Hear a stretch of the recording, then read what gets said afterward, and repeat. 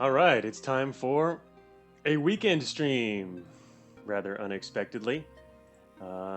Pretty much never stream on weekends, but this weekend's going to be an exception, apparently, because, my son happens to have an extra day at school this Saturday, and I really want to continue this Rift Wizard run. So, got a little time here. I guess it's a weekend for me, but a lot of the regular chat might still be stuck on Friday, Saturday over here.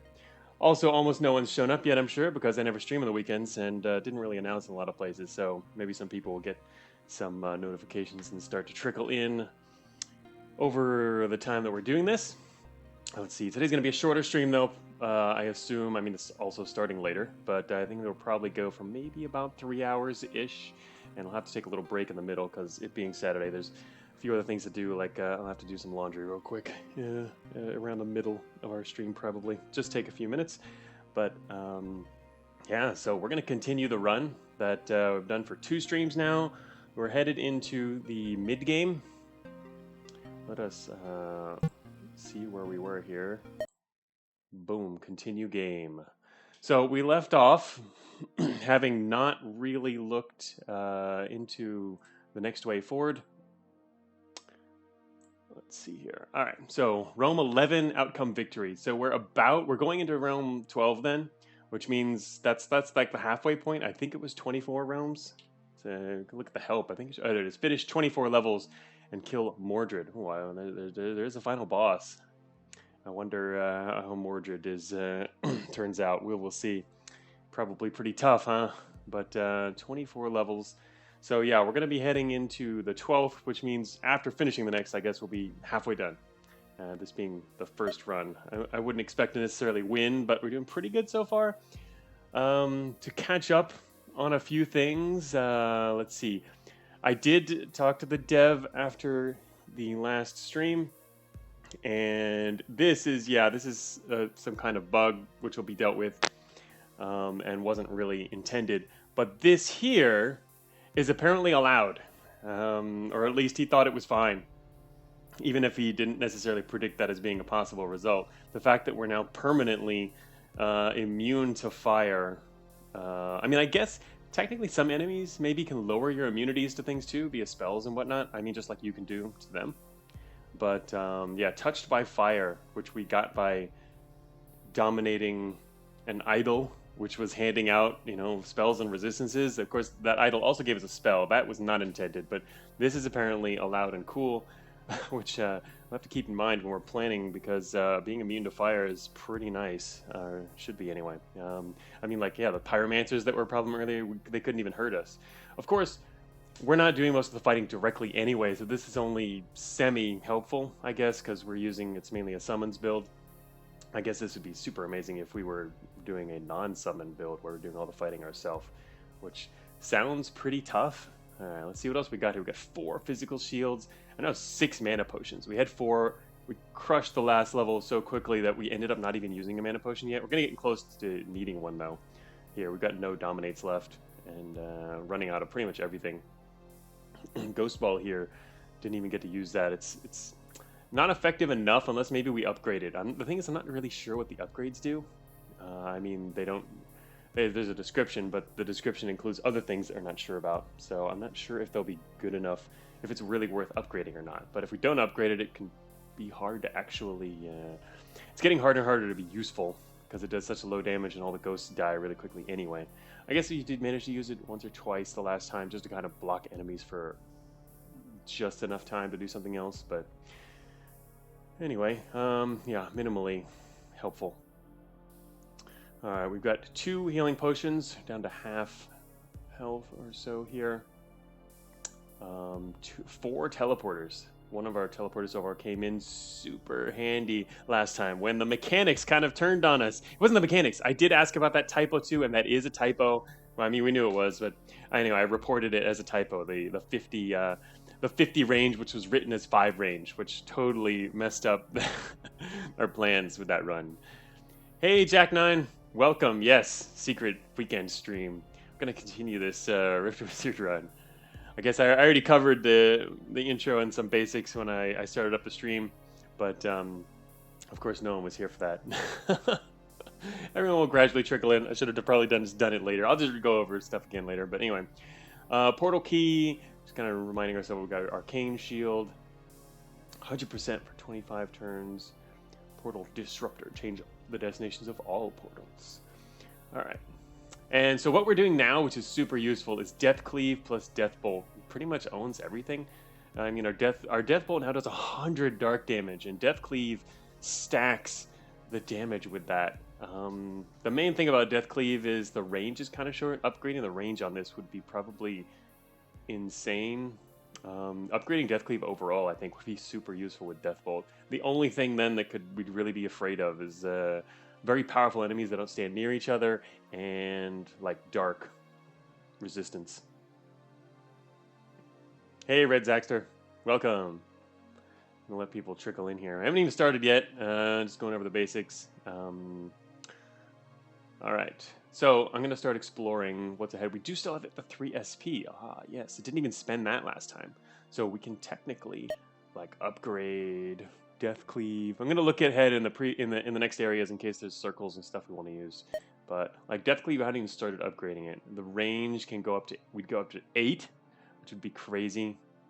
Sometimes we've discovered extra range isn't always a better thing. Sometimes, because that means you lose control. You have less control over where it'll go. You can have more control if it's a shorter range. But so anyway, there's some drawbacks to having the extra range, but overall it's probably more useful than not. All right, we got increase duration by 3. The current duration is only like 2. Yeah, last 2 turns, which is already incredibly powerful. Despite only having 4 charges, this thing's insane. Max charges could double their charges. All these things are really good. Well, if we can't find, I think there's a dark circle coming up. If we have a circle, this could be something really good. Oh, hey Vectus, welcome. Vectus says, "Don't die to self-damage like I did on Realm 24 yesterday." Oh, that sounds sad. Yeah, I've actually heard of several stories like that now from people who've been telling me they're playing Rift Wizard now as well, dying to self-damage through just chaining and all kinds of stuff. And enemies with shields. Ah, yeah, as Red Zaxter says, yeah, enemies with shields are a bit of a problem. Death Shock is actually a really good way to deal with shields. We've upgraded it a fairly good amount. It does a decent amount of damage, and the fact that it hits twice means that the enemy only has 1 shield. It can take out the shield, then kill them, and then jump. So our Death Shock's actually quite useful. Oh, really? You killed yourself with 160 dark damage, Vectus? Wow. What did you kill yourself with? How did it become self-damage? Why was it self-damage? I mean, like, for example, our Death Bolt, we don't have to be afraid of that. Unless, of course, there's enemies that, like, or spells that can, like, reflect stuff back at you or whatever. Seal Fate? Seal Fate? How did that kill you? Wait a minute, why would Seal... I remember Seal Fate. Oh, Red Zaxter says... Red Zaxter did the exact same thing. Wait a minute. Really? What? I remember Seal Fate. Wait, where? Here it is. Seal Fate. Yeah, I remember this spell. I mean, how do you kill yourself? Damage requires OLS range, spreading curse. How would you kill you? Did something else kill you? What? All right. So okay. So it's due to an upgrade. Vector says. Vector says it's because of the upgrade spreading curse. This one can bounce back. It's an anomaly. Is it? What does spreading curse do? It's because of.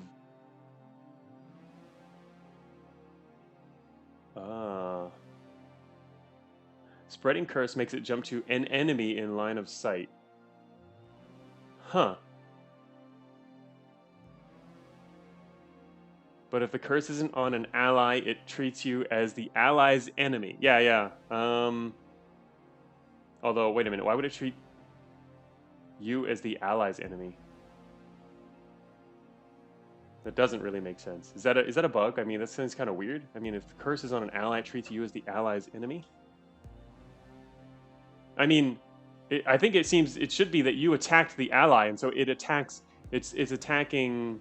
It's assuming that like an enemy casted at the ally, so it's not you as the ally's enemy. It's you as the ally's ally, right? Yeah, if it's your ally, it jumps to you. That makes sense. I mean, I can't read the description for spreading curse here, but the allies. Anyway, okay. That sounds amusing. But oh, Seal of Fate with Spreading Curse sounds pretty cool as well, though. It also sounds very dangerous. But I have never. I think I might have done that once. I mean, we were talking earlier about intentionally shooting your allies with stuff to jump it to other things. Seal of Fate is extremely good. I mean, 160 seems pretty good.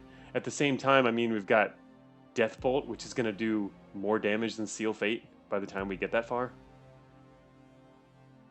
And we can already spread it around. And it's... So, big recommended. Yeah, I mean, in our case, Death Bolt's going to be pretty much the same thing as Seal Fate. I guess Seal Fate with Spreading Curse is cool because of the LOS thing. But anyway, yeah, it would be redundant for our build. We're not going to need that. Alright, so what we can do, though, is upgrade some of these, maybe, and look for other spells as well. We got 3 SP. Oh, you reported it as a bug back in January, Red Zaxter? It seems like it might not be a bug, though, if you're using it on ally. I can't read the description of the upgrade, so I can't make a judgment on that, but... Alright, so what have we got here? We got alright, there is actually a lightning circle we haven't even used here. We could look at lightning spells. Also, is there any dark lightning spells? Probably. Dark, lightning. Oh, Death Rock. Wait, I have that. Hey, wait a minute. I have that. It's already fully upgraded, isn't it?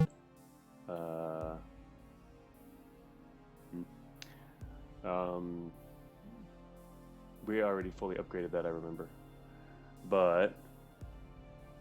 you brought it up in his Discord yesterday, too, but not as a bug, just as yet another stupid death.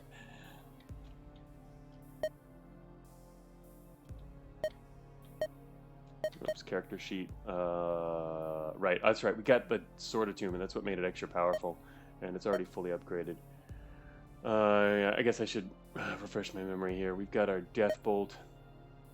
We didn't bother. We got the extra max charges. We've got the minion damage we need. Yeah, and Soul Battery is what's making it powerful. We've got Ghost Ball, which is not upgraded at all yet. Mainly because I'm not really sure about these.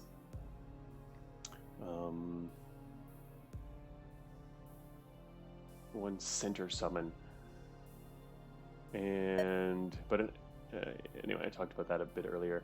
So Dominate, we've already pretty much upgraded except for this one, Brute Force, current HP instead of max HP, which could be useful, but I think less useful than these other ones are super useful. I'm glad to have gotten these. And Death Cleave is one we probably almost definitely want to add some upgrades to. Sorcery here. Oh, so now that we talked to there. Yeah, Vectus. Yeah, I actually talked about that at the beginning of the stream, when no one was here. I will cover those things again here. So this is a bug. The sorcery thing, that's a bug. This is not a bug. The developer has said that's fine. So permanent resist of fire is actually good. Yeah, I covered some stuff before anyone showed up, just for the YouTube beginning, I guess, because I'm going to archive it. But yeah, I got to cover this stuff again. So this is a bug, which is going to be fixed, and this is allowed. So yeah, we are in the clear with this. After the last stream, I was thinking, what if it's not okay? And then Dylan upgrades the game and takes it away from us while I'm in mid-run or something. I wonder if it would do that. Fectus says hi to YouTube. Yeah, I know a good bunch of people follow the run on YouTube instead, who can't be here otherwise. Actually, the YouTube comments have been kind of busy too. A lot of people commenting they've either gotten the game or making suggestions or other stuff, which is cool. All right, let's all right, we've gone over that stuff, and where there is a lightning circle here. Are there any interesting lightning spells going on except for Death Shock? Lightning Halo, deal 15 damage, lightning damage to all units in a 3-tile ring each turn. Wow, so this would include even your allies. I mean, all units in a 3-tile ring each turn. 15. Wow, that seems pretty good. I guess radius duration, damage max charges. I assume it requires LOS. I mean, it doesn't say one way or the other. Seems like an interesting spell, actually, though. Only 5 charges, but 15. Anything getting close to you, so it's getting zapped. 3 tile, though, is pretty close. I mean, I'm trying to kill everything before it even gets that close with most of our range spells, so it's usually not going to be all that helpful. Because Friday's going to single-handedly double Rift Within sales. I know a bunch of people... I'm sorry, I was reading something else that popped up here on my screen here. Yeah, I mean, I know a bunch of people who bought because I was streaming it, so that's always a good feeling, right? I mean, to share a game that I know Cogmine fans would really get a lot out of. I'm enjoying it a lot. Here's a lightning enchantment. Every 3 turns deals 15 lightning damage to a random enemy in line of sight. Wow, that's the Eye of Lightning, right? Okay, we were familiar with eyes. That one's really similar actually to Lightning Halo. And Thunderstrike. Yeah, so I've looked at some of these before. Repeatedly arcs. So yeah, lightning is another way to deal with. Seems like there's quite a few spells, or at least a lot of the different schools have different spells for dealing with, a lot of enemies through cascading and chaining. Oh wow, each arc deals damage to all units along a beam. That's pretty cool. Huh, but it can't pass through walls. Terminates when it cannot arc. Repeatedly arcs to new targets. I wonder if it can hit the same target twice. I guess it's impossible. Otherwise, it just go back and forth between things. It's got to be new, yeah. 8 damage. Not a whole lot of damage, though. Anyway. Yeah, nothing super great here. Choir of Angels. Oh, Vector says he started playing again because I was streaming it. It's improved a lot. That's good. It's good to hear. I mean, yeah, like I said, I really wanted to play this right after it came out, but it seemed like it was going to improve a lot with the developer being super active and planning to add a ton of stuff. So I decided to hold off as long as possible. And now it seems, it's getting pretty close to completion. I think the game's going to come out of early access like this summer. It's going into the final stages of like bug fixing, and I mean, there's still more things to add, but it's more extra stuff like special modes. And fixing up, so it's probably good you didn't play it as soon as it came out. Yeah, it seems like it would probably be also, a lot more buggy and have a lot less balance and less stuff to do. But anyway, I'm happy with it now. So all right, let's check out the next maps. We've got a golden stopwatch and a chaos spell. So one of the first things I do is look at the item list and a ruby heart. We actually haven't gotten any HP upgrades for a little while. We started with a few early on, which, but I guess that's something we might need to look towards. All right, got Ruby Heart. This one is another Lightning Circle, and Healing and Mana, also a Golden Stopwatch, which I used to go. We had one Golden Stopwatch we used before, and that was pretty good. It was quite helpful, in fact. It saved us a lot of trouble. I'd like to get one of those again. Enchantment Circle. Huh. All right. Well, these rifts actually don't seem all that amazing. Chaos, but I actually don't know what a Chaos Spell does. Healing and Mana. We do not have to go for a Mana Potion anymore, which is nice because we've got a lot of them. I mean, I don't want to drop low again, but I guess it's time to look at the enemies in these. But at the same time, I mean, also we can re-roll if we want to. I probably want to save that for when we almost have to re-roll, rather than when we just want to re-roll. Like right now is like not too terrible. Unfortunately, there's not. I guess you can go for the Ruby Heart because I'm not super interested in an enchantment circle. Oh wait a minute, Death Cleave is an enchantment, isn't it? Okay, maybe we do want the enchantment circle. I kind of want the Ruby Heart, but.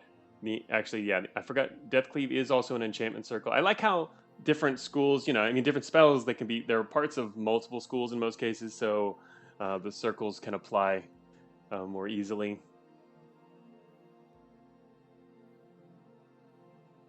Yes, and happy Friday, Atros. Right, sorry, didn't reply to that either. Welcome to the stream.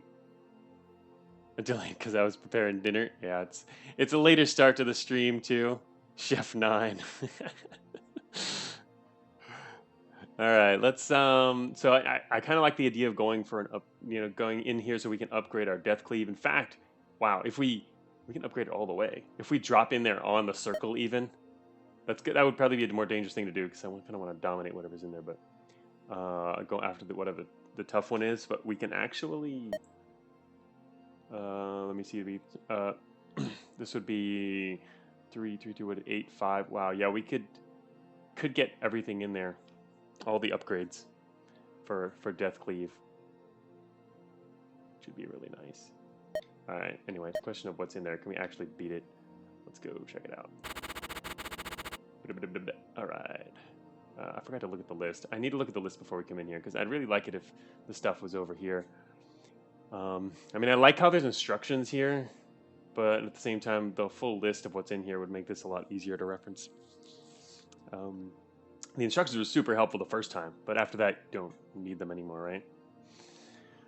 So here's the guy. Here's the main tough enemy. Whoa, right, the Masked Wizard, shield 13 with 1 HP. Now, if I recall correctly, Dominate doesn't care about shields. I'm really into dominating. Oh wow, check it out. There's 2 gates here, polar bear gates. There's 2 gates right here next to this wizard guy. Like drop in here and just dominate all this stuff and then own the corner. Yeah, doesn't it? It doesn't, right, Vectus? I mean, shields block against damage, if I recall correctly. I think Dominate ignores shields, right? I'm almost certain of it, but I forgot what happened last stream. It would be nice if somebody could recall that.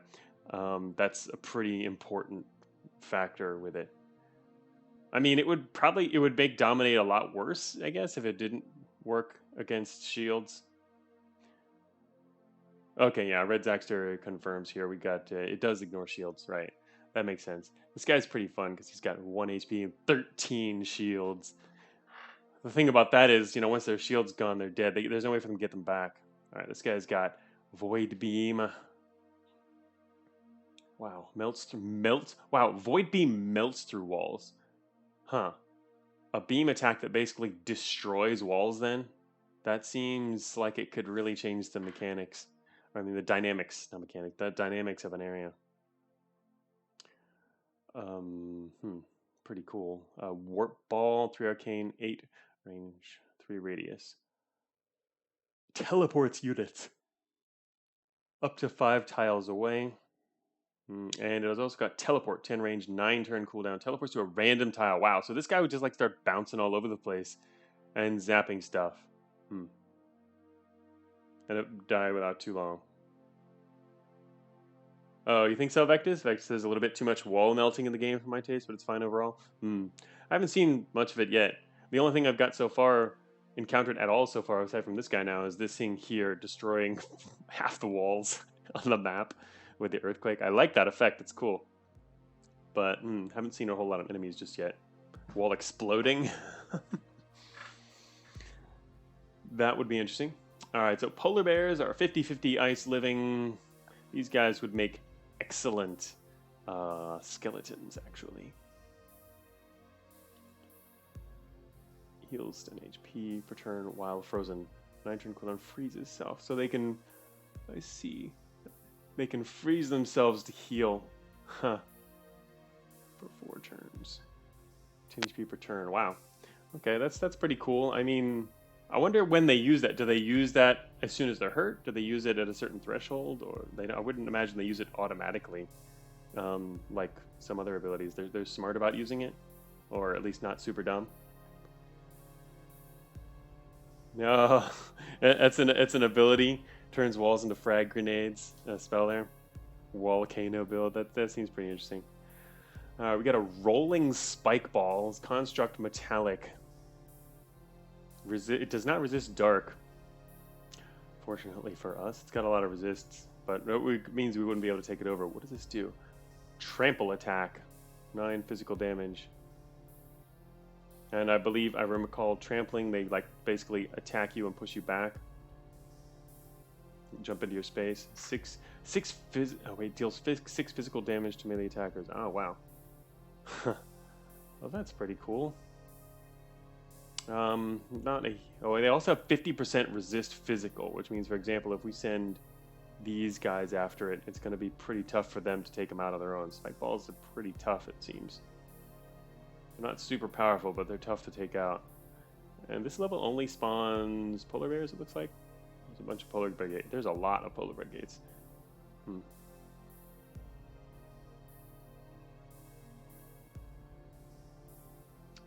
1, 2, 3, 4, 5 spike balls.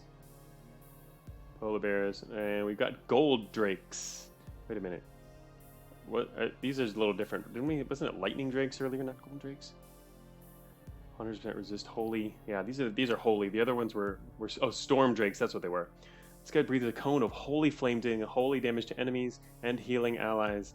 That sounds very bad for skeletons.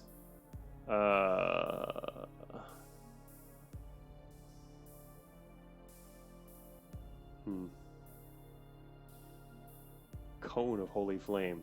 Does that leave anything in it? Because things that breathe cones seems like they leave stuff there in a lot of cases, like fire or storms, lightning, ice, stuff like that. Maybe it can heal us if it's on our side. Yeah, it sounds like it could. Of course, you have to be in the cone for that to work. Overall, this seems like not not too bad of a level, I think. And we come in here and we can get the where's the circle's way over here, the enchantment circle. We can go for the enchantment circle, but I wouldn't want to do that right away. This one doesn't leave. Oh, okay. Like says it doesn't leave residue.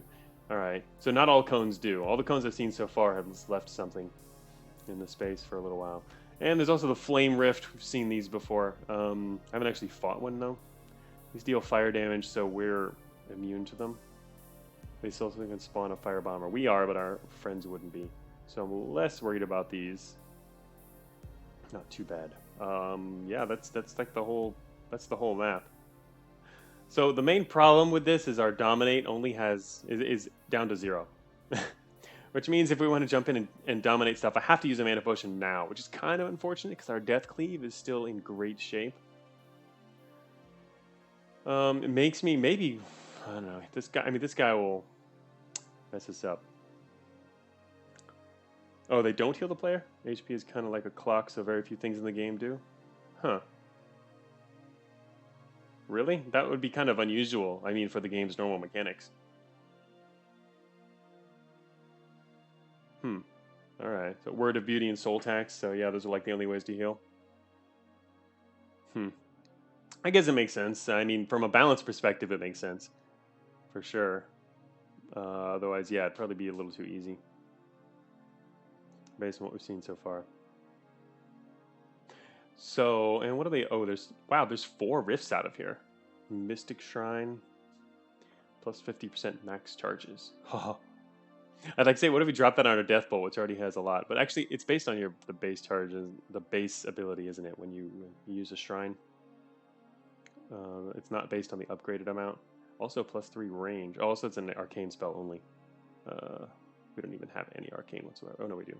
Wait a minute. Death Cleave and Dominate. Range 5. Increase the range on that. Conjuration Circle. Ruby Heart. And another Ruby Heart. Teleporter.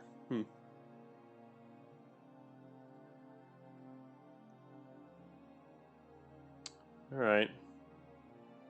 I think this would be a good one to drop into.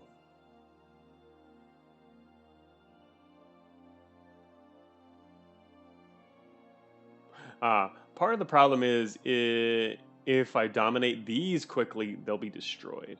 It'd be nicer to wait until first dominate this guy, wait until these are about to spawn at least, and then dominate them.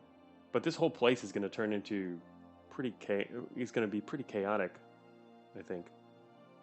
Unless we can dominate and then start using Death Bolt and Death Cleave to just clear out some area first. No, but it'll destroy these actually. It's a bit of an issue. It's hard to keep these, but you really want to keep them, right? Intact to use them. I mean, you don't have to. It's just something I really want to do because it's so useful to have gates on your side. But if they die immediately...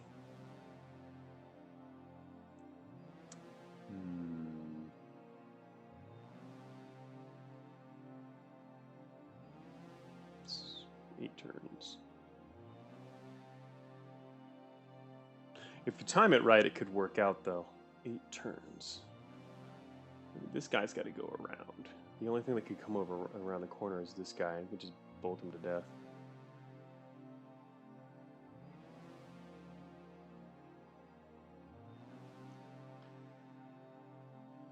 Well, that guy's got some serious range. Never mind. If you take over this guy, he's going to start shooting through the walls and stuff.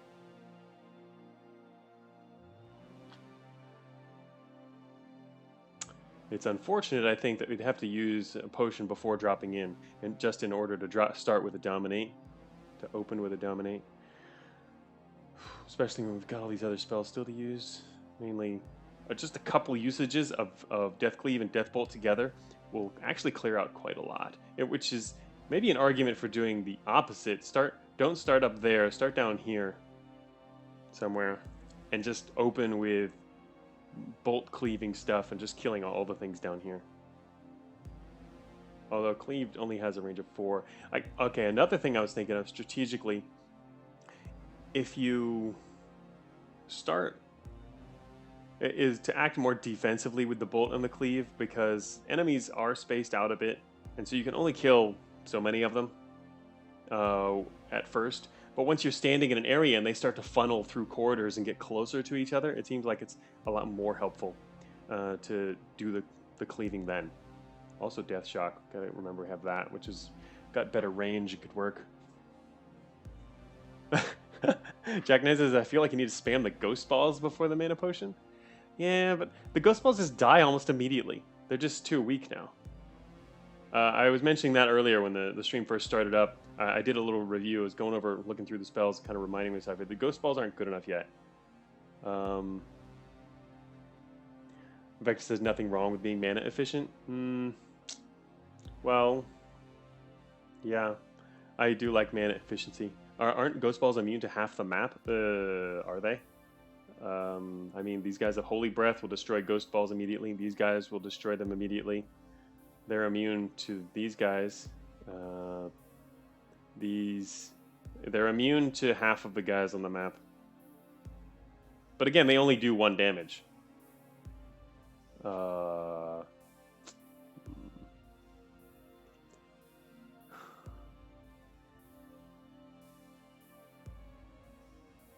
mean, they're right now they're just more of a defensive emergency thing. They're not going to actually help us destroy anything at all. They're too weak.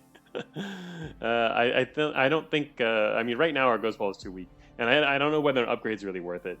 It's a cool diversion. We'll do chip damage. Yeah, chip damage. I don't want to do chip damage. I want to kill everything.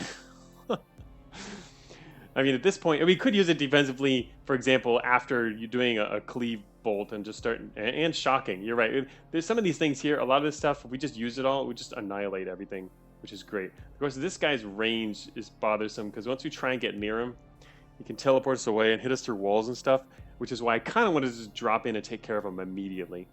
And once he's on our side, he can kind of kick butt really, really well. It seems safe. That's a safer play, I think. But we could try and be more mana efficient, and it'll probably still work out fine. I think this map's probably not hard. Okay, now that I thought about it, we can't Death Bolt through this Spike Ball. And let me see, 100% resist lightning, and it's dark. We can Death Bolt him, but we can't cleave through we can't cleave through the Spike Balls, which is a problem. No, wait, we can cleave through. Sorry, it just doesn't turn him into a skeleton. It should kill him though.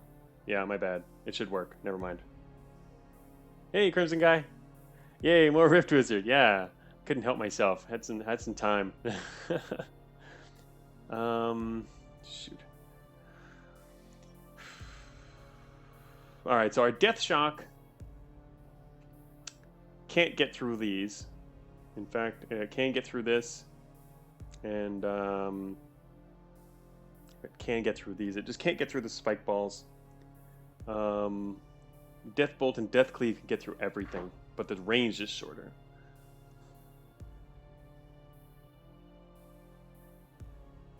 Just really kind of want to get some dominate action in here, but maybe it's smarter not to do that right away.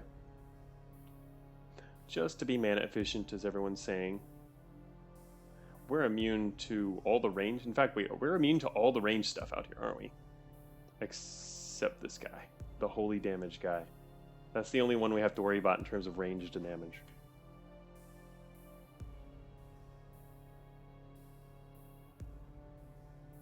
maybe drop into the middle of all this then.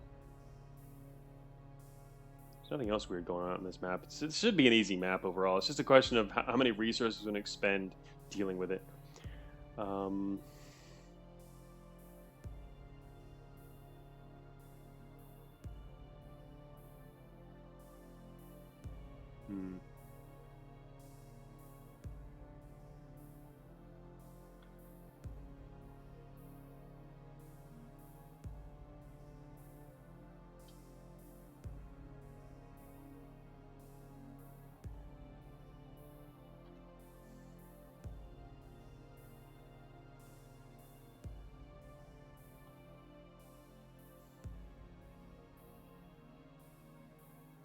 Alright, I think I want to drop right here. Current thought then is to try and if we're gonna do the conserving mana route, it would make sense to drop in about here, put on Death Cleave, and then start death bolting stuff.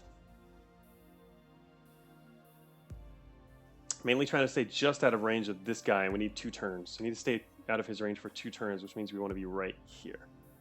Actually, he needs to step south. So yeah, anyway, about here would be good.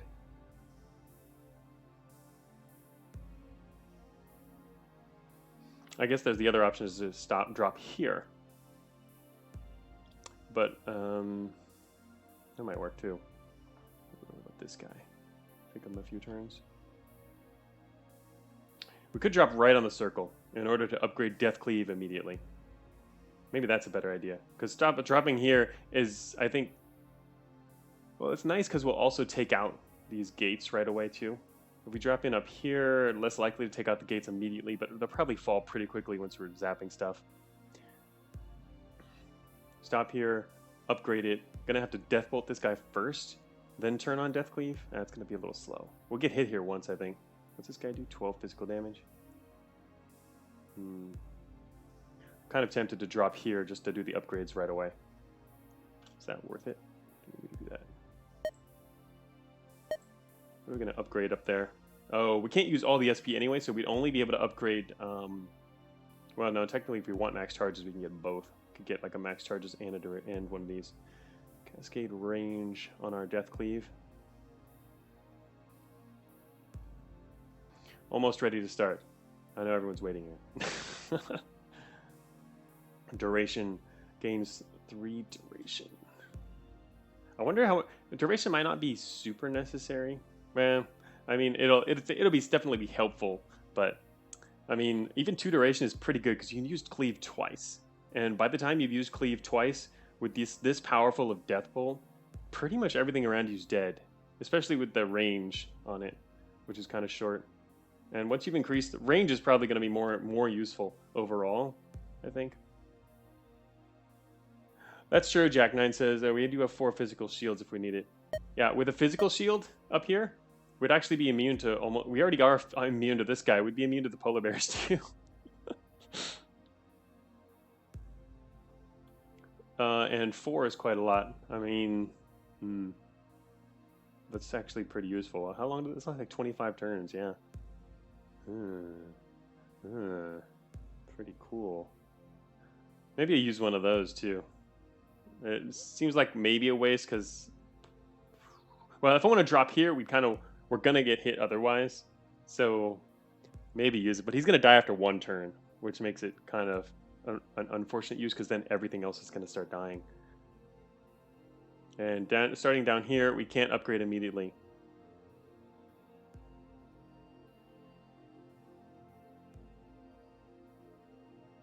I think I'm going to drop up here now.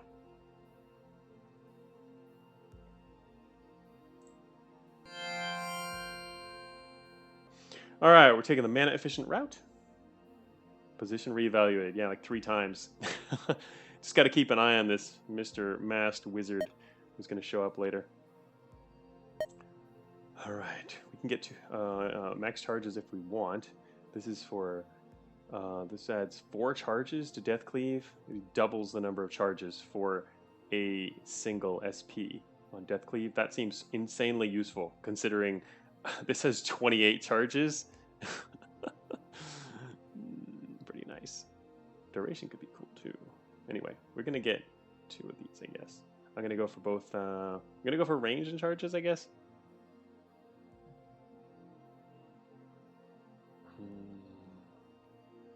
Range is 4. My current range is 4, so it'll be 8. Yeah, let's do that. Let's do max charges. And we're gonna go back in here again and get the range.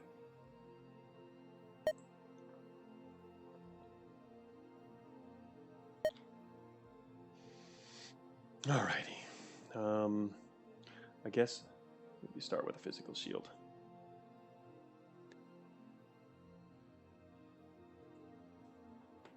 Let everyone gather around and then just annihilate them all.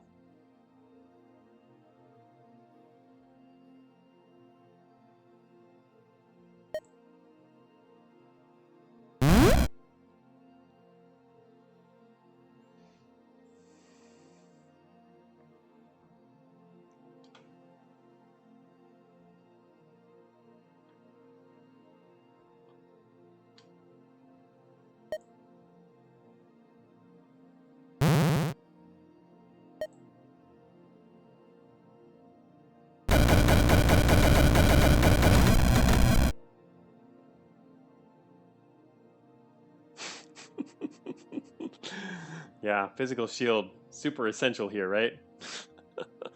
Can I even hit anything else now? All I can shoot now is skeletons, but it's probably worth it, right? We have a skeletal gold drake. Polar bear. Polar bear is damaged already. I guess this guy zapped him. 32, 50. So anyway, in order to attack more enemies, we're going to have to attack something of ours, but hitting this guy will not travel very far. Oh no, wait, there's also this here. That's good enough. It's worth shooting this guy. I mean, our death cleave only has 1 more turn on it. At the same time, we've got 2 more death cleaves and only 2 more death bolts. So to be honest, we can actually save the cleaves. We don't have to use them right away. Maybe it makes sense to use like death shock or something else. What's the range on death shock? Range is 9. Can you hit anything else? I can't hit anything else but our friends though. We can just throw in some ghost balls. Time to be super mana efficient, right? Of course, wasting a few extra turns on other stuff does mean we are, Halloween mode. Halloween mode. We can make a bunch of ghost balls here. Wasting turns doing this does mean that there's going to be some more polar bears spawning, but honestly, I'm not really scared of polar bears. They're pretty weak compared to what we can do now. So let's start dropping in some ghosts here. And this guy can't hit us or anything yet, so we're good. Could drop there or here. Let's drop down here. Our masked wizard is approaching.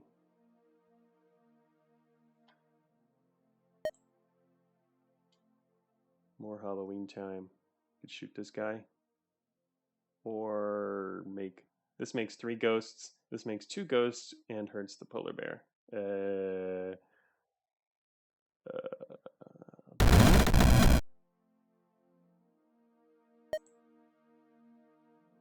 Makes 3 ghosts. This guy's got a cone. Cooldown is about to end and he's going to start zapping stuff again. He can actually hit us. Actually, wait. Now should get back to doing some other stuff real quick. Wait. 3 turn cooldown 1. Is he counting up or down? I have not paid any attention to cooldown counting. Is that returns remaining or turns that have passed? I guess I should. Did he? Wait a minute. Gold Drake. He didn't attack. Wait, that's right. Oh wait, skeletal Gold Drake. Never mind. Melee. I think that's counting down. I guess. I'm sure someone here in chat remembers that. It's counting down, I assume. Until the turns, becomes kind of important knowing when they're going to use that stuff. But he is about to. This guy's going to do a lot of damage in a second. All right. Wait, can we death shock this guy to death? Ah, that's right. He's got exactly 38 HP, and we can do 37. Oh, but he's only resist holy. Never mind. I look at this guy. I keep thinking of the lightning storm drakes. Hey, Chris Sandwich. Just saw his stream for the third time this week. Overachiever.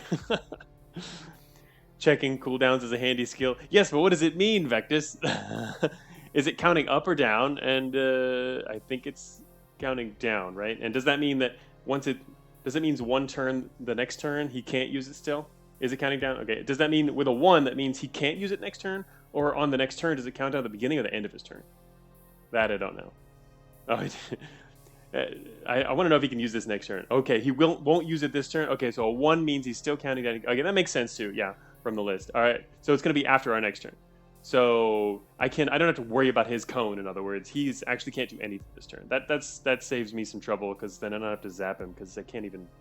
Zapping him is not super helpful right now. Except... Oh, that's right, he can shoot through walls anyway. Alright, okay.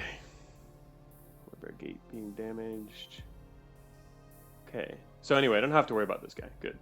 I'm tempted to actually throw out more ghosts, but then he's going to get back next turn. Maybe I should get ready to Death Cleave, but he'll survive. It's not going to bounce. There's nothing to bounce between right now, which is a bit of an issue.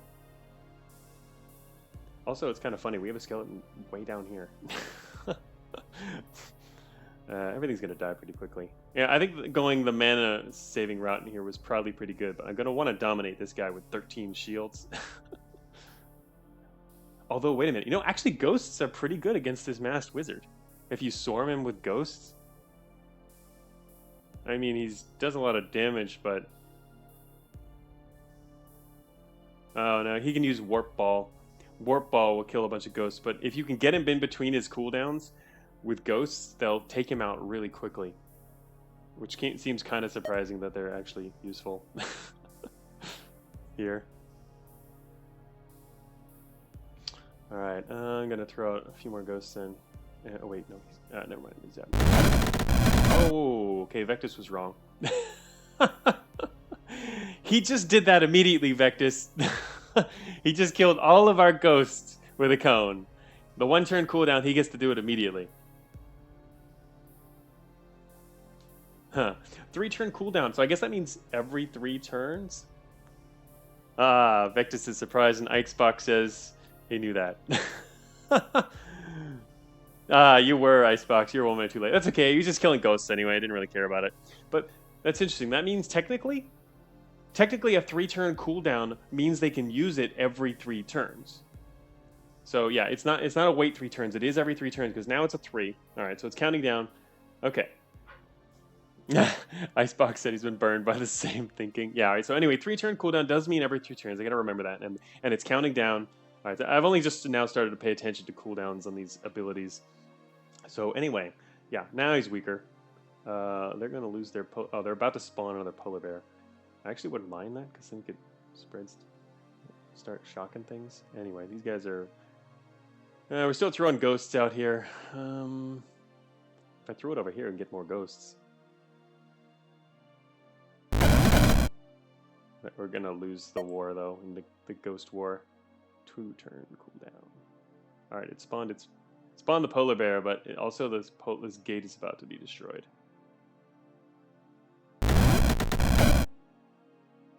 Oh, this guy... Oh, he teleported him. I was going to say, did he just kill him? He teleported this Drake. He used a warp ball.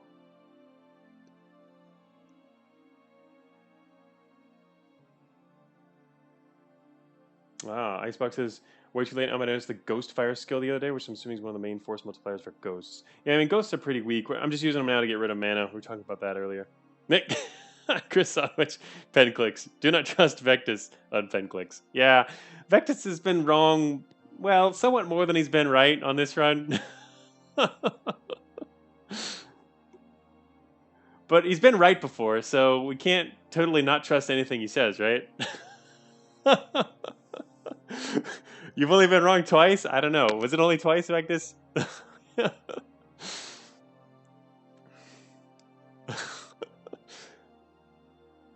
Oh, really? Is that true? Is that Drake cones could hit you behind walls if they aimed at something that was in their line of sight?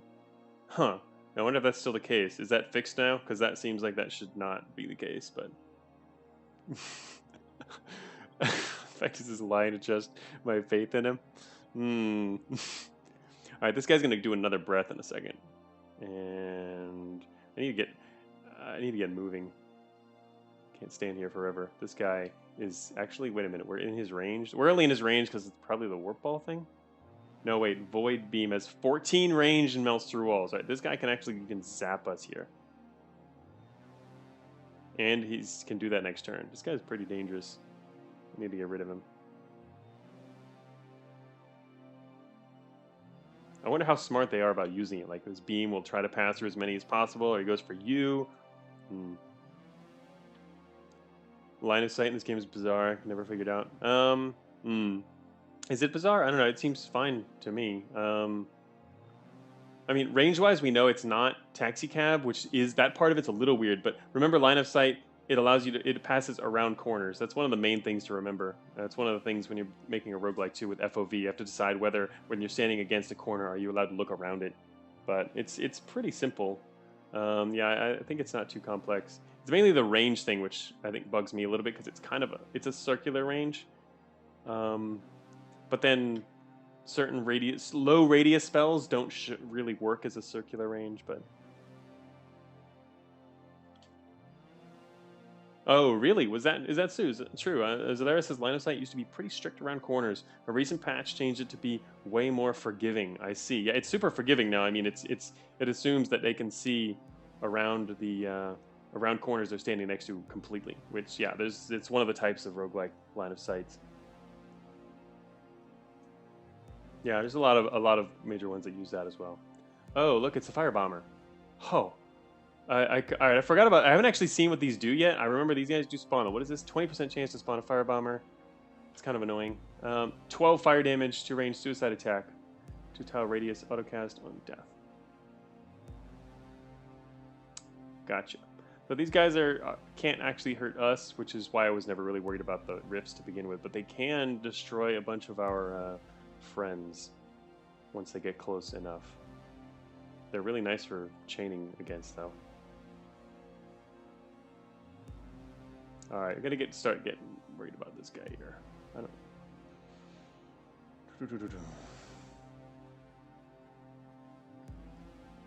This wizard's a problem. I'm gonna have to use a mana potion to dominate in order to take care of him more quickly. But it's gonna be a long range. I've got 5 range on dominate, and it'd take forever to get that close to him. I could advance. I want to know if this dragon is gonna hit me through the wall or not. 7 range. I mean, if he tries to aim over here. Yeah, exactly. It's not a bug, Icebox. This is actually a feature. We became immune to fire, and the dev said that's fine. I talked to him about it this week. After the last stream. I was worried he was going to take it away from me before this run was complete with like an update or something, but no, he said it's fine. This was the bug, though. Again, catching for people. Yeah, he said he's keeping this one. This one's a bug, though, right here.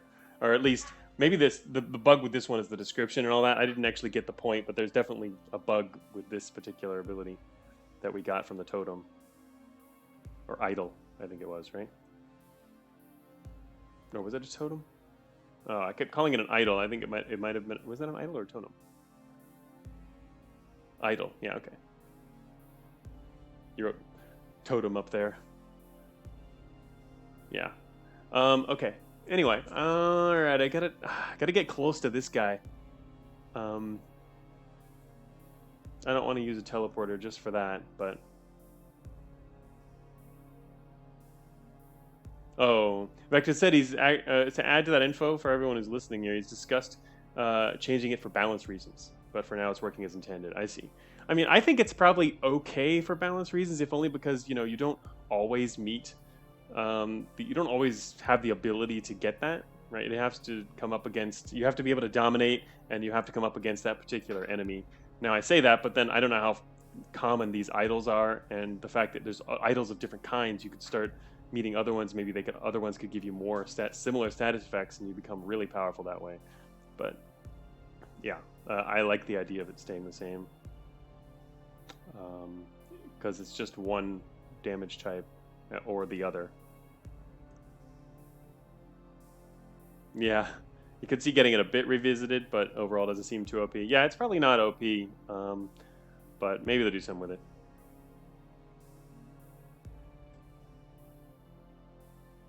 Okay, sorry. Well, mechanics. You're playing our Rift Wizard at home, Jack 9? Just killed a spider with the broom spell? What? That's a real thing? Oh, never mind. Never mind. I see what you mean. I get it. After dinner, you're sweeping. Mm-hmm. Yes. Real life Rift Wizard. I was gonna say. Okay. 53, 37. This thing's only got 4 left. It should die next turn, unless this guy decides to attack our friend. Yeah, real spider. I don't know how to get close to that guy. Alright, I gotta think about this. Is there anything else I can shoot? Alright, that's right. There's the other option is I can shock our own guys to just expand out and start killing a few more things.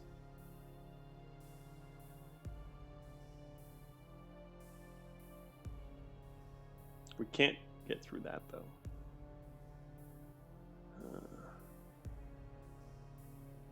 50% resist dark.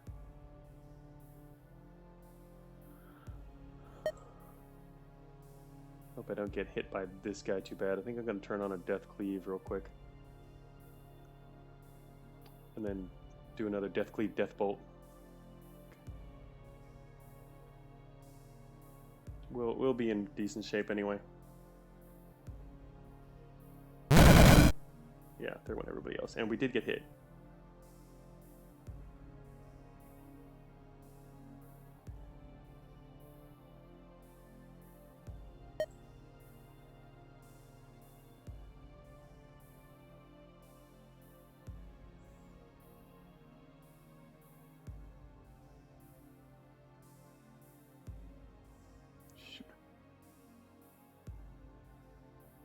Damn it, he's in his cooldown now too.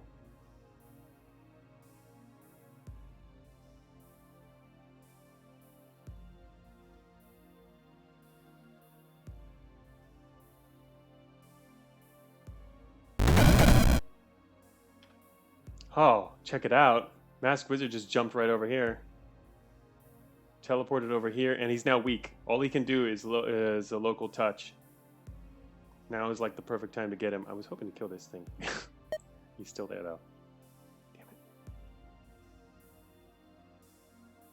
Masked Wizard coming in. Yeah, I wanted to shoot. We're now in a perfect situation.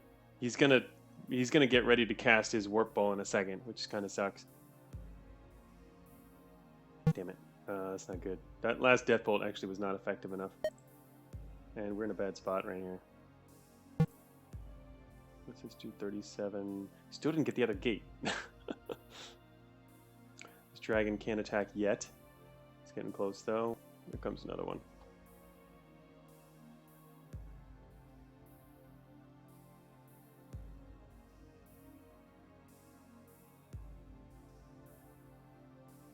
Turns left. I'm starting to think maybe I need to just go for the mana potion right now to make sure we get the dominate option as soon as possible. But it's going to take at max. It takes at least 3 turns to get over here to this guy.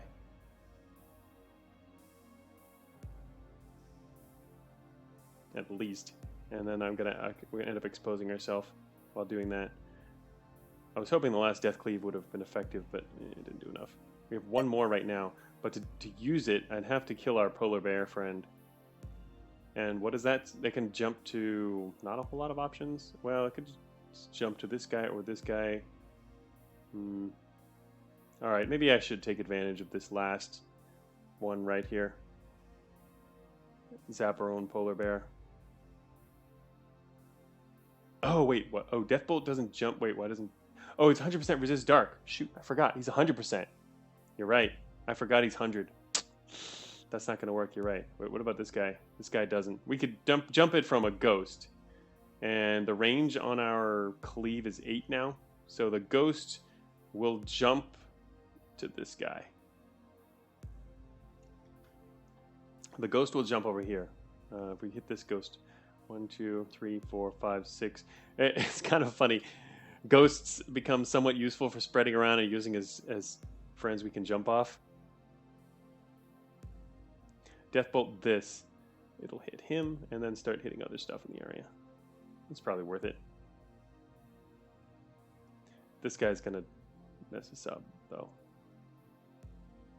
Right, he's got another turn, and we'll be okay. All right, I think we should be able to take this guy. It was fairly effective. That was worth it. All right, this guy's now back to, he's gonna do a warp ball next. That's gonna teleport us. No, wait, this can't go through walls, though. That one doesn't go through walls. It's not the beam. Beam's still got 4 turns left, so this guy's going to be in trouble soon, I think. Alright, we got one of the gates. This other gate is still alive. And actually, one of the other gates down here was killed earlier, too. See, ghosts useful? Yeah, I agree. In that sense, they're useful for bouncing stuff off of. Throwing a few out here came in handy. Getting them around corners. Okay, so enemy-wise, we've got this guy. Rolling spike ball here is 60.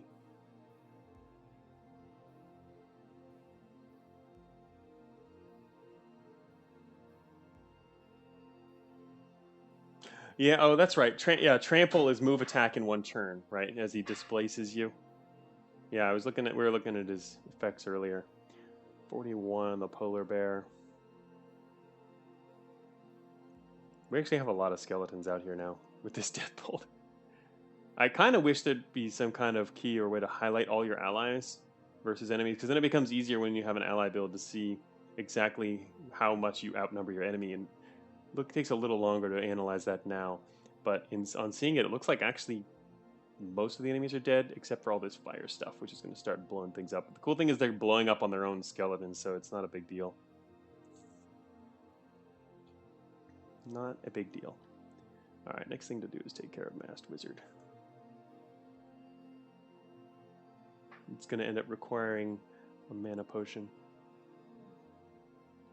I want to get rid of this guy, but shoot, I can't get rid of this guy right now. Death Shock won't cut it. 100% resist lightning. We can do 37 damage to him, and he will take 2 turns. Death Shock only bounces when it kills. I think I need to use a potion right now.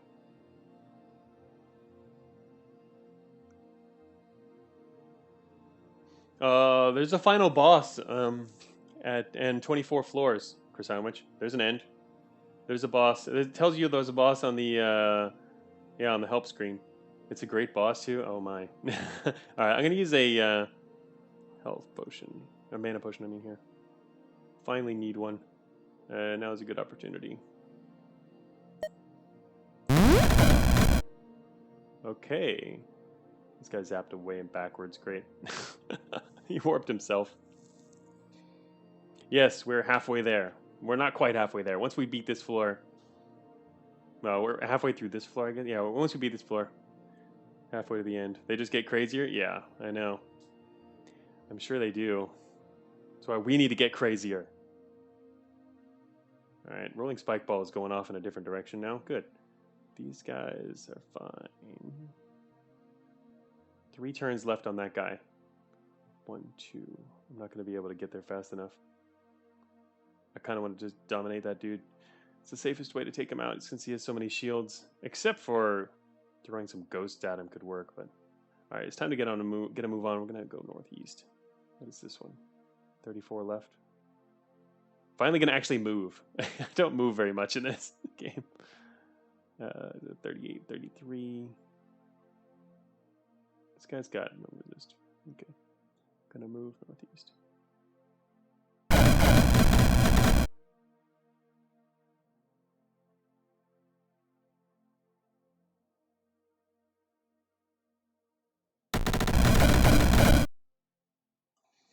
Got hurt a little bit there.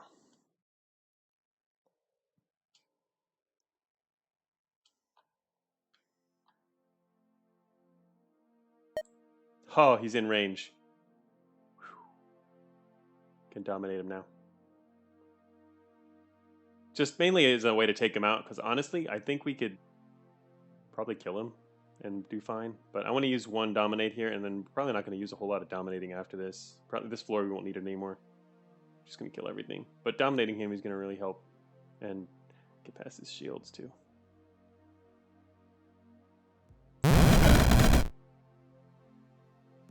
Friendly masked wizard. Friendly polar bear. Okay, he's going to die next turn. All right, we got him. Friendly masked wizard with 12 shields. Nice. Cool spell. All right, we're not going to use any more dominating. I'd like to save it for later. And also, we got the extra charges, was it? No, we got that. We had that before. I was thinking of Death Cleave, which now has 8 charges. We got the extra charges, and then I used it. So add the mana potion, which gives us a better start on that. We got 8 charges for that, plus our 28 with the Death Ball. I mean, Death Bolt. Death Ball. All these overlapping names. We've got 3 death spells, and we keep mixing up with the ball as well. Dominate is a very anti-enemy wizard spell. They often have kind of low HP. Yeah, I love that about it. It's amazing. So one of the first things I think about and want to do now when I drop into the floor is, do we want to dominate the local wizard real quick and have a super powerful ally? All right. What enemies are nearby? There's this guy. There's all these fire things approaching. Doing pretty fine shape here.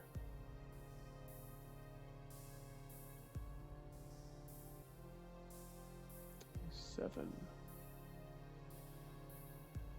This is the main guy that can stop our shocking and bolting.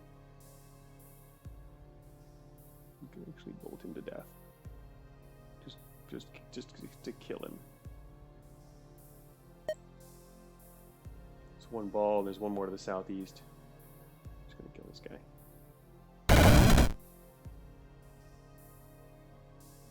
All right.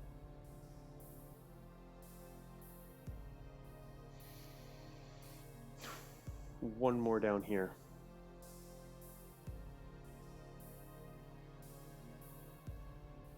It's kind of far away. Rolling spike ball, no rolling problems. Right. Alright, so our Death Bolt has 8 range. Gotta get down here to kill this guy.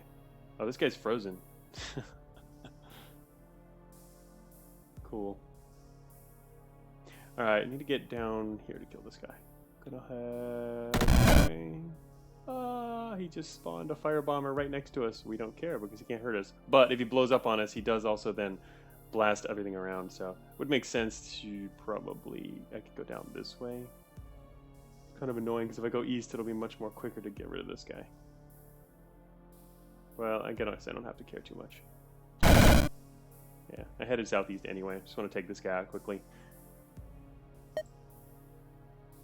There we go. Alright. Everything's gonna die now. In fact, the wizard could probably finish the floor on his own. Well, no, this is polar bears, not ours. We don't have a lot of polar bears left.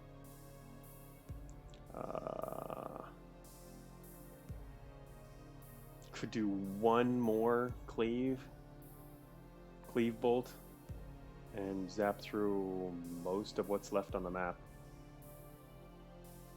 Or maybe everything, actually. All of our stuff's pretty weak now, yeah? Yeah. Alright, I'm gonna do one more.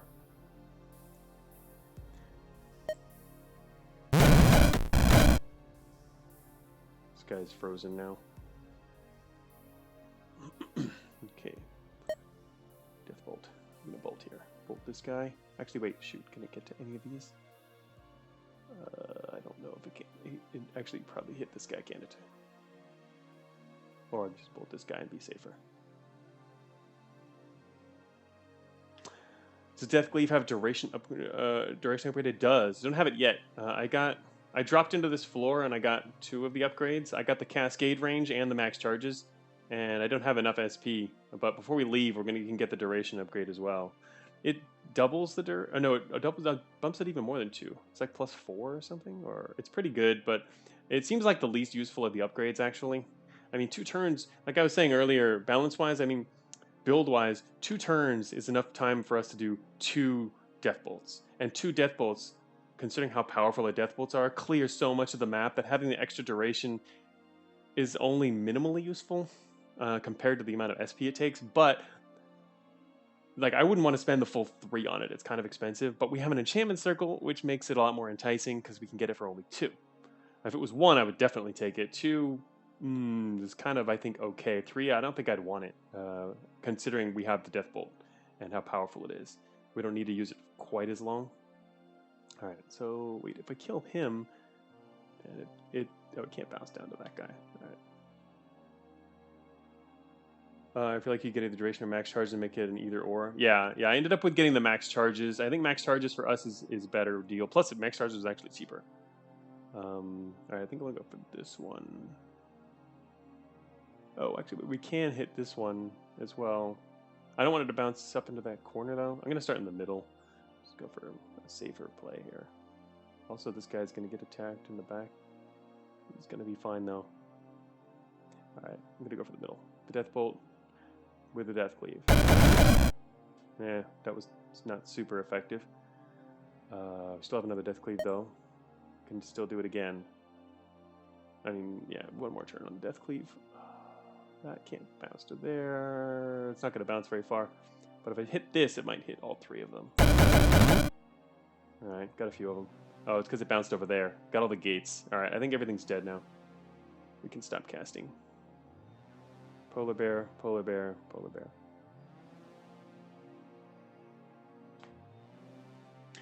The extra duration matters on maps for the things that can interrupt the cleave, so that not every cleave spans the map. Yeah, for sure, that is true. Mainly what I prefer not even bothering to try to cleave if there's a bunch of stuff that's going to block it, or if there's too much of a chance to block it. I'd rather kill that stuff first, if possible. Obviously, that's just ideal situations. All right, so we got this. I think I'm just going to wait and let everything play out. I'm going to pull back a little bit. Wait a bit. Let them finish everything off.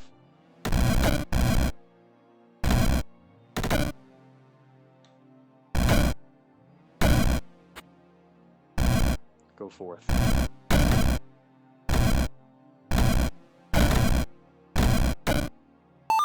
Boom. Thank you, wizard. All right. We got more stuff. We got the Chaos Spell. I have no idea what that does yet. It's a new item. Hey, actually, wait a minute. Before I even look at that, I have another question. This goes A1 to A9. What happens when you get more than 9 items? Is it... I guess you can change their order anyway. I'm just curious what happens when you try to go beyond 9. Unless there's only 9 types of items, but no, that can't be the case. We've seen more. Oh, Icebox says you can only have 10 items now. You get up to A0. Okay, that's right. There's a 0 at the end. So we've got... So you can only have... What is that? Oh. It goes to A0 and died to Arch. I was like, are you talking about Rift Wizard? Nah, then I realized what you were talking about. I see. So...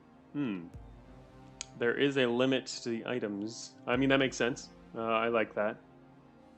Both interface-wise and also balance-wise makes sense.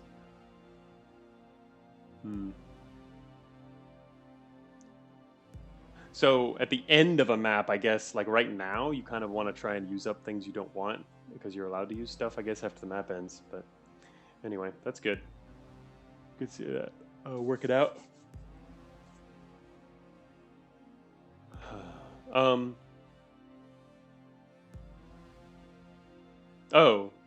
Icebox. Oh, yeah, we talked about that last time, Chris, which it does. Bouncing these increases damage per every bounce.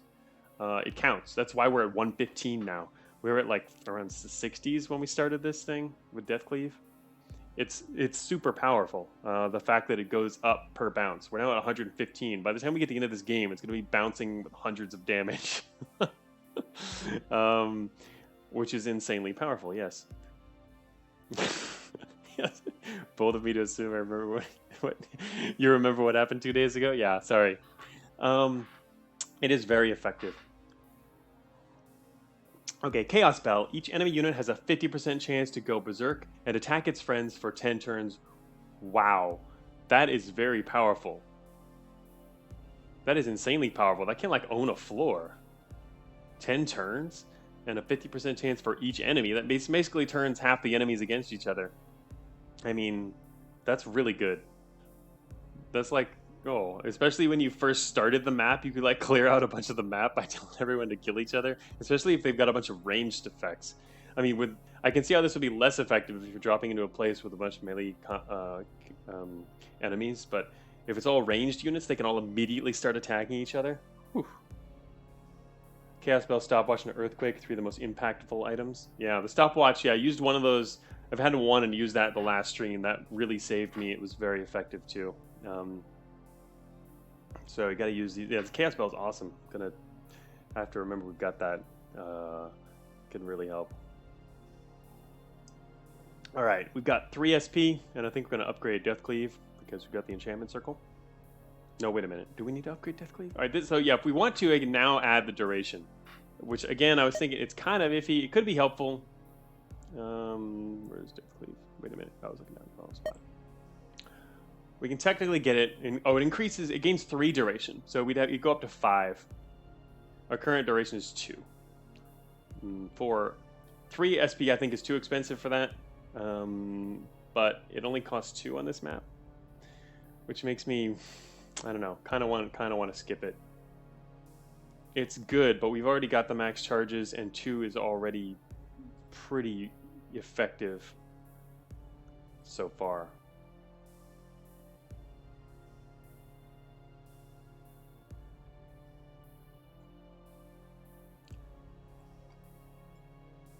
All right.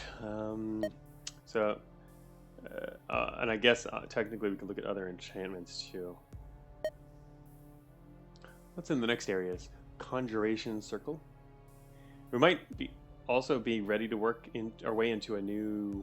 Oh wait, a Dominate is also. I was gonna say we can work our way into a new spell. Could consider that, or even just save the SP to do something like that, or skills. I don't have a single skill yet. All right. This is an enchantment, which we can upgrade too. Actually, we can't. I don't even have enough, do I?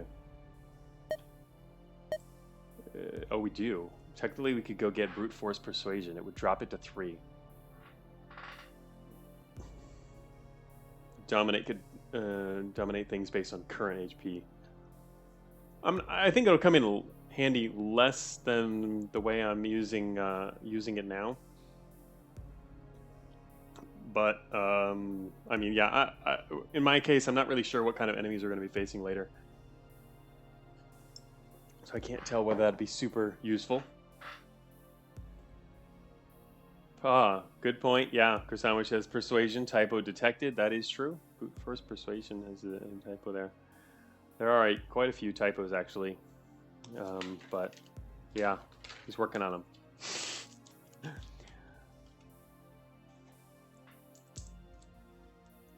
Yeah, the Earthquake Orb, I can see how that could be really useful for opening up the map if you need that for your build. Like technically our build could be really helpful with the depending on the enemies we're facing, with the bolt and the cleave, just to open it all up and then bolt everything to death, especially with the extra range. So anyway, I'm not sure about this. Do we want to go for a Persuasion upgrade or not? Now is a perfect time to do it, considering it's -1 cost. All right, let's see. Let's look at the next map real quick. Conjuration Circle, Mystic Shrine. Oh. All right. Alarm's going off. Idol of the Fickle. Ooh, another idol. Can we get something permanent from that?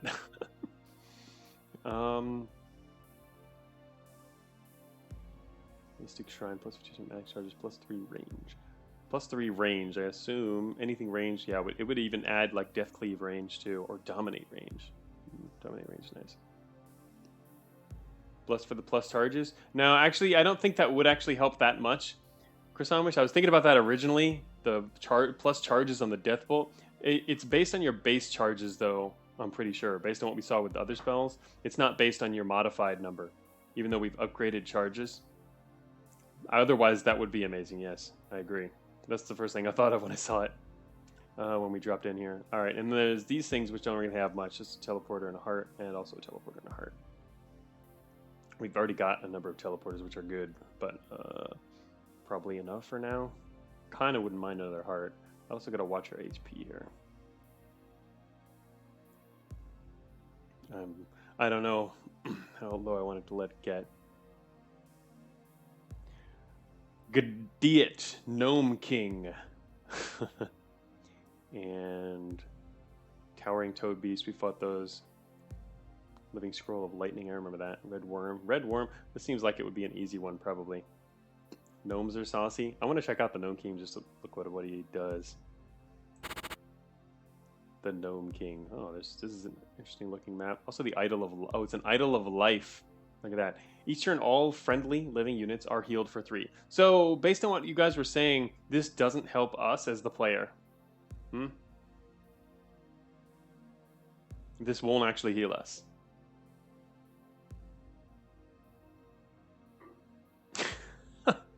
Gadiet, pronounced Larry. I mean, technically based on the way the mechanics in this... Oh, Vectus says maybe it will? Does someone other than Vectus know? You have to test it to make sure. Yeah. I mean, it seems like a cool way to get your HP back when otherwise healing potions don't. This game can be inconsistent. I see. Yeah, I think we've seen that. Where's the Gnome King? This little guy here is the Gnome King. He's got 1 shield, 40 HP. Call Kingdom. Summon 2... Whoa. Oh, that's right. We saw this early on. The Call Kingdom ability. It wasn't for gnomes, though. It was for something else. 10 turn cooldown. It's like kobolds, I think it was, or something like that. 10 turn cooldown to summon 2 gnome gates. Oh, that's pretty cool. Get summoning gates. Having this guy as your friend. Main problem is you probably die pretty fast. What do these things do? Storm Spirit.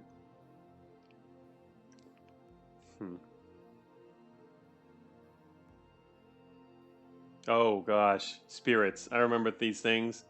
Not this exact one, but they gain abilities whenever they see other spells being cast, which counts when they're casting the spells too. Not themselves, but I mean their friends. And, I mean, it's line of sight, so holy crap. Look at that. These guys will go fast, really powerful. Oh, okay. Red's actually says the Ghost King has that ability. Yeah, that makes sense. Call Kingdom for the Ghost King.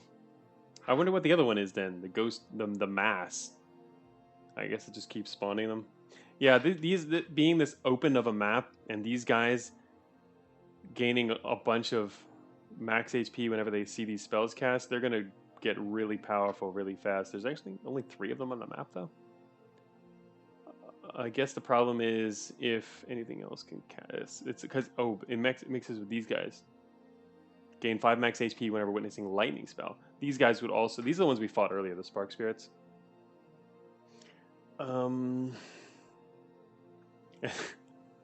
Yeah, all these guys would grow insanely fast very quickly, and these spawners make more of them. So this seems like a very, very dangerous level. Mainly because the enemies benefit from it being open, and it's very open. They can still die to Death Bolt. This is true. Okay, so the enemies can take advantage of it being open, but so can we. With Death Bolt, with our cleave being 8 tile range. And what else was on this? Oh, also there's this. All friendly living units. That would include the trolls. There's also minotaurs here. They're not that great. Just your average, everyday guys. All of these. The spike balls. Kind of annoying. Actually, we can bolt.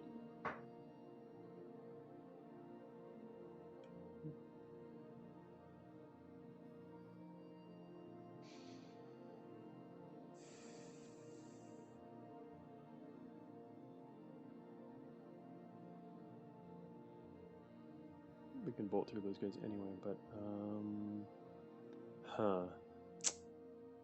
can't we just bolt through this entire map actually? We could probably do the same on almost every map now. But it being an open map makes it even easier, right? All kings have called kingdom. Yeah, that makes sense.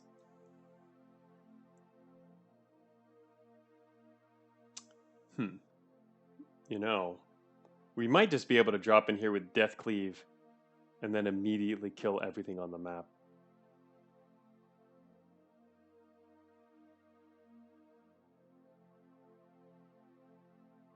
Also, now that I think of it, you can cast Death Cleave before you enter the Rift.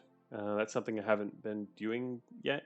It does mean we'd get one less use while we're in it before we come in. I guess that's an argument for increasing the duration. Is it makes sense to cast Death Cleave before you enter the map? Put yourself in the middle to assert dominance. Maybe. It seems I'd have to check everyone's ranges and watch what they're doing, but yeah, it would make it give easier access to killing everything, right? That does, yeah, where you start actually has a huge impact. I mean, I've mainly been thinking of that in terms of what section of the map I want to control first, but it has a very long-term impact because you move so slowly compared to how fast things can happen in terms of spawning and other things going on. T-pose spawn. Use dominate to assert dominance. That's the thing. This map we don't even need dominate. I was thinking about on this guy actually. It'd be kind of fun to dominate the Gnome King, but it's probably not essential. He's got he's got a shield. He could actually stop one death bolt. I wonder what a Fey Thorn is. Summons one adjacent to the target. 4 range, 1 physical damage. I think. Anyway, all right. This is one map. I'm not actually sure we're coming in here. We can easily crush this map. I was came in here basically just want to see what the Gnome King does, but all you get here is a teleporter. It's like it. No, wait, what was the other thing on this map? What's the other? Also, I gotta remember these things. Now the dog too. Will his summons be your friend? They will. And hello, ampersand. Yeah, you can get all of his summons. We can dominate these gates too. We can dominate gates and create our own army, which is very effective. Started that with early domination when we first got that. Wait, where's the other thing on this map? Oh, there it is. That's what I was looking for. The conjuration circle. Wondering if we can actually make use of that. But not without. Oh, we have 1 conjuration.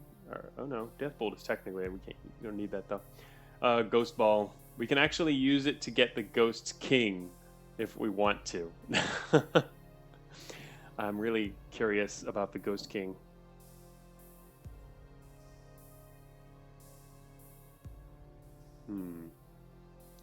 Ghost King and Ghost Mass. I mean, we're pretty much now we know what Ghost King does. He's gonna just keep summoning ghosts over time, but I wonder if it's not really quickly enough, or it'd be more situational in use. Curious about his specific stats. We haven't really done much in the way of upgrading that.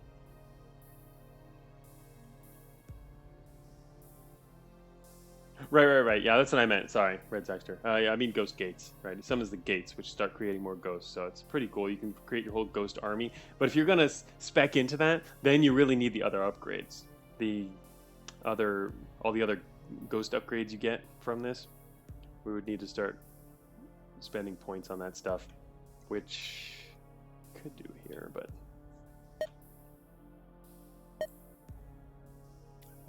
we could get the king. I wonder what, I still don't know what this does. Ghostly Mass. I guess Ghostly Mass is kind of like a one-off gate or something, but Ghost King is even better because you can spawn a couple of gates. Your checks notes 1 damage ghost army. Exactly. That's why we need these other things. You need the radius and also damage. Duration important, but less important. Probably radius and damage would be better. We need both of these. We could get king, which would cost down 4. We'd have 2 points left, and we could get either damage or radius. I guess we'd probably want damage. Hard to say. I mean, maybe I'd want radius. I don't know, because that's tough. Oh, okay. A Ghostly Mass is a unit that explodes into a bunch of ghosts when it dies. All right, thanks for the info. I think the main appeal of Ghost Ball is the Unholy Gaze thing. Yeah, radius does mean you spawn more when you cast it the one time. Ghost Army can be a cool shield killer, in my opinion. Yeah, that's what I was talking about in the previous map when we were looking at the Red Wizard. Ghosts would have been an easy way to take down the Masked Wizards. The red-colored Masked Wizard. The Masked Wizard's shield. Other than the fact that he could teleport them all away, but if they can get close. I don't know. I mean, I got this one spell. Do we want to actually spec into it or not? Is a tough decision. Or do we want to play with some other spells? It's not super vital right now anyway, but what does this rift lead? We've got Enveloping Shrine. Oh, +2 radius. That seems like that could be really cool. I like shrines, they're really neat. Tundra Shrine. Summoned minions gain 50 ice resistance and a ranged attack. Oh wow. That could be really cool if you're an ice build. Can't use that though. There's only 2 rifts here, it looks like. That's it. Not great. Enveloping Shrine and Ghost Ball would be so good. Yeah, that's true. Spec into Ghost Ball and go for the Enveloping Shrine. Up the radius, you would immediately spawn like 20 ghosts. Spawn 20 ghosts and a Ghost King in the middle. That would be a huge pile of ghosts. Alright, that actually sounds really cool. But it does mean that we have to go into this particular rift. And there's an Orc King in there, a Twilight Seer. You know, obviously, I guess if you drop in there and immediately get the bonus, that's pretty cool. Instant October says Jack 9. Yeah, it does sound horrifying, Ampersand. It's got to, again, our ghost is super weak right now. So we have to, anyway, we'd have to use this opportunity on this floor to buff them. It sounds fun. Maybe we should do that. Reasonable damage could. I don't know. Ghosts are still pretty weak though. It depends on what you're fighting against. Yeah, it's mostly for fun. I think if it were going for optimal play, I don't think I would choose that because I'm not too confident in what the outcome's going to be. But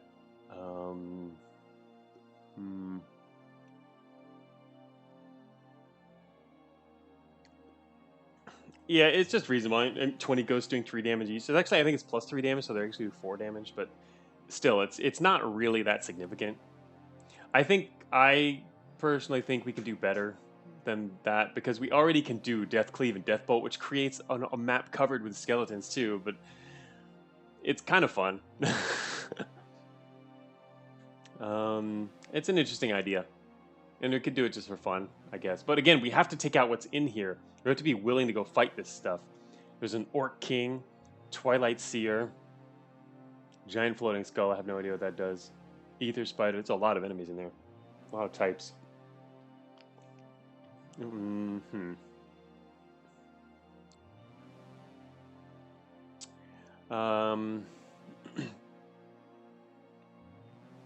Your power is scary, and is it scary? And you've got skeletons just in the spooky part. Yeah.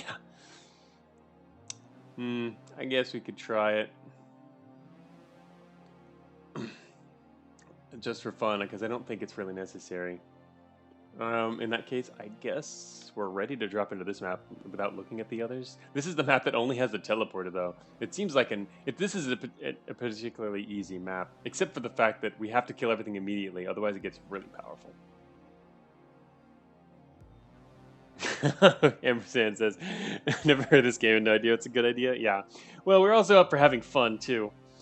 And if it sounds like fun. And so it is kind of a big decision, though, because Ghost Ball, right now, all we've invested is the initial cost early on to get this spell.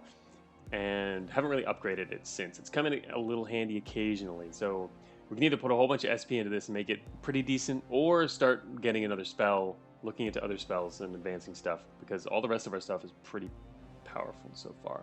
And I guess that means if we're doing this, we're not upgrading Death Cleave, which we have a chance to do right now to increase the duration. Okay, yeah, Regs actually says also there's skills that make it much stronger as well. Okay, that's actually something which is really worth looking into, because based on the power level right now, It doesn't sound like it's super good, but if we can see that later it's worth getting skills that could really work there. Like, what kind of skills? Is it under dark skills? Like...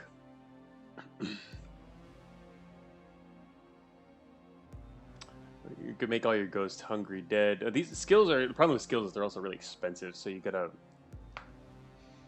consider that. Ghost fire. Whenever an enemy takes dark damage and fire damage in the same turn, summon a burning ghost near that enemy. Burning ghosts fly. Have 100 fire resistant, dark resistant, passively blink. Wow. They have a ranged attack which deals 7 fire damage with a 5-tile range.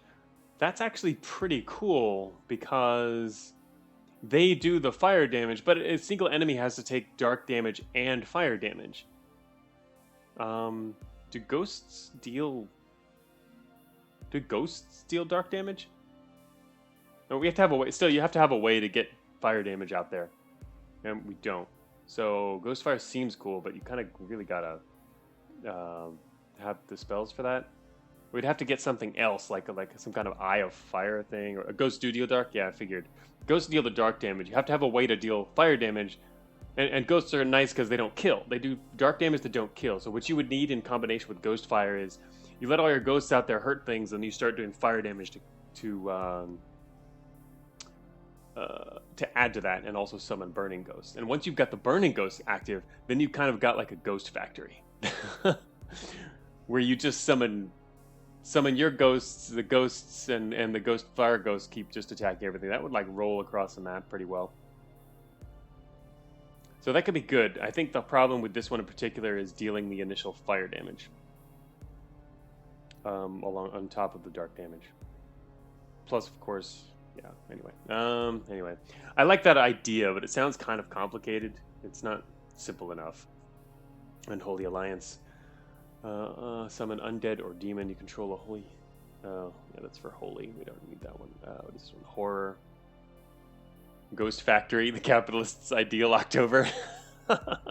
It is like a ghost factory, exactly. Dark damage up to 3 random enemies in line of sight are stunned for 5 turns.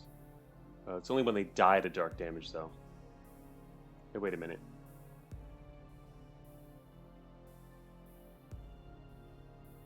Isn't this insanely powerful with our death-cleaving death bolt? 3 random enemies in line of sight are stunned for 5 turns. You kidding me? If we got this plus the death bolt and death cleave, this seems really insane.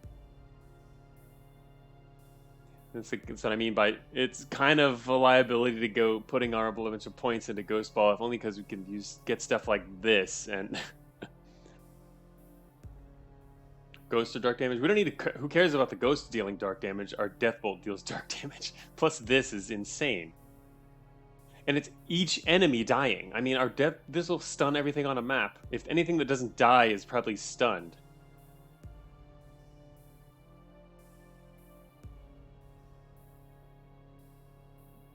I remember Soul Harvest being silly but expensive. Yeah, I'm looking through all these now, the skills. Now that we've got a decent build going, looking up the skills makes some sense too. But it's also going to make me want to save points for this and not do the ghost thing.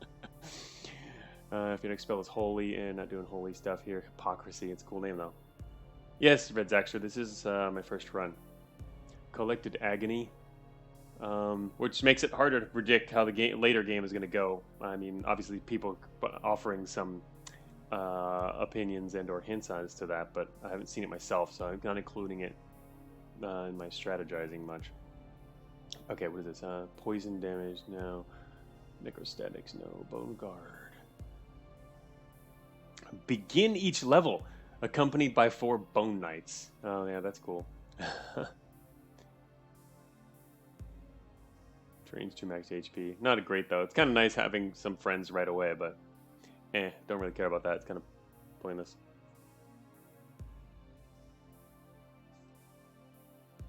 Yeah, that's true. Ampersands, exactly. You want, we would want friends, and prioritizing Ghost Ball would would be a solution for that. But yeah, we already are creating a bunch of skeletons. We don't have a problem with making friends, that's for sure. All right. Whoa, Icy Vengeance. Interesting. Also, this says up to 3 random enemies in a 5-tile radius. I guess that just means because it doesn't mean a random amount of enemies. It just means that the max is 3 because it's choosing from among any that are in the radius. This seems pretty powerful, especially since you have skeletons that keep their original HP, and we deal so much damage with Deathbolt that we can. Oh my gosh, this is really powerful. This is insanely powerful. I can see how these skills really compound, which means the late game must be really hard if you don't have some of this stuff, huh? Skeletons are great because they get that high HP. I like Icy Vengeance. That's actually really cool. Frostbite. Also, wait a minute. We're like in an enchant. Anyway, Action Frozen enemies take 7 dark damage. Dark Lord. Yeah, that's right. The Lord spells. Gain 6 minion damage. Ooh. 6 minion damage is really the main draw from this. Dark spells and skills. Gain 6 minion damage. That counts as Ghost Ball too. Ghost Ball plus Dark Lord is nice. Alright, here's the Soul Harvest everyone keeps talking about, which I might have looked at once before.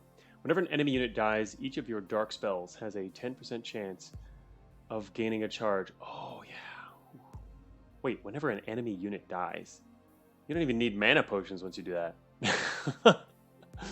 This chance is tripled if the unit died to dark damage. Tripled means 30% chance. And it's each of your dark spells. Oh, man. Yeah, basically, once we get Soul Harvest, we wouldn't need mana potions anymore. And we could just start casting infinitely.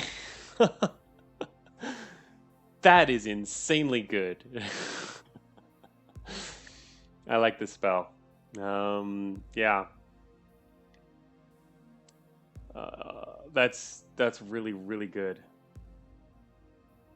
Yeah. Oh yeah, that's true too. If we get the stun thing as well, I think you could probably just win the game outright with that. I mean, as long as you can avoid dark enemies with the horror, get horror and Soul Harvest, and basically you win the game.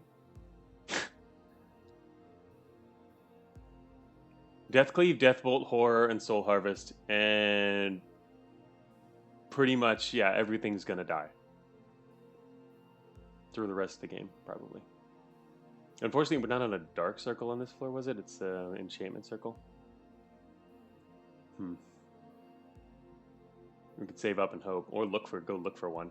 I now kind of want to save up some stuff and just get this stuff and then just crush the rest of the game. It'd be cool to win the first round. Soul Harvest. Whenever an enemy unit dies, each of your dark souls is 10%. Yeah, gaining charges. Ooh. And the fact that we combine it with Deathcleave and Deathbolt.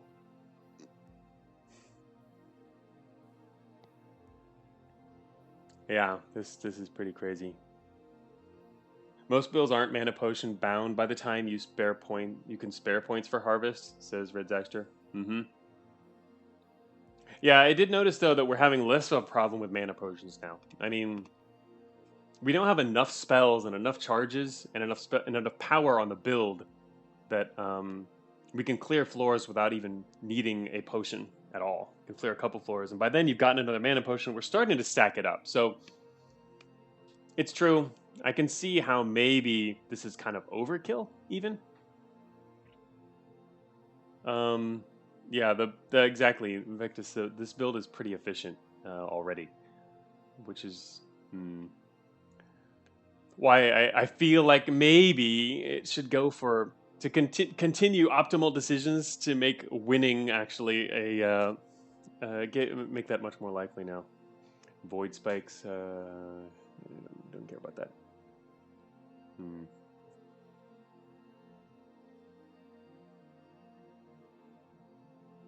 Anyway, Alright, I do like the idea of horror and Soul Harvest, though. I mean, Soul Harvest is less of a priority because we've got so many mana potions right now. Horror, though, seems really, really good. Icy Vengeance seems like a better investment. Oh, yeah, this one plus Ghost Ball is also super effective. Again, we're looking right now at skills, so remember how expensive these are. Like skills take at least 2 floors worth of SP. Maybe 1 at the low end if you happen to have the circle. Other than that, you're spending a lot of your upgrades on this stuff. Yeah, Void Spikes triggered by skeletons and ghosts. Yeah, I know. It doesn't seem super effective. I mean, it's only 5 damage.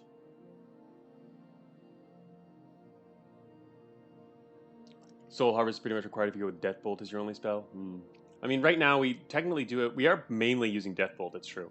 We have Death Shock, but it's not effective against quite as many things, and we're mainly cleaving the Deathbolt. But we have a lot of charges, and the fact that it does so much damage means that it really only takes a few charges to clear the map for the most part.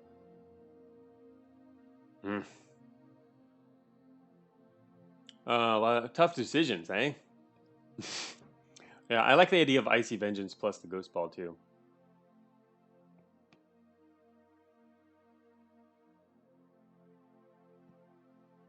I wonder if this 3 random enemies includes enemies that are potentially already stunned, and therefore it won't affect them at all, or not. But anyway. Also, this is more useful on an open map. On a closed map, it actually doesn't really do a whole lot for you, because you're probably just going to kill everything anyway with the the Deathbolt jumping around. Tough decisions, man. Especially since, wait a minute, there's the circle on this floor is a conjuration circle.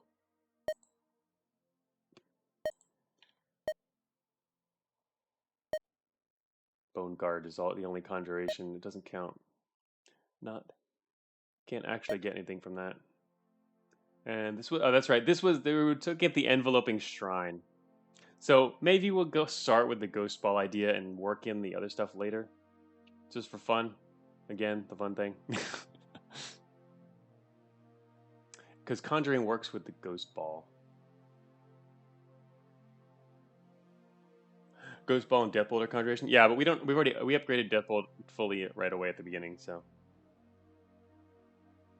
Yeah, it did have Dark highlighted when I did that search for Sandwich, because I was only going for, oh wait a minute. Yeah, because I was looking at Dark, it's true. I mean, if we look at just these are the other conjuration. We're not really a conjuration build, though. I was mainly looking for stuff that might work with our other things. None of this stuff works with our other. We can look at this page real quick. This is the spell conjuration list, which means we could get all the way down to wait, we have 3 SP right now. Technically we could get anything on this list. Nightly Oath. You can get anything on this list. I don't know if anything on this list is great, but oh, that's right. There's the Restless Dead again. Yeah, we don't really need that though, considering our source of damage. Conjuration. I don't think there are relevant skills that aren't tagged as dark though. Yeah, that's true. That's why I looked at the conjuration, just because we're dropping into. I looked at conjuration skills. Anyway, these are conjuration Ring of Spiders. Just because they happen to be cheaper here. But I think we can go for the Ghost Ball because it's conjuration and we were thinking about it. Glass Orb.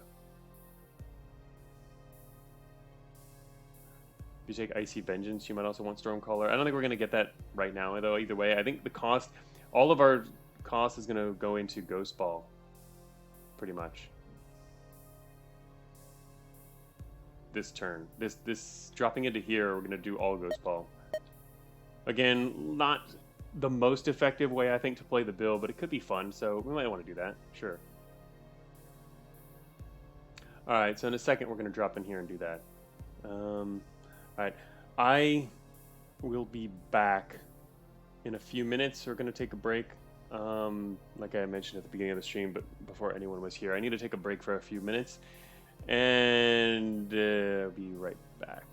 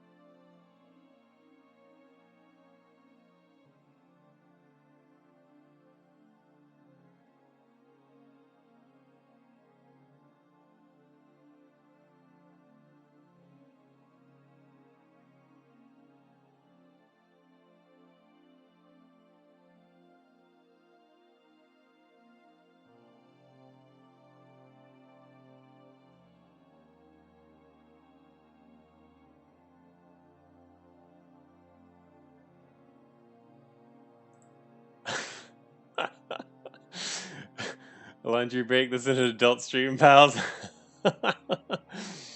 Banned from Twitch. Clothes. All right. How's that for a 5-minute laundry break? It only took 3 minutes. I went as fast as possible. Yeah, I went. I normally don't stream on Saturdays, but this being an exception, I had to go deal with my laundry midstream because I went exercising this morning, and I didn't want all the clothes to just sit in the laundry for ever. So hung those up. Yes. Upload this laundry speedrun to GDQ. Yes, this is LDQ. All right, we're back, and I was thinking while we were over there. All right, so I should have asked before I left. So what does chat want? Let's vote for it. Do we want to go to skill into the horror as quickly as possible, or go for the ghost ball upgrades? I think chat probably wants ghost ball, but let's see what you guys are thinking here. Can do either one. Switch around the windows here. Boom. Ghost ball seems more fun. How can we not want ghost ball? Yeah. Okay. I get it. It does seem fun. Plus, our other spells are already powerful enough. Jack 9 votes for October. I know what that means. Do you expect us to make decisions that aren't related to balls? I will find other non-ball questions for you later. All right, fine. We're going to go in here and do this. I guess, let me see. All right, there's an Idol of Life. How many of these things are in here? 1, 2, 3, 4. Every single turn, every enemy heals for 12. 4 times 3. That's living only, actually. There's not many of these enemies are actually living. Plus, they're all going to die really fast. The main thing we've got to worry about is taking out these spirits as soon as possible. But the fact that it's an open map, I think with a cleave death bolt, we should do okay on it, I think. This guy.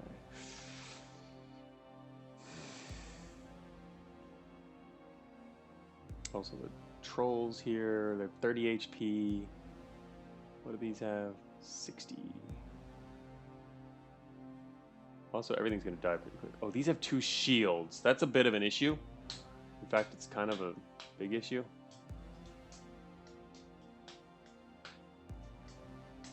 We can't bolt through these idols, and there's 5 of them. But I guess part of the thing is these guys only have so much. All right, I was going to say these guys only have so much range, which means we don't have to worry about them getting buffed too quickly while we're killing stuff. The problem is, no, they are going to attack quickly because I'm going to create skeletons by using Death Bolt. So if you use Death Bolt, create skeletons, these guys then can attack them immediately. So even if... mind controlling that passive healing? Yeah, I was thinking about that. I want to dominate these things to actually see if it works.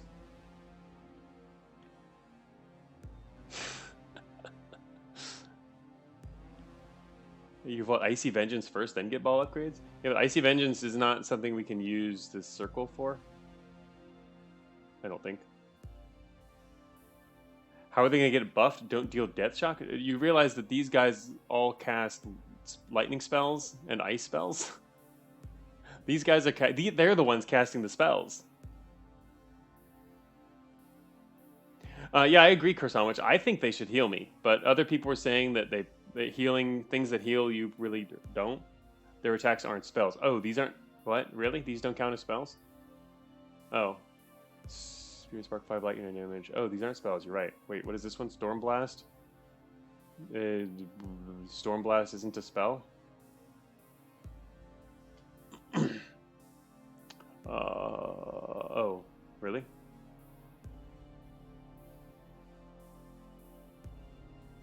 Why is Storm Blast not a spell? You sure it's not a spell?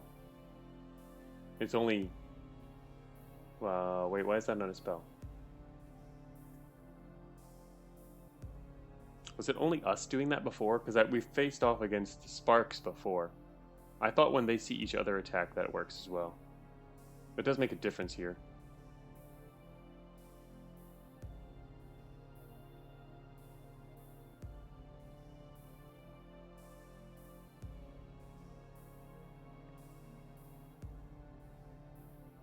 Look at the name's color. Ah, maybe that might matter. Spirit Spark. The color of the name. You're right. I think the color of... Well, no, it's Stormblast is... Wait, Stormblast... Oh, it's because ice? No, it's not. Stormblast is white. This is yellow.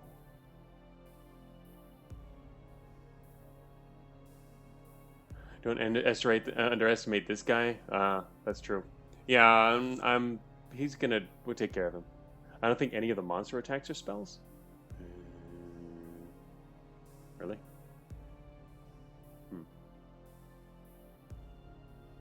Stormblast is... Yeah, I don't know. The Spirit Spark is yellow. Stormblast is white. I mean... It's... inconsistent, maybe? Oh, never mind. This is because this does 11 damage. Oh, it's because it does randomly ice or lightning damage. That's the reason it's white. That's the reason it's white, because it doesn't deal only one type of damage. It's random. But I still think it's... I thought it was a spell. I mean, if it was a spell, it would be pretty powerful. But in an open area, I don't know. I'm of the opinion that he's having 2 shields is problematic, actually. That's a lot of shielding. There are a few builds that have a really hard time with gnomes. I don't remember actually what else gnomes do. Are gnomes the one that shoot long range bows or something? Is that one of the types? I forgot what they do. I haven't actually fought any gnomes before, have we?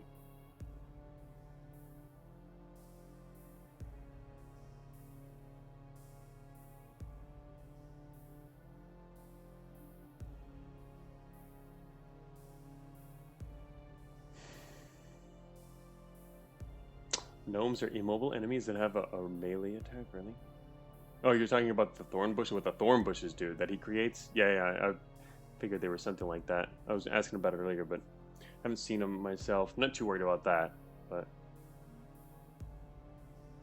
Anyway, alright. Well, I'm not really sure about the mechanics of this here.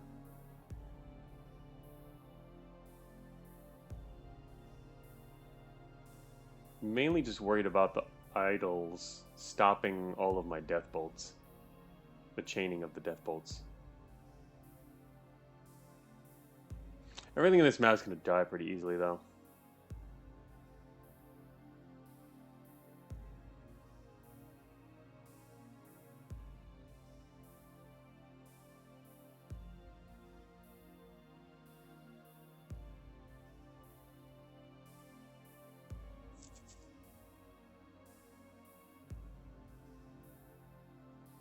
$11 damage.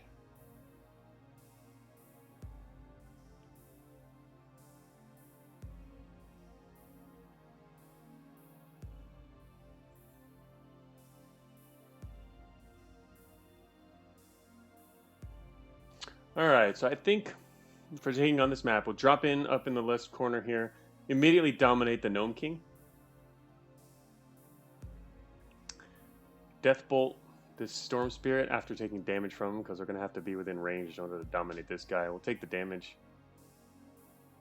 Dominate him. Deathbolt this guy. I kind of want to consider also dominating this. And then cast Death Cleave and start cleaving through some other enemies. Assuming that these guys don't count as casting... count as seeing each other's spells that improve them. That'll start to cause some problems. I'm not worried about the gates. I want to drop... If I want to dominate this, I have to be close enough to do that.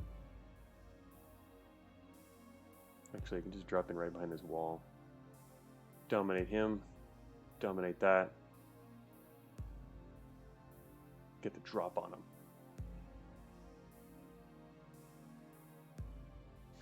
Otherwise, our HP, need to be a little careful with our HP here. What is this range on all these guys out here? It's decent enough. What's he do? He has a 1 radius. The fact that this guy has a radius, you have to be careful with that, because if he's going to start... Is this guy flying? Wait a minute. This guy's not flying? It means he has to move away. Over to there. He's a radius, though, which means pretty quickly he'll get to a point where he can shoot around the corner.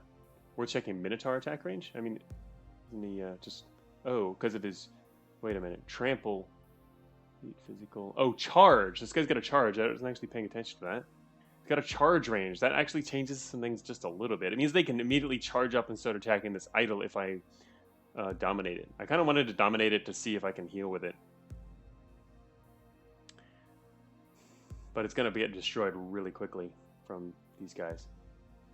Well, not that quickly, but I probably won't have enough time to save it. But yeah, this guy's got a charge, which has a 10 range. That is a lot of range. A whole lot of range. Whew. Interestingly, look at the space to the northeast. The space that appears over here. He can charge and then kind of like jump.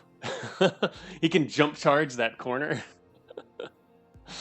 That's actually kind of funny. A bit of dislocation with the field of view there that they're using to calculate it. And trolls are pretty much just all pushovers. You don't have to worry about them. Yeah, everything else is pretty easy. This just charge is kind of got something to be worried about. Are there any spawners? What do the spawners do? They're just trolls and spark gates. Right? So there's nothing else spawning more minotaurs.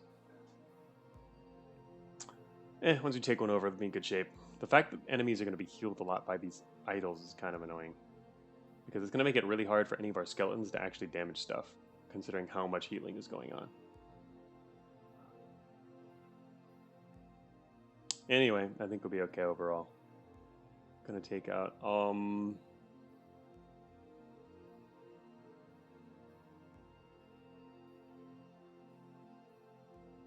I'm gonna wait on that.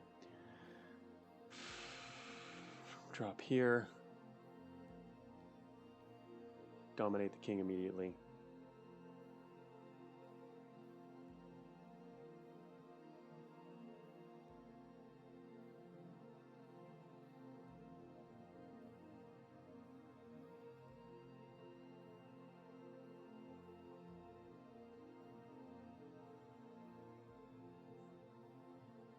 Okay. Gonna start right here with the dominate, then start working from here.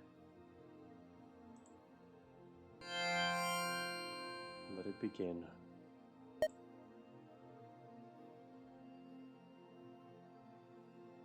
Oh shoot, I forgot to check. Yeah, lots of healing.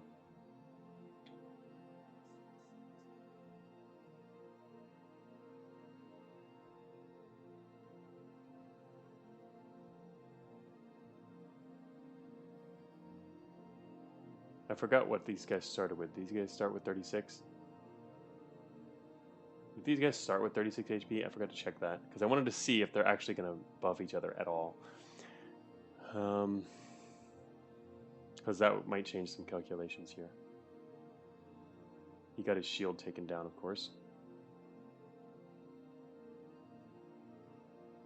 Oh, whoa, interesting. Oh, they don't also spawn immediately adjacent either. And these take a while to spawn, but... Anyway, hopefully our gnome doesn't die, but there's like a really high chance he's going to die. Hey, this guy can't charge through the idol. Can he move? He can't... Oh, so can he not even move past the idol? Because if so, that idol's actually being rather helpful. He can't move past the idol because due to its immobility, which means he can't charge through it either. That seems nice.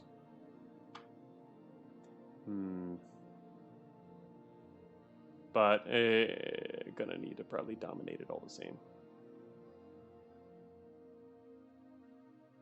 10 and 36.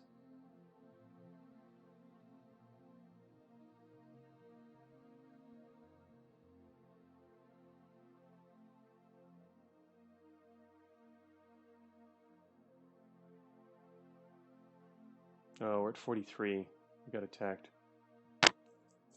That's because it's one radius. That's right. This guy can hit both of us at the same time. I need to just kill this guy before doing other stuff.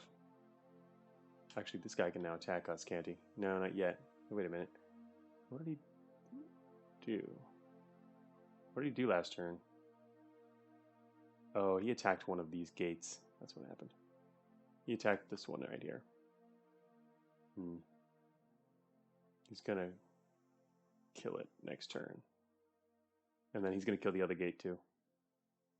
He's going to easily take out both gates. Anyway, the main reason for dominating this guy wasn't necessarily to have gates on our side. It was to make sure he couldn't use them against us. All right, I'm just going to kill this guy right away then. With a single death bolt. Oh, here it is. Fey Thorn. 5 out of 10, friendly, arcane, 4 physical damage, immobile. That's not super good. Okay. Vectus said, I just checked my playthrough. Some allies do indeed heal if you dominate them. They heal you if you dominate them. Okay. All right, that makes sense then. It seems like we should be able to heal via dominating one of these idols, which sounds great.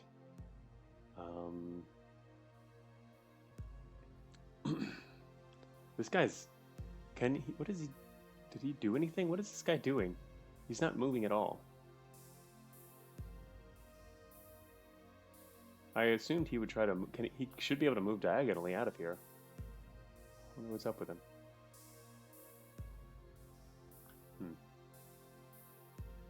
Alright. Oh, he blew up the gnome... Oh, that's right, I forgot. It's because the gnome gate's gone now. He blew it up, and now he's going to attack this other gnome gate by casting his attack there. Pretty annoying. We can't really deal with that, though. I mean, technically, I could try to bounce him. I could use a Death Cleave up here, but actually, if the Death Cleave doesn't kill... Wait, Death Bolt... This guy's in range. Bolt this. It'll destroy that, and go this way, and start killing a bunch of stuff over there. So actually, it might make sense. I think now is the time for a Death Cleave.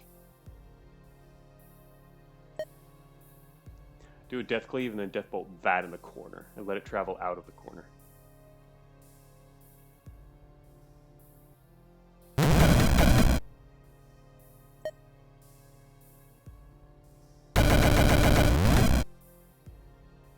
Now he's gone, and our gate is safe.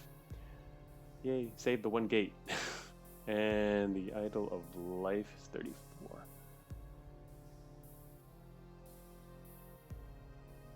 Does he cast a Thorn every turn? He casts a Thorn every turn, which is on the other side of this idol.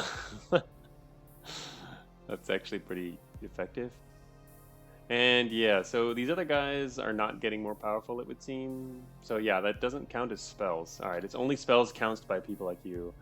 Gnomes are nuts. Is that what the other gnomes do too? They're casting a bunch of thorns? Anyway, well, I guess I'll see soon. There's going to spawn in 4 turns, and it looks like it's going to survive now. Alright. 5 gnomes? Wait, what? 5 gnomes? This spawns a gnome every 7 to 10 turns, though. What do you mean 5 gnomes? Oh, you mean if 5 gnomes, 5 thorns a turn? Really? Oh, if there's more? Oh, that's crazy. Oh, wow. I see what you mean by leaving a bunch of gnomes around. Yeah, it can really mess you up if they start to multiply. I mean, if you have no chaining effects, but still. Yeah, more and more gnomes. And this guy it's going to take him a little while, but once he gets more. I like how yeah, that's good. Anyway, good range. Yeah, he's going to be pretty effective here, actually. He's in good shape. So I'm really tempted to actually dominate this idol, but to be honest, it's pretty helpful right now.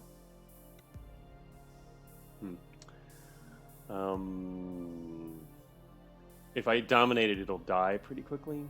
Or actually, he'll just move forward anyway, so maybe I should dominate the idol. Oh no, it gets shields taken down. It'll get attacked pretty quickly. Not cleaving again? It's true, it could cleave again. The main reason I didn't want to is because I'll destroy the idol. And I want to use an idol, but I guess I'll do that later. There's idols over here, but I want to use one sooner. I want to heal from an idol if I can.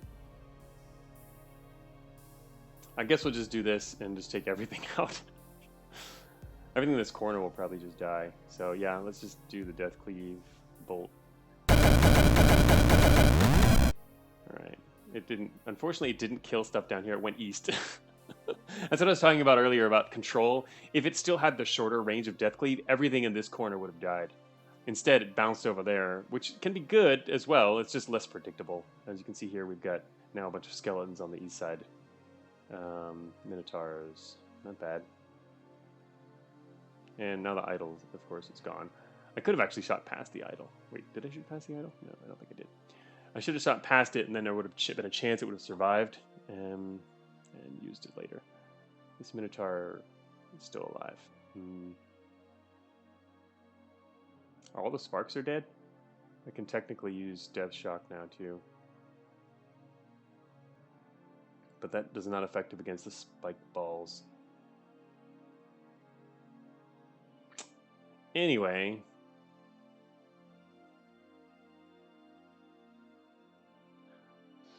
Maybe just use a regular Death Bolt and kill this one guy. It's actually really hard to kill the enemies right now, though. They're healing too fast. Alright, what do we got left over there? I still want to use one of these idols. Distraction, Ghost Ball to stop the Minotaur charging? Could work. I mean, he's not going to charge me, but... yeah, our ghosts are immune to both of these enemy types, though, which is actually pretty good. They're all physical damage, which means our ghosts... What about these guys? These are also physical?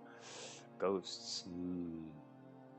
I kind of don't want to use ghost charges just because we're going to upgrade Ghost Ball here, and then we'll want to have them for later.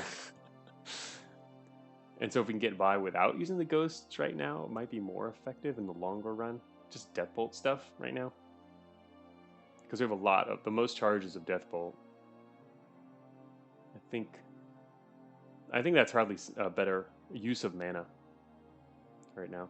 I mean, doing a Ghost Ball is just kind of fun, but it'll be much more valuable after we finish this map, and we'll still have the charges. So I think we should save those. Just gonna Death Bolt something. Just kill these guys. Just one by one.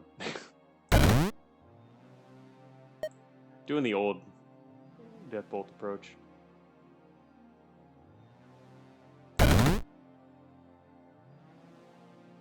Can they kill that Minotaur? It looks like they might be able to, even though he's healing a lot. There's 3 idols now only, so they're healing by 9 each turn.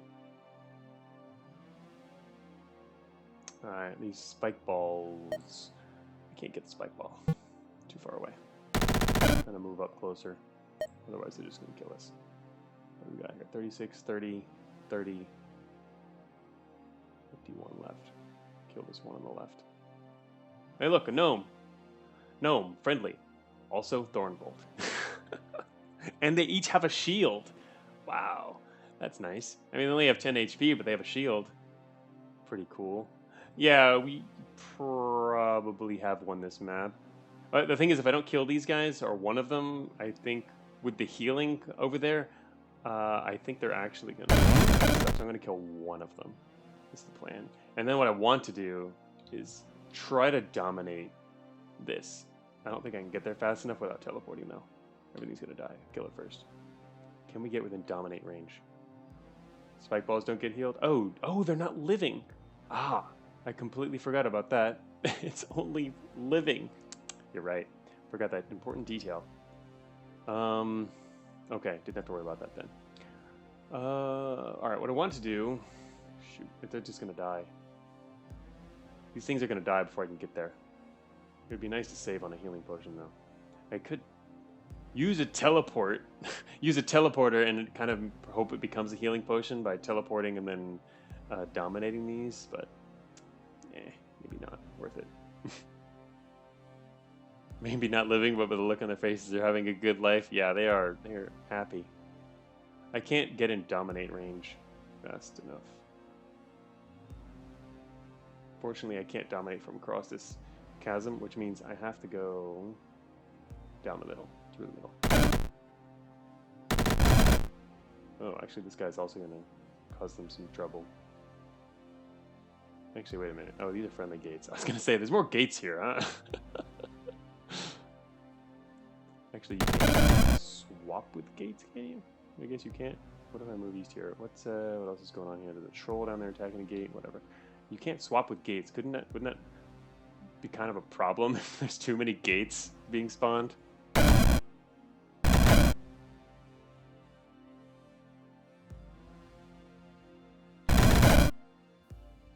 Oh, they killed each other. Nice. They're having a ball. Yeah.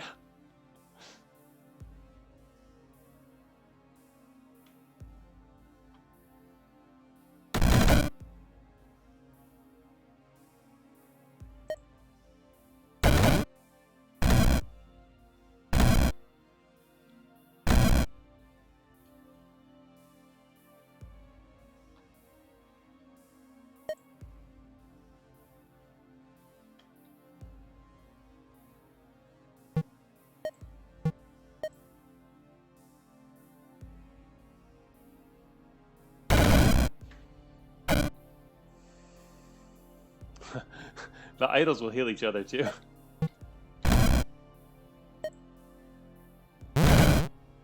6.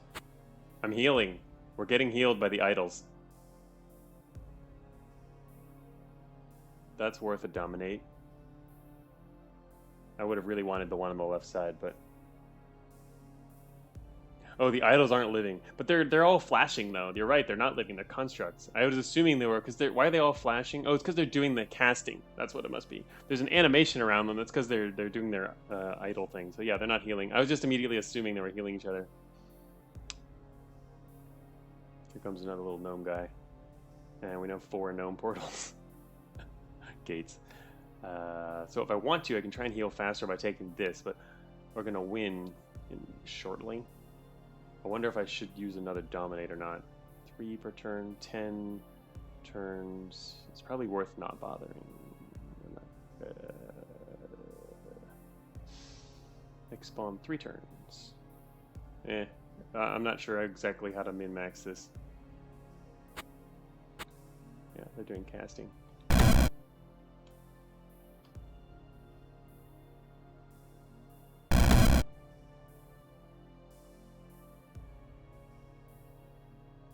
How much damage does he do? 5 damage.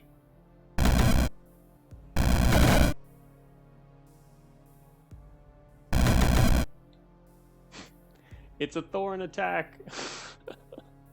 That's pretty powerful every turn. Once they get close enough, they can just infinitely make things that keep getting attacked.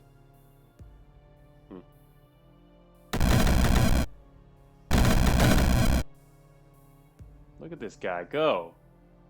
These guys are insane. And there's like a whole gnome army coming now. Oh man, they just like surround stuff with thorns. Crazy. Alright. We're just gonna sit here and heal while we with our friendly idol. Idol of life. It's gonna take forever for them to kill this stuff too, which is exactly what I want. I want it to take forever. They're getting more effective at it.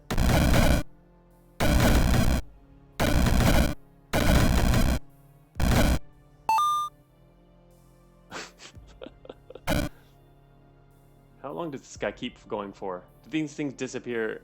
No, I'm curious. Alright, yeah, they all disappear just randomly. Are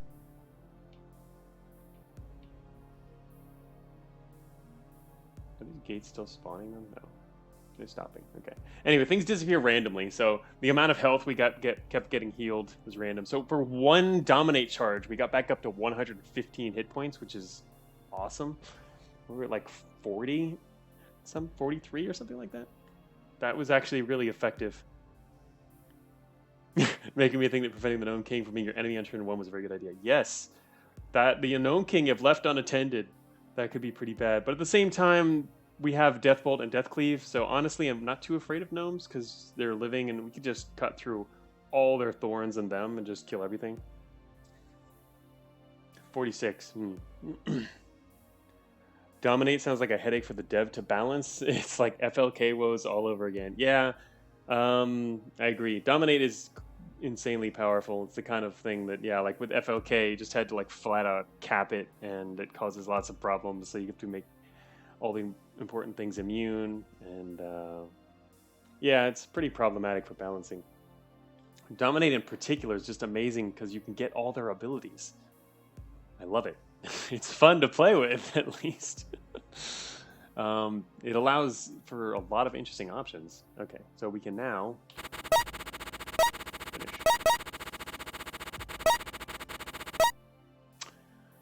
Okie dokie. What do we got here? Teleporter. 5 teleporters now. And now we can also go and do the ghost ball thing. We haven't actually looked at what the enveloping shrine... we have to fight for the enveloping shrine. I want to see what these guys are first. Oh my gosh, it's an open map with the shrine in the middle. Our ether spiders are not cool because we can't bolt through them. Anything with shields is actually a problem for our Deathbolt build. That's something I haven't really considered before. The Deathcleave Deathbolt combo is great unless enemies are shielded. In which case it immediately stops. This guy's got a shield too. The Twilight Seer.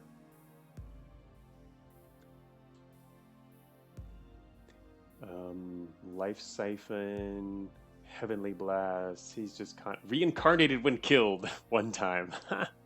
99 HP, 1 shield. Hey, wait a minute. I can't dominate this guy. Death Shocks eat through 1 shield. Yeah, I do remember that. And actually, what's the range? Death Shocks range like 9, isn't it? Yeah, I'm remembering that. It's definitely useful for that. I was talking about it earlier. This guy, we can't dominate him. He doesn't actually seem too powerful, though. He's just got a lot of hit points and a shield. Oh, wait, he's 75% resist dark. That's a small issue. Considering our main attack is dark here. We do 122 dark damage now? 122. Guess you'll have to settle with murdering everything else. The shield is used what ghost balls are for. Yeah, that'll be really helpful. In fact, on this very floor, I guess it'll be nice to have the ghost ball. This guy's a slight problem.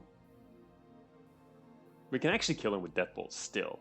He's got this is like facing off against highly EM resistant enemies in Cogmind when you just have a massive amount of EM damage and you just use it anyway. Even though they're massively resistant, they will still die in a few turns. This guy is an example of that because with 75% resist, he's still going to die in 3 turns. To 3 bolts. And this is an example, too, of where technically, if we got the Dominate spell upgraded with that other upgrade, we could dominate him, too. But honestly, this guy doesn't seem too powerful. Wait a minute. He's got... Okay, wait. This guy's got Twilight Protection. Grants caster and allies 50% resistance to Dark and Holy. Does that mean he has a 75 base? Does that mean he gets plus 50? In other words, he becomes 100? Or even over 100, if that's a thing in this game? Probably isn't. He gains 50% resistance. Probably. Wait, yeah, it's caster and allies, which means so this guy becomes probably 100% resistant. Yeah. Yeah, he's going to be immune to us, actually. Well, he's going to be immune to that. I mean, technically, we can actually still Death Shock him. Which, we can kill with 2 Death Shocks, in fact, can't we? No, wait, Death Shock's half dark, isn't it? It's dark and lightning, so it'll take a few Death Shocks. Plus the shield he's got. Yeah, Ghosts, I think, will really help mess with him, but yeah, it's only for 8 turns, and what's the cooldown on that? 12-turn cooldown. So there's literally a 3-turn window during which you can hit him with dark damage, too. So anyway, I don't think so far he's not a huge issue though. What does his weapons do? I mean, his attacks, pretty good range. He's got that Life Siphon is actually pretty nasty. Life Siphon can keep him at max. But ghosts are immune to that, aren't they? Ghosts are immune, but the other stuff's not. Drop in on this immediately. Wait a minute. +2 radius. Does that mean... What if you use it on a spell that doesn't have radius? I guess that means nothing then, right? Like, we can't, like, give a radius to our Death Bolt. It wouldn't be allowed. We'd have to use it on... Ghost Ball. Wait a minute. In the radius. Okay, so yeah, it would apply to the ghosts. Here. The dark damage does as well, but... Ghosts are not dark immune? I don't remember their stats. The spell without radius won't be a target. That's what I figured. Yeah. So it was the only thing we could use it on is Ghost Ball, which is kind of the goal.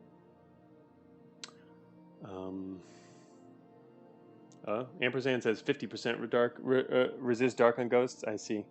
Yeah, that wouldn't be enough. I mean, it'd have to be 100 for him to be useful against this guy. He's going to kill all the ghosts then, too. Actually, it seems like taking this guy out could be kind of problematic. Seems like we'll have to try to shock him a bunch.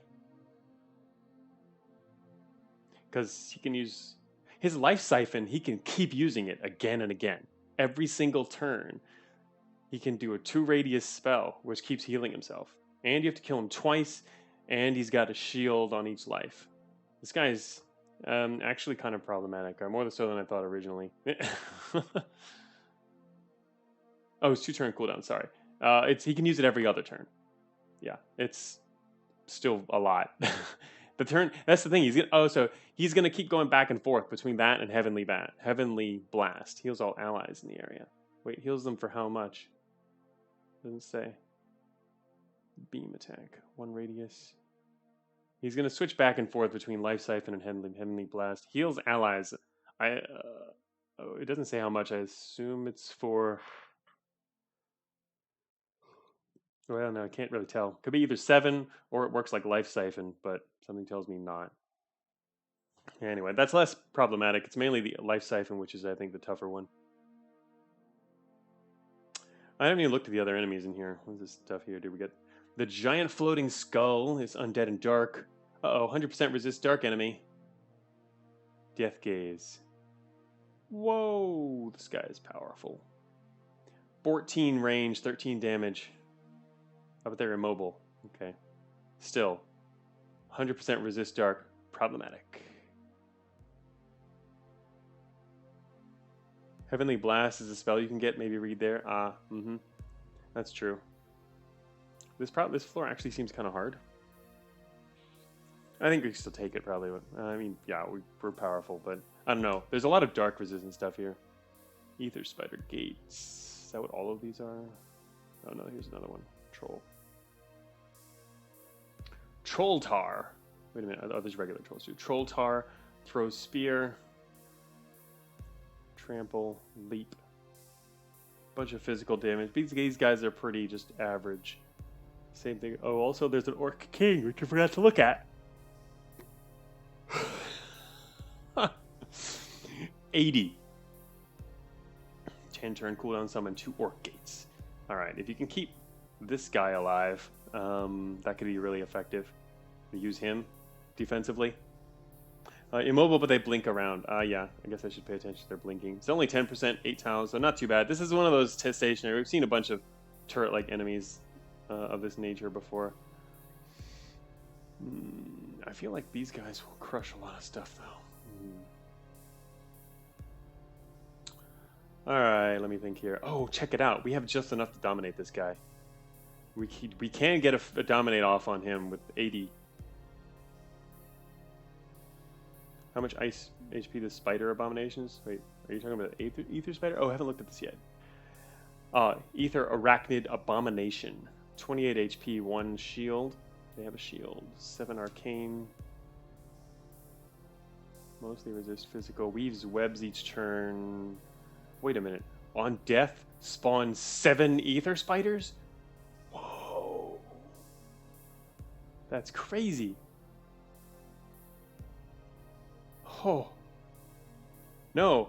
Jack 9 says, heck no. You know what I'm thinking? I'm thinking, heck yes. Dominate the hell out of these guys, and we suddenly have a huge army of ether spiders.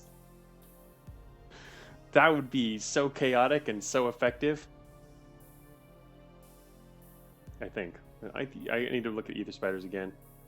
Applies poison for 10 turns. Ooh, is this guy resistant to poison? These could be the key to taking this guy down, to be honest. Jack 9 immediately changes to heck yes. That's right. I think dominating both of these abominations and this guy. Dominate this guy and dominate this guy. I want to dominate that guy, but I have to get close enough to do it first.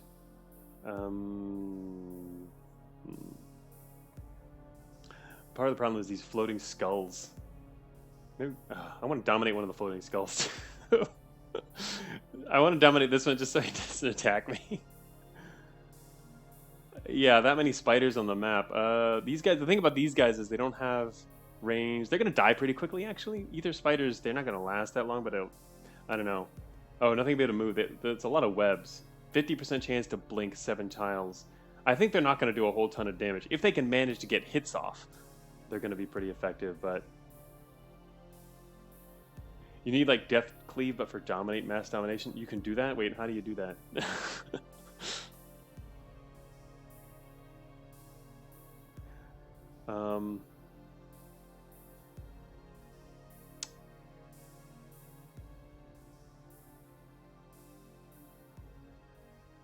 Oh, I can't do it myself, no. I know what Red Zaxter is referring to is there's some combinations of perhaps some other abilities allow you to mass dominate. But yeah, there's so many possible combos in this game. Alright, so this is the kind of guy I'm worried about because he can just directly smack us like almost anywhere. This map being an open map makes it a little problematic, but your entire knowledge of this game comes from this stream tonight. Oh, yeah. Ice Tap. Recasts the spell onto all other targets in line of sight. Wow. That works with Dominate? We could, like, dominate everything on the map immediately? That seems... Oh, all frozen targets, right. So you have to freeze them first. That's, And then you dominate them, and then they become unfrozen, and you have a big army. Okay. So I really was... So part of the problem... Part of the reason for coming here was to do the Ghost Ball thing, but... If we drop directly onto the shrine to do the Ghost Ball immediately, we're in a really bad spot, I think. Being right in the middle. The shrine being in the middle makes it really hard. I don't think we want to do that. I want to start up in the corner, assuming we're coming to this map, which I guess we are. Yeah, everybody gets frozen, wakes up as your friends. Oh, Word of Ice freezes everyone on the map, but Word of Ice is super expensive. This map is going to be, it's going to be pretty challenging, I think.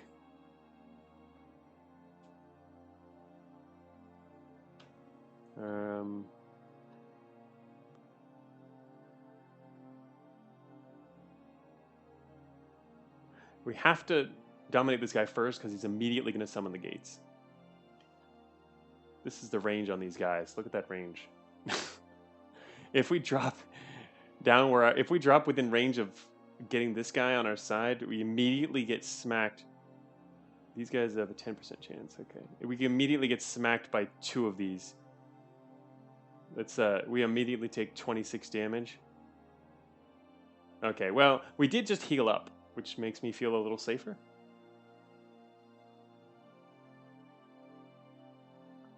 But our Dominate only has a range of 5, which means we're going to be within range of both of them. And then there's also this guy to deal with. If we're in range of him too. He doesn't do much damage, which is fine though. Technically, if we want to, we can put on a physical shield before we walk in here, just not take that. But to be honest, I'm more worried about these guys.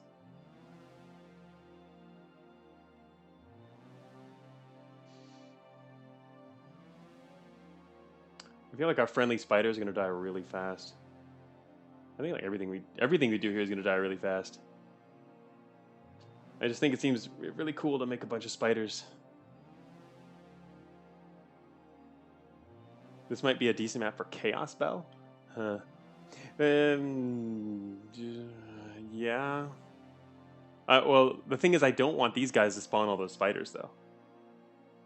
Look like a cage match with everything designed to kill you. Yeah. This is a tougher map, I think. Thing is, it should be easy for us with Death Cleave and Death Bolt because it's open like this, but a lot of the stuff is resistant to what we can do. So I can't really use Death Bolt here. That makes it actually a pretty dangerous map for us because we can't use our standard fallback in this map. The more powerful enemies here are strong against it.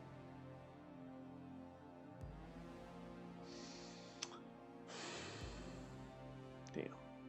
Mainly these guys are gonna do some serious long-term damage.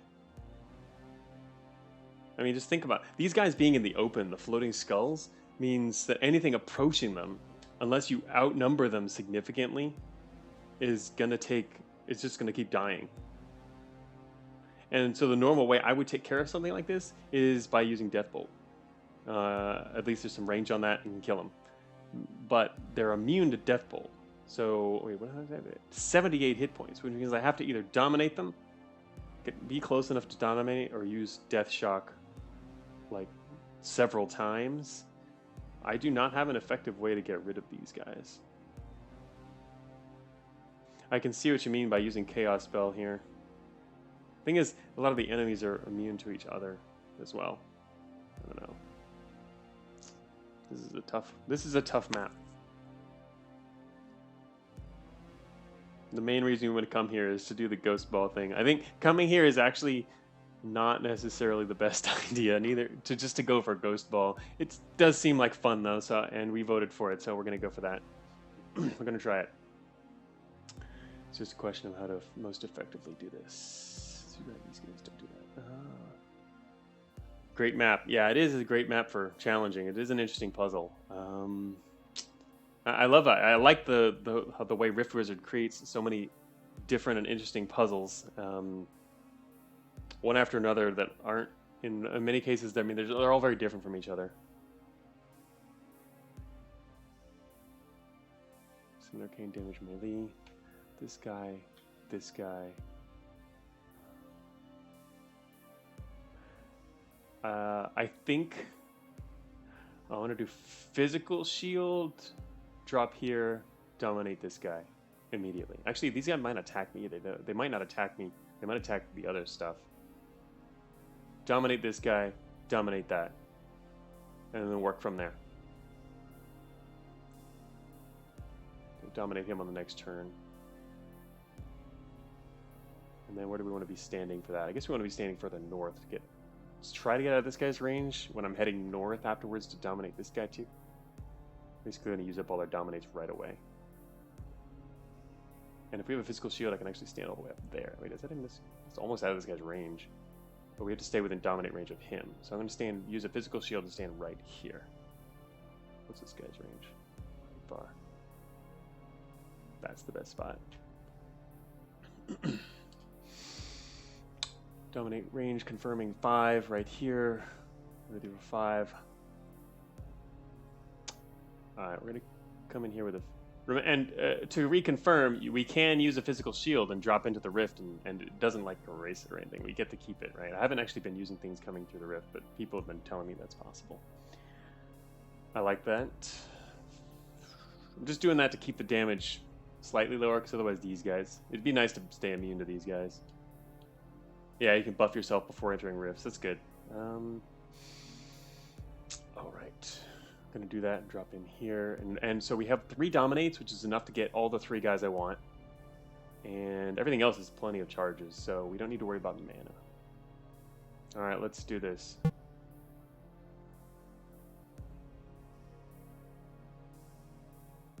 Were you going to use the Conjuration Circle? Yeah, we're going to do that too, right. Don't let me forget. The whole point was to do the Ghost Ball thing. The Ghost Ball thing is... Wait, where's the Conjuration Circles over here? We were going to use it as a Ghost Ball thing with our 6 SP. Because everyone wants us to do that here. We can now get Ghost King or Ghost Mass. We want Ghost King, right? I think that was the assumption. I don't know how big the Ghost Mass explodes or whatever, but... This Ghost King, I mean, it happens every time you use the spell, which is amazing. Oh, that is assuming it's at the center. What if the center doesn't target an open space? You have to target an open space for it to actually spawn the king. But, I mean, obviously that's something you would want to do anyway. But so we're going to get Ghost King. We'll have 2 after that. We can use it to increase the radius.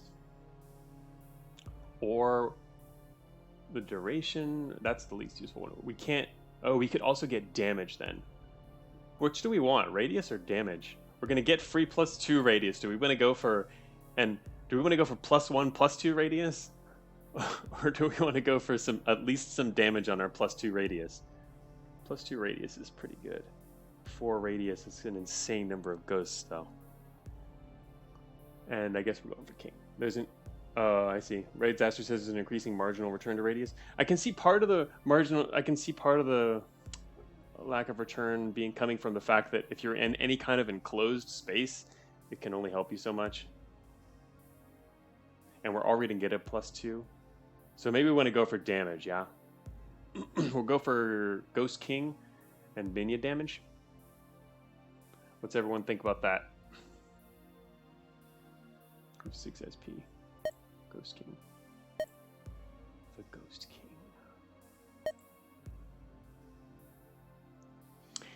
Alright, and so we no longer have access to Ghost Mass. High radius in this map. Yeah, that's on that map in particular. And there's a lot of other maps that, that don't have that radius, but we're going to get...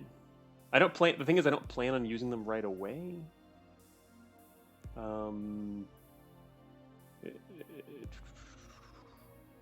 it could come in handy, but which would be more useful on this particular map? We're gonna get up to 3 radius for free, so I think we should go for the damage instead of trying to stack this. I mean, having that many ghosts is cool, but they're still all doing just 1 damage. So I think we want the damage. For Icy Venge, you want more ghosts? I don't know if we're actually gonna get that though. I think that. Yeah, unfortunately, we're not going to get the radius immediately when we drop into the map. I don't want to drop that low down. It'll be too dangerous in the middle. I mean, really dangerous. So we're not going to be able to use this immediately. Or even on this map at all, because by the time we get down there, everything will be dead. You can only move so much. It's the teleports that are important. For Icy Vengeance, you want more ghosts. I think if we're going to want more... I mean, we're going to get plenty from the other thing, though. More ghosts means more shots that you don't have to survive. Yeah. Again, we're going to get the radius. So I think we should go for some damage so they can actually hurt some things. Rather than just being there. Just having a crazy number of ghosts does seem cool. But we're going to get the +2 radius already. I don't know then if we'll ever get the other radius. But each radius you get, technically, if in an open map, each plus on the radius gives you a lot more ghosts. It's really tempting to get the radius, to be honest. What was Icy Vengeance? Wait a minute. Whenever one of your minions dies, 3 random enemies take ice damage equal to half the dead minions. Oh, right. Wait, what? Oh, that doesn't really help us, though. I don't really care about that. I wanted to combine Icy Vengeance with skeletons, not ghosts. Because ghosts don't really have much HP. I mean, I guess if you have a ton of them, it does add up, and it's kind of cool. So that's true.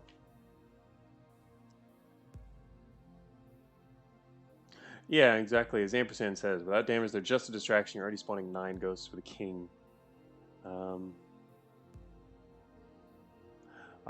Okay. Reds actually says additional dark damage is less relevant to the build than more bodies, though. I just kind of like the fact that they can actually hurt stuff, because 1 damage can't really hurt anything. And we're already going to get the radius in the map, right?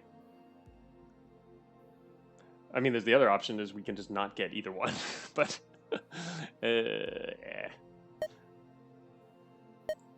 having trouble deciding here. I think they're both okay. And honestly, once we have this many, even duration seems kind of cool. Once you have, if you're going to get plus radius on that and have the Ghost King, having them last even longer is kind of neat as well. And it only costs 1 here, which is a great... reducing cost by 50% is really cool. +1 radius is 16 more ghosts. Vectus says he likes radius. Okay, you know what? We're going to go for radius, because I think most people here want radius. And I think we're trying to do a min-max here, where we just fill the map with ghosts. I don't know how effective that's going to be, but fine. We're going to do radius. Now there's no questions about it, because the points have been spent. Our ghost ball is just starting on its journey to have radius. Yes, however effective it is, it'll be hilarious. This is true. Alright, we're going to go back here. We're going to use a physical shield and then dive in. Right there. So just take a little less damage. Because we have a bunch of shields. We have our physical shield. Drop here. Dominate 5.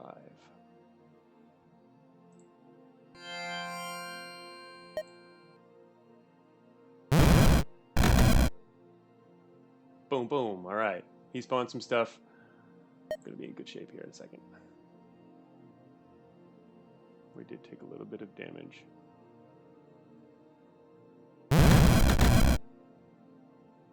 All right. We have a friendly abomination now. The orc gates are going down. The friendly orc is going to die. I mean, he's just sitting out here in the open with too many enemies. What's up with this guy? Oh, he's got holy... Oh, wait a minute. Oh, shoot. This guy casts protection on everybody, doesn't he? Oh, look, he's got 125% resist. I get the numbers go over 100 too because it's effectively 100, but they go over 100 because you can reduce enemies' resistances. So it records that for you. But yeah, this guy gives... grants caster and allies. Wait a minute. Allies. That means just all allies. He's giving all allies all that resistance. That's pretty crazy. Wait a minute. Status effects. Right. Anyway, it's only 50 though. This guy's got 150 resist. There's an abomination to the north. Alright. That's where we're headed. To get the other abomination.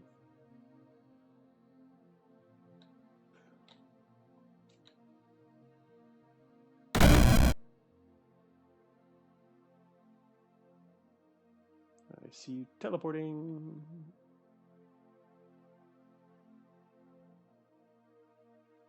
These guys are really going to smack us. Both of these guys can hit us. That's a lot of damage. We're going to start running into some serious damage problems. Maybe I should... I don't know. Ghosts, I guess, are really good against these guys, because if we can spawn a ton of them and just flood the area. Right now, we can't quite do that, but I mean later.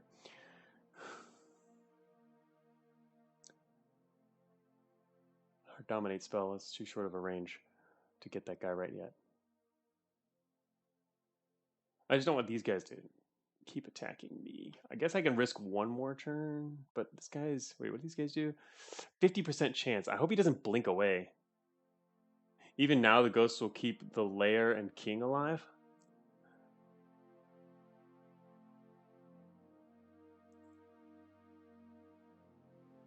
You're already summoning... Oh, are we really? Well, what's the ghost ball? Whoa, okay, yeah, we could maybe do the ghost thing first, just to have another target for the enemies. Spawn them up here. We're immune to physical, so I don't care about this guy. Maybe spawn just all these ghosts right here. Use a ghost, make a ghost wall.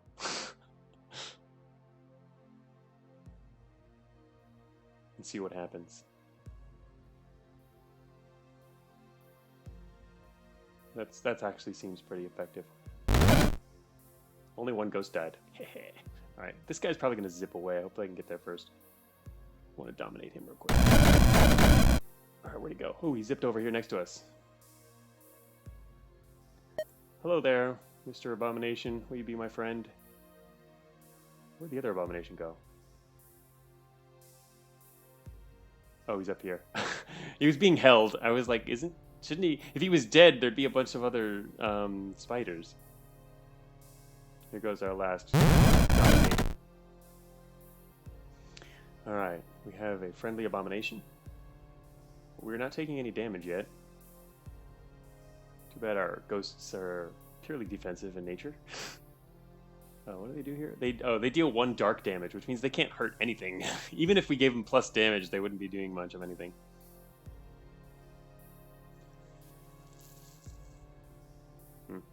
They have 50% resist dark. Oh, here's the king. I haven't checked him out yet. Call Kingdom. Oh, we have ghost gates now. Ghost gates are 20, and they spawn every 10 turns. Alright, the Ghost King. What else does he do? Nothing else? Pretty much. He's just a regular ghost who has Call Kingdom. That is the Ghost King. Oh, he's got a lot more HP too, which is cool. And this we can spawn each one of those for every extra ghost ball. Wow, in other words, if we drop in here and drop like a bunch of kings... They just don't deal much damage though. It's mainly a defensive thing.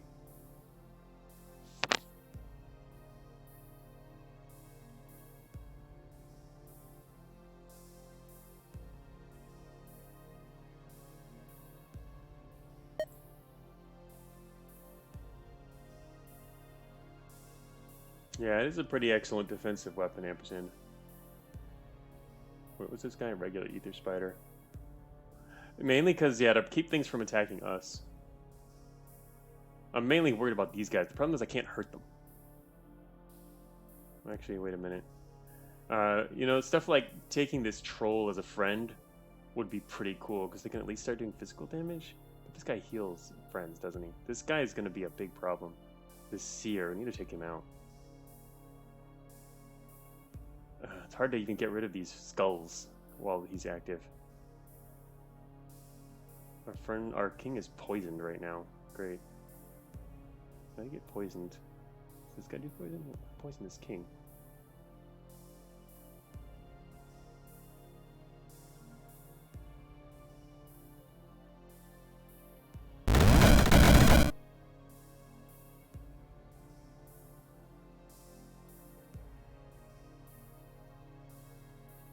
Skulls are moving. At least we're not getting attacked.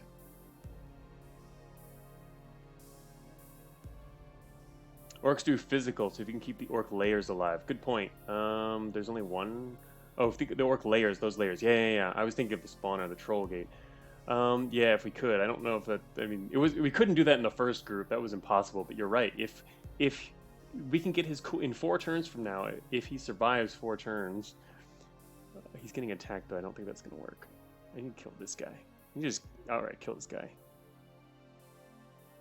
So he stops attacking our Orc King. In fact, I should have done that last turn. Alright, to try to keep him alive. The problem is this guy's now over here. Alright, we got a skull in the middle. If we're getting attacked by an Ether Spider, they do arcane damage.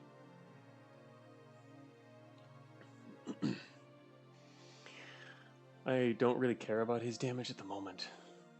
There's other more important things to worry about. If we can get over to the shrine, that would be cool. We could use a teleport to teleport to the shrine, but I don't know. I don't want to be this guy's range. I don't think we're going to be able to keep the Orc King alive. And his gates. And we can just keep trying by spawning more and more ghost balls. I feel like we're going to have trouble overwhelming this level. Spider applies poison as well. Oh, the spider does? Where? Oh, never mind. It wasn't green. I was looking for green stuff. You're right. Applies. They do. Oh, that means I'm going to get poisoned by this guy. That's kind of annoying, actually. I don't want to get poisoned. Maybe I just kill this guy.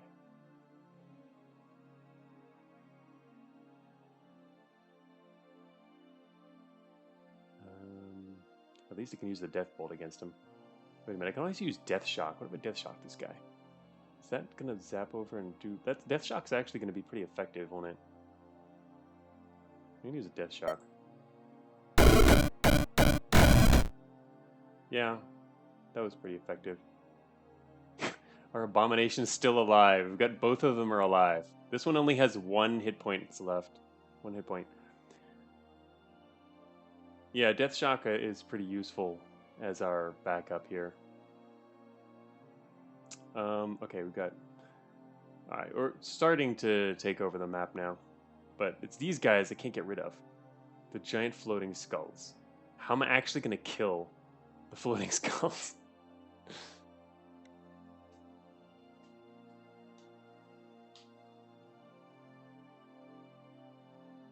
I think the question was, can we use this guy's gates? So we got to try and keep the Orc King alive so he can summon some more gates and then keep the gates alive.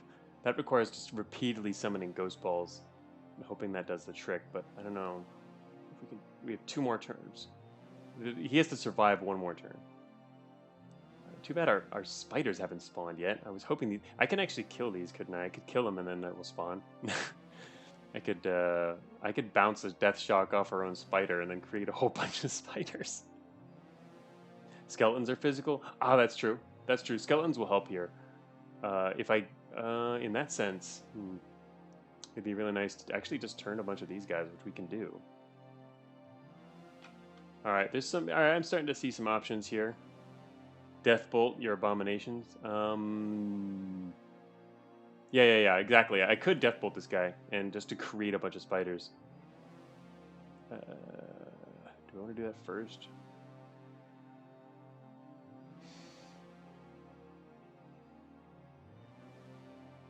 Yeah, I might want to Death Bolt this guy. I'm trying to get ahead.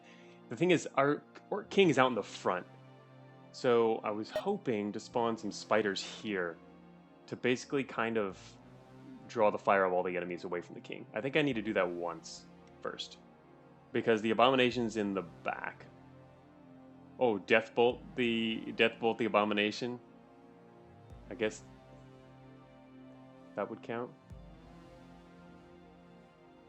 The king bravely leads from the front. Yeah, again, it means you gotta protect him. I think if I drop ghosts here, it'll be more effective. I think I want to do that. Yeah, I'm gonna try this. I'm trying to save the king. All right, he's gonna at least spawn more gates now.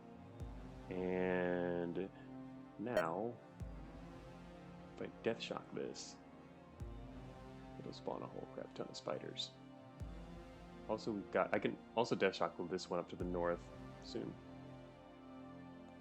Ghost King is ridiculous. Yeah, he's every time we spawn. Remember, every time we cast the ball, it's putting a new king out there too. Okay, we now have an army of spiders to the south, and our spider to the north is getting attacked. He's good. Ghost King. Oh, you know, one thing I didn't think about is the Ghost King has a turn duration too. He doesn't stay forever. So duration actually is really helpful for the king.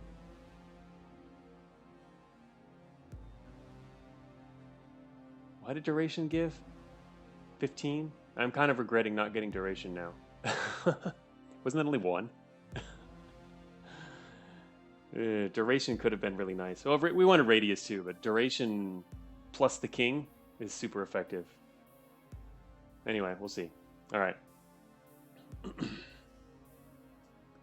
There's a summon with an ability that extends duration of summons. Yeah, I'm sure there's multiple ways to get that.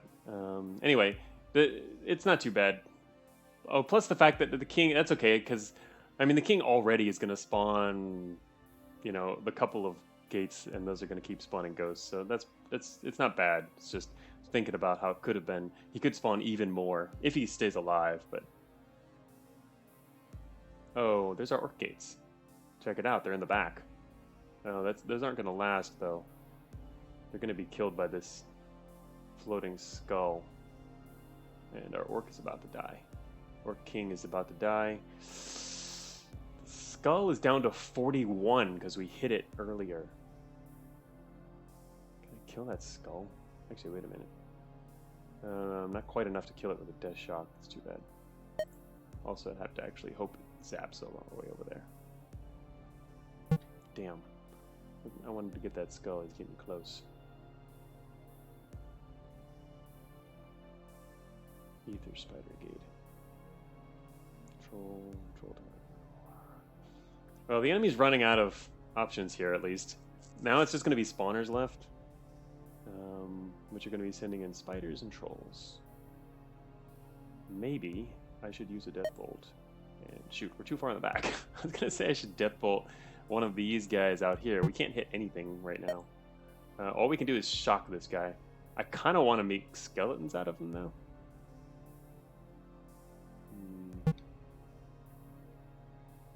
Now I'm wishing that I had more range on that. What do we got? I want to kind of do a death cleave with our death bolt on all of these guys, and then we'll have a bunch of skeletons to use. This guy 25 HP, 30 HP. They're kind of low HP though. The ghost gates also have a duration. Oh, do they? Oh, you're right. The ghost gates have a duration too. Wow, I think duration seems to be could be a really good upgrade though. Cleave your own abomination and it'll bounce. Oh yeah. Wait. Oh, we'd have to cleave. Oh, you're right. We could cleave that. We want it to die anyway, and it'll bounce to the other stuff.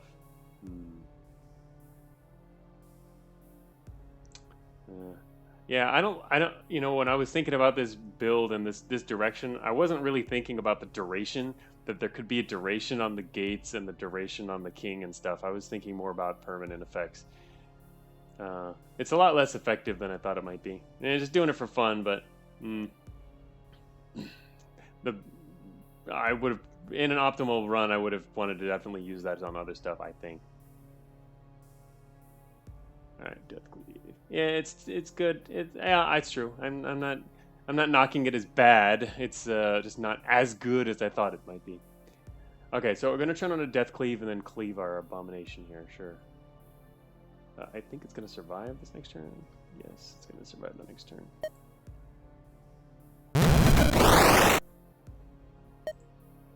Oh, he's actually in range now. I don't even have to cleave the abomination, but...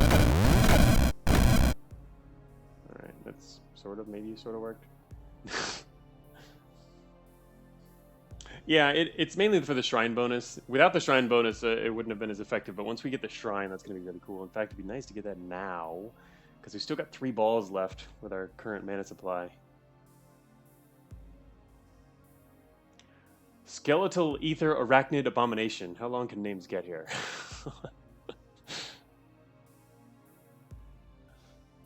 Alright, Alright, can you guys kill the friggin' floating skull? I wish I could give these guys a ranged ability, because the spiders, it's really hard for them to actually physically attack anything. It's nice that they can poison, but they actually have to get next to it for them to be effective. Also, we just got hit by something, and we have a Death Cleave left. This whole corner is like our army. All these units are us. Okay, no more dominate. And this guy's just sitting back here all happy because we can't do crap to him. We're still going to have to find a way to take this guy out. Honestly, I think we're going to have trouble on this floor. We're going to end up using a mana potion and start... I mean, we came into a floor with a lot of enemies that are weak. Cleave south, there's several enemies to skeletonize down there. These orc gates are friendly, which are actually excellent. Hey, wait a minute. Oh, there's a friendly spider. That's all that's down here is a troll and a spider.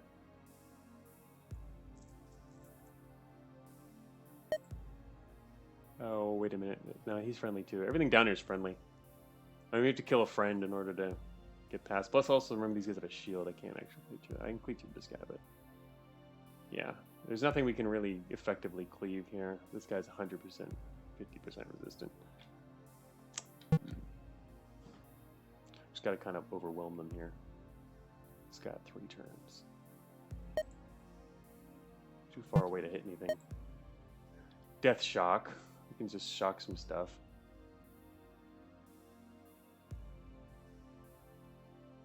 Wait a minute. I can cleave. I can Death Bolt this guy and cleave through him. Might as well take advantage of the fact that we still have 1 turn left on the cleave. Get a few of them. Got both trolls.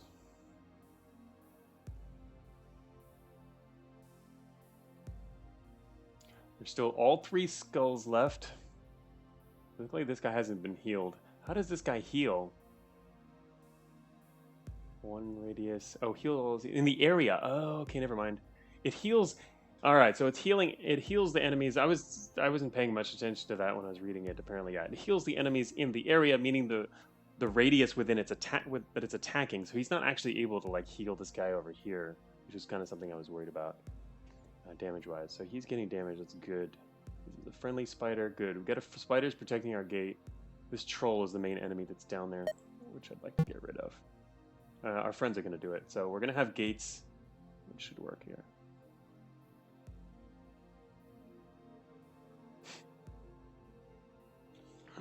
All right. I think I don't like the fact that there's a gate up north, but I kind of want to move. I want to try and get to this shrine, but I don't think we're going to make it there. Considering this guy, how dangerous this guy is.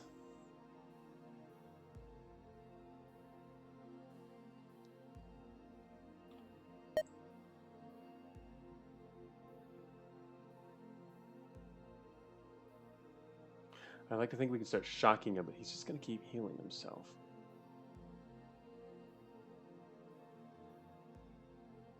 And keep siphoning life. He can keep healing himself to max when you've got a bunch of allies. It's a bit of a problem.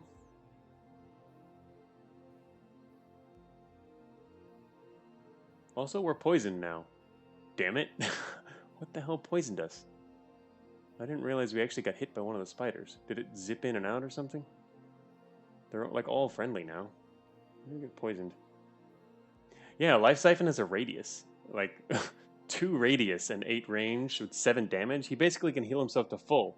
Every other time he attacks, he heals himself to full. So I'm kind of wondering how we're actually going to kill him.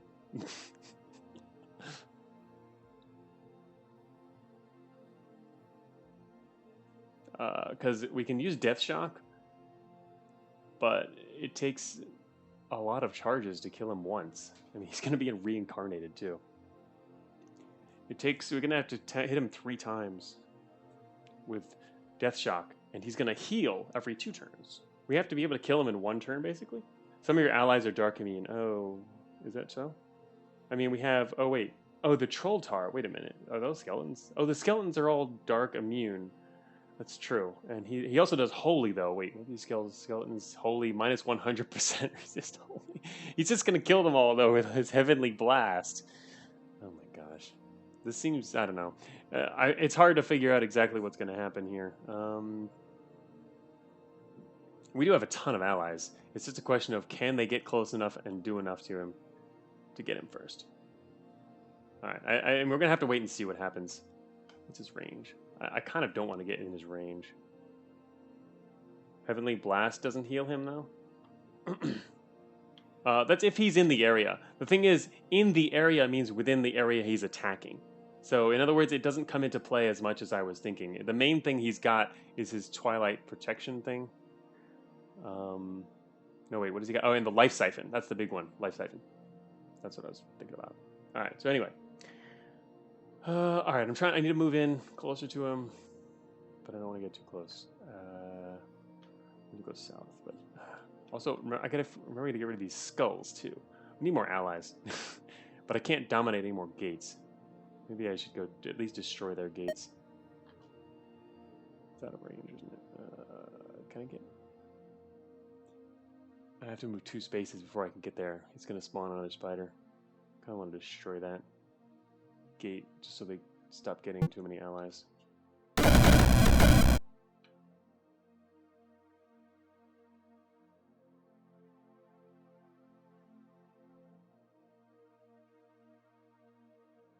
Another ghost gate just spawned up there? Or was that already there? It was covered.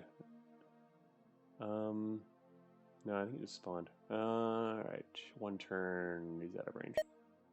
Damn it.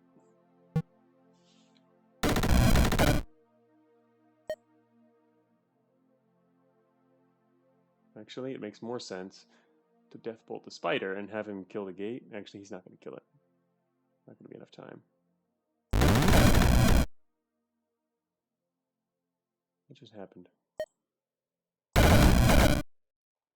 Oh, never mind. There's a bunch of teleporting going on. That's what happened. No way you can dominate the seer? No, we didn't upgrade the dominate. The last dominate would have made it possible to dominate the seer. In fact, if we'd done that upgrade, we could do... Oh, no, it wouldn't work. I was going to say we could Death Shock him. If you do it on the right turn, you could Death Shock him and then dominate him the next turn. Yeah, if you did it on the right turn. Unfortunately, it didn't get that. We only have so many abilities. There's a friggin' spider standing next to me again. One of them is friendly, one of them is not.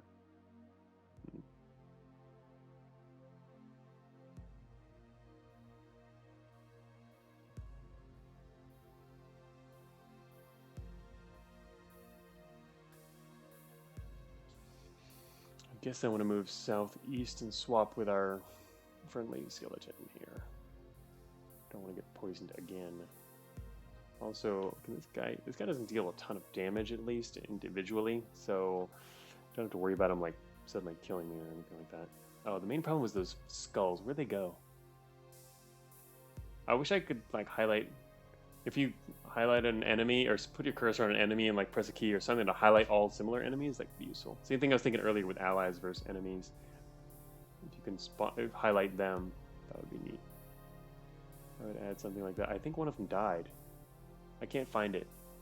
Did the other one actually die? And if so, I wonder what killed it. There's only 2 skulls left, including the really damaged one. I think we managed to kill one of them. Sweet. Skeletons killed it? Alright. Yeah, it was over here earlier. I guess these guys took them out. At least our skeletons are dealing decent damage, yeah. Alright then, I'm happy about that. I was really worried that those guys were going to become a problem, but so far, we're good.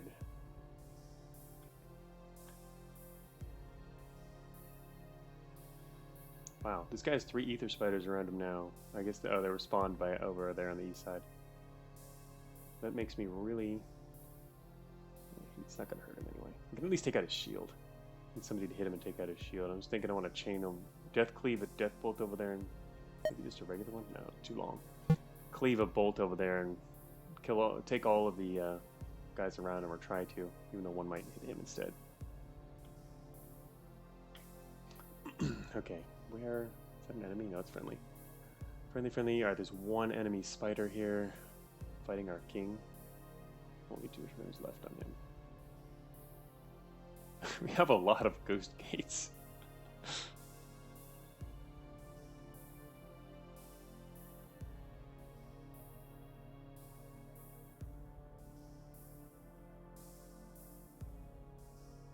Friendly orc gates down here. I like how the orc gates from the king are permanent. I mean, that's how the gates have generally been working. This is the first time I've seen a one that doesn't last. Oh, this troll is actually getting closer. Still too far away though. Oh wait, there's a spider there. There's another non-friendly spider. They're starting to get closer. Alright, I'm gonna use Death Cleave. Alright, what kind of Death Bolt? There's 2 spiders. There's also a bunch over there. I just hope it doesn't hit him.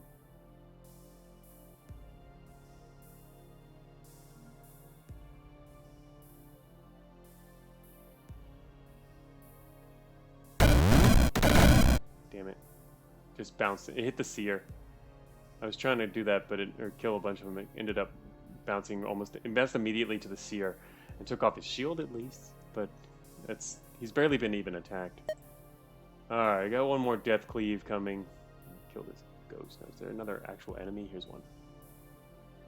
Here's one which is approaching. I want to kill these guys all down here, but oh, wait a minute. Did I just lose both gates?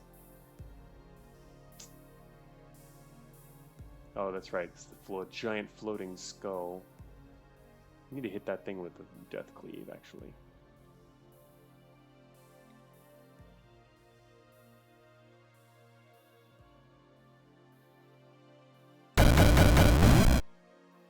Okay, that worked. Killed the spawner to the southwest. Skulls are dark immune? Yeah, but sorry, did I say the wrong word? I mean the Death Shock. I didn't want to cleave him. I wanted to hit him with Death Shock and kill him. He'll die if we hit him with a shock. He'll die immediately, in fact.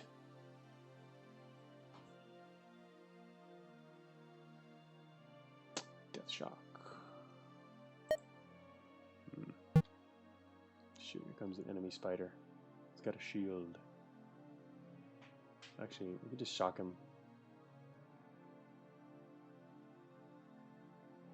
We have one orc.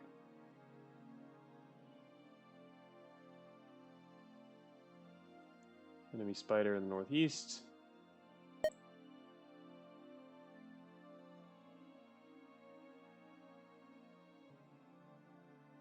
Shock bounce range is 9. I think it's because of all these webs. Yeah, probably. Funny Vectus. Alright, if I zap this guy, I would hope it... I think it's hoping for too much that it would zap down here and get this guy in the corner eventually. It's unlikely. This guy's friendly too. I think I want to get rid of the skulls next. It's kind of a high priority at the moment.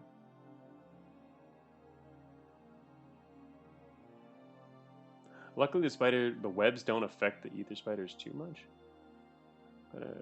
Oh, that's right. Oh wait, Death Shock. And that wasn't super effective.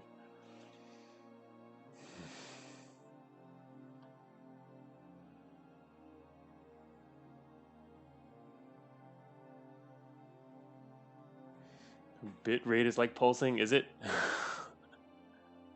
Yeah, I think it's too many webs doing something weird with it. It looks weird. It's all these, looks pretty normal over here though. It's getting kind of hard to see though. I don't know how I'm going to kill this guy. Why do I feel like I'm going to have to run?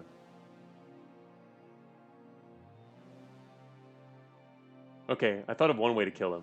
Stopwatch.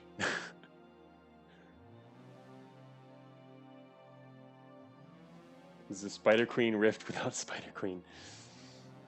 We could use a stopwatch to kill him.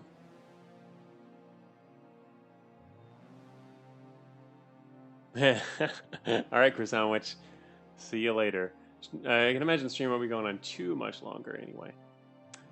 It's going to be a shorter one today. If only you had horror. Yeah, if we had horror, that would be amazing. We could use a stopwatch and kill him as admitting defeat. Dude, I think we're kind of defeated against this guy. It's also not defeat. It's winning via stopwatch.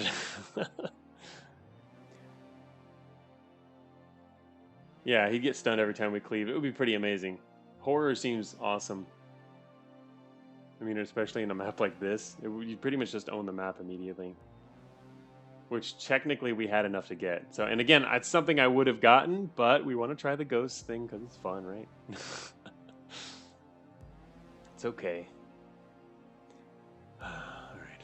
I'm trying to think of how this guy's going to die. I can't see him dying, to be honest. It takes skeletons, and even with the skeletons, he's just going to keep killing everything with his spell and healing himself back to full.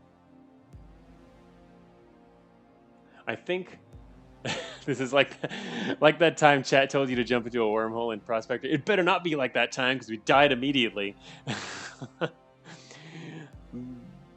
Still, though, yeah, this time could have been a lot more effective if it'd gone with the original. Well, gone with the other plan, but anyway. We're not dying immediately. We're going to survive this one way or another. It's just a question of how effective we'll be. This guy... Alright, I think this exploding skull is going to die very soon on his own. If the troll has to reach him, and then he'll die. If the troll can reach him, he's dead. Got this. And he doesn't teleport away. Alright, so I'm not as worried about that. This one we gotta kill. Alright, we can almost chain kill these guys. Death shock. Nothing's in range anymore, though. I kind of want to cleave again. Alright, just make some more friends here. I'm gonna cleave again. We've got a lot of charges, and I feel like we're gonna end up needing to use some stuff. Anyway, wait a minute. This is the guy I wanted to get the death bolt on. Right here. So that it can bounce to his friends. Make us a few more skeletons. Sort of. Worked. Anyone else in range? This guy. He's gonna die immediately, but better a friend than an enemy.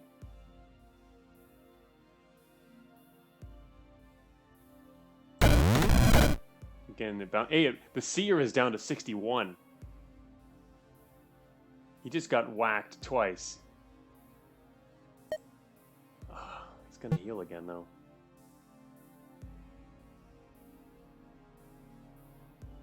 He got whacked right after he used Life Siphon. Alright, there is hope yet. I really want to move closer to him so I could start attacking him more directly. But if I do that, then he can start attacking me directly. If I summon ghosts... He's just going to blast them all at me.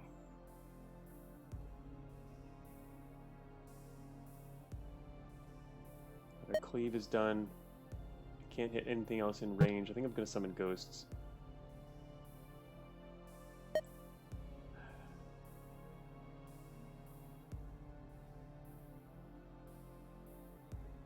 Of course, all our ghosts are going to get stuck.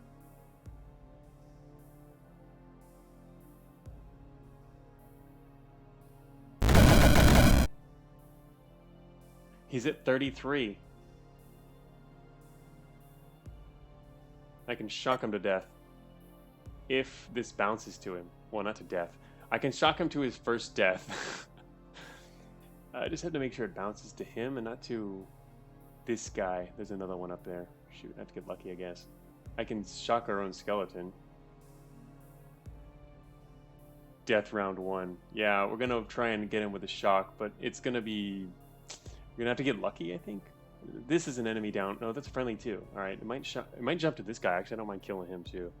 Alright, it should work. If we shock one of these guys down here. Sorry, friends. What is this guy? If I shock this guy, it'll bounce either to the skull or to him. And if it bounces to him, he's dead. for the first time. And it went the other direction. All right, he's still at 30. Surprisingly. Must have been... Is he not healing from certain enemies? Or he's... I don't know. Whatever. Or he's getting attacked at the same time. He did heal. But he was attacking the ghosts, which don't have much to siphon. So he's... and they're also slightly resistant. So... Yeah. He's actually not getting as much from the ghosts while he's being attacked by the other skeletons right next to him. So that actually worked out. More death. Yeah, his life siphon isn't working very well on our allies, exactly.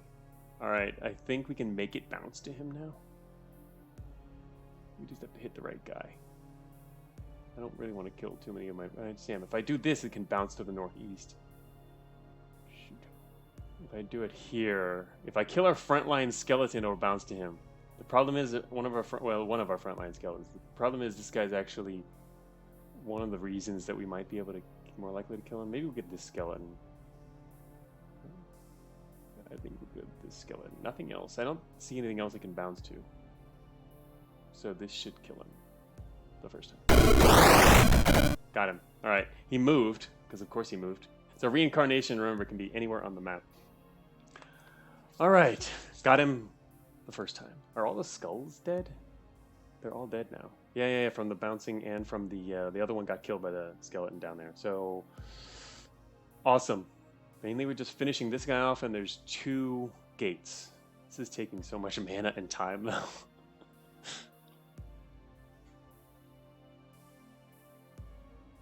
Life siphon. Oh, it doesn't work at all on skeletons. I didn't actually think about that, did I? Wait, does it not? Why not? Oh, because they are immune to dark. No wonder. Yeah, skeletons are helping out there. Can you get the shrine now that he's moved? I guess. Where's the shrine at? Is the shrine under this guy? It's under one of these guys, isn't it? They're standing on top of the shrine. I can't actually see where the shrine is when there's someone standing on it. Anyway, the shrine's down here. I think it's this one. It's a lot of moves. We can move towards it. I can't see it being super advantageous in this particular combat, though. How many enemies are out here? 1, 2 spiders. Alright. Anyway. We can move down there.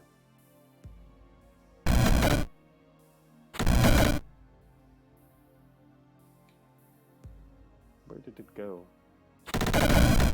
Wait, where is the shrine? Is it because it's covered with a web right now? I can't see where it is. The shrine covered with the web can't be seen? Is that it? Or did it destroy the shrine? That would be funny. If it destroyed the shrine, I'd be very mad, but it's like one of the main reasons. The whole reason that we went for that. Obviously, if it destroyed the shrine, that could be kind of like considered a bug, but it kind of seems like that should label, but it wouldn't be able to fit. But anyway, it's under, yeah, it's under a web somewhere down here. So I guess we can't even see yet. How long? Anyway, I don't know how long they last. I wonder why there's no duration on the web, because we know it's not permanent, right? Webs are not permanent, but there's no duration, so it must be, even if it's random, you would think it might tell you how long it lasts.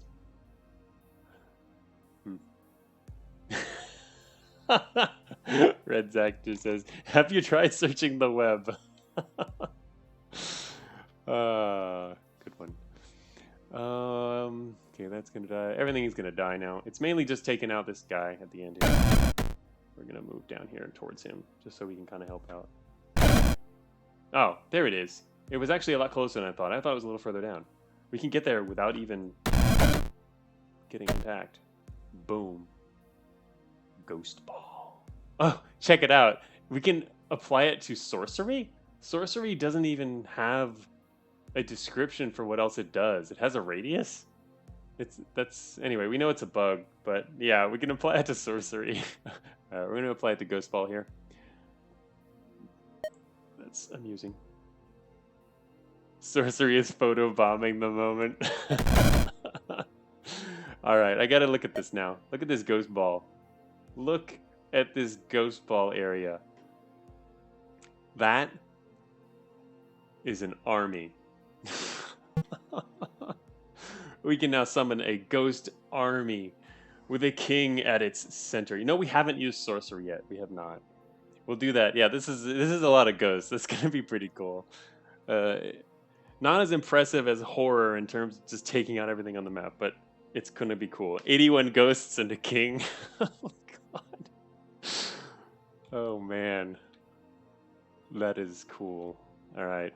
Alright, he's under attack by our troll now. We're trolling him.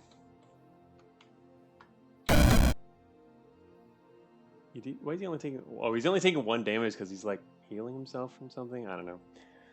Yeah, exactly. We're trolling this guy. Okay. If you might be able to wake up sorcery, yeah. We should... oh, check out. Alright, there's the range. I wanted to spend a turn using it once we got a chance. Just to see, like, there's this guy up here, 12 turns. He's not going to be able to... He's going to be useful, but I can't actually see him. Well, it does 7 damage. Just watch it, like, in before it crashes the game. I hope it doesn't do that. Anyway, we know it's a bug. I don't want to crash the game, though. Can you cast it? I mean, it doesn't let you select a spell that has 0. We can cast it. See, this is red. It turns the screen red for a second. This is 0, but it's basically a free spell. It's not great. No, it's not grayed out, and it doesn't. It allows us to cast it. So, yeah, it's technically castable. We just don't know exactly everything it does. Clearly, it must have a radius. I mean, it allowed us to buff the radius of this spell we can cast infinitely.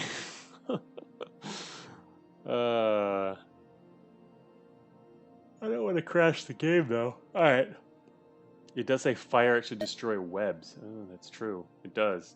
Does it have a radius? All right, I'm going to cast it somewhere. Let's cast it. I'm going to cast it at this. No, wait. In case it destroys things in a radius, let's check out its radius. I'm going to cast it right here. It'll allow us to see if it has a radius. All right, I'm going to cast right here. Sorcery. All right.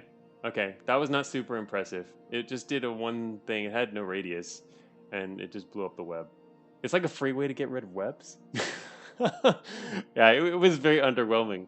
I'm happy the game didn't crash, though. That would have been unfortunate. I don't know how this game does autosaving, or if it does autosaving at all.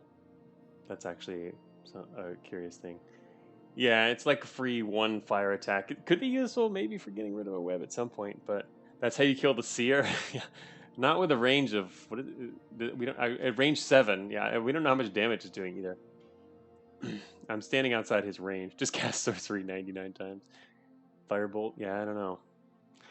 All right, he is getting attacked again. All right, looks like we're gonna be good. This gate is still spawning stuff. I think we're good. I'm just gonna like wait here for a second. And watch the seer die. Yeah, he's gonna die. Come on, guys, kill the seer. Please kill the seer. He moved. He died. All right, we're finally gonna take this map. That's it. It's over. Either spider. There's 2 spiders and there's nothing left. Now there's 2 spiders all the way over here. Guys, get away from me. What's their range? 7 tiles. 2 spiders. They're gonna take out the gate in a moment. Shoot, this guy's stepping over here. Okay, that's it. 2 spiders. Finish him off. He stepped right next to me, then teleported away. These things are really annoying. There's still 2 of them.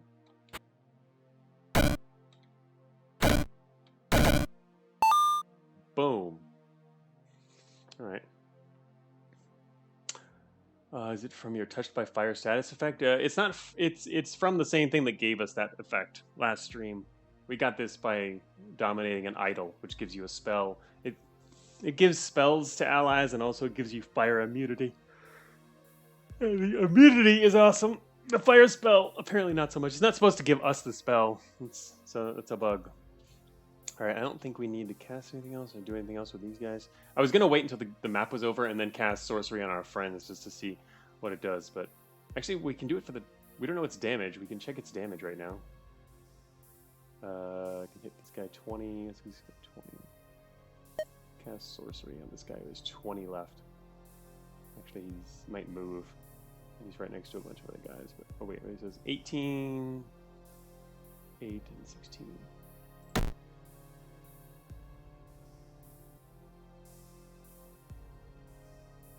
It hit him for 3 damage. That's the... Is that what the original one did? Was 3 damage? Anyway, I think it did. I think it just did 3 damage. We have a golden stopwatch. We have 3 more SP. Nothing else to use. What is on the next floors? Sorcery shield. That didn't fit on the same line as it's supposed to. Looks like a little bug there, I guess. Probably should wrap around. Oh, that's pretty cool. Whenever this spell does damage, you gain 100 resistance to that type of damage for 3 turns. That could be really cool if you have like one of those multi-damage spells.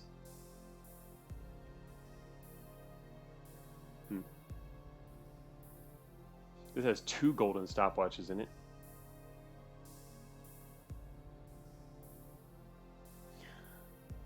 Yeah, double stopwatch portal. That's pretty cool.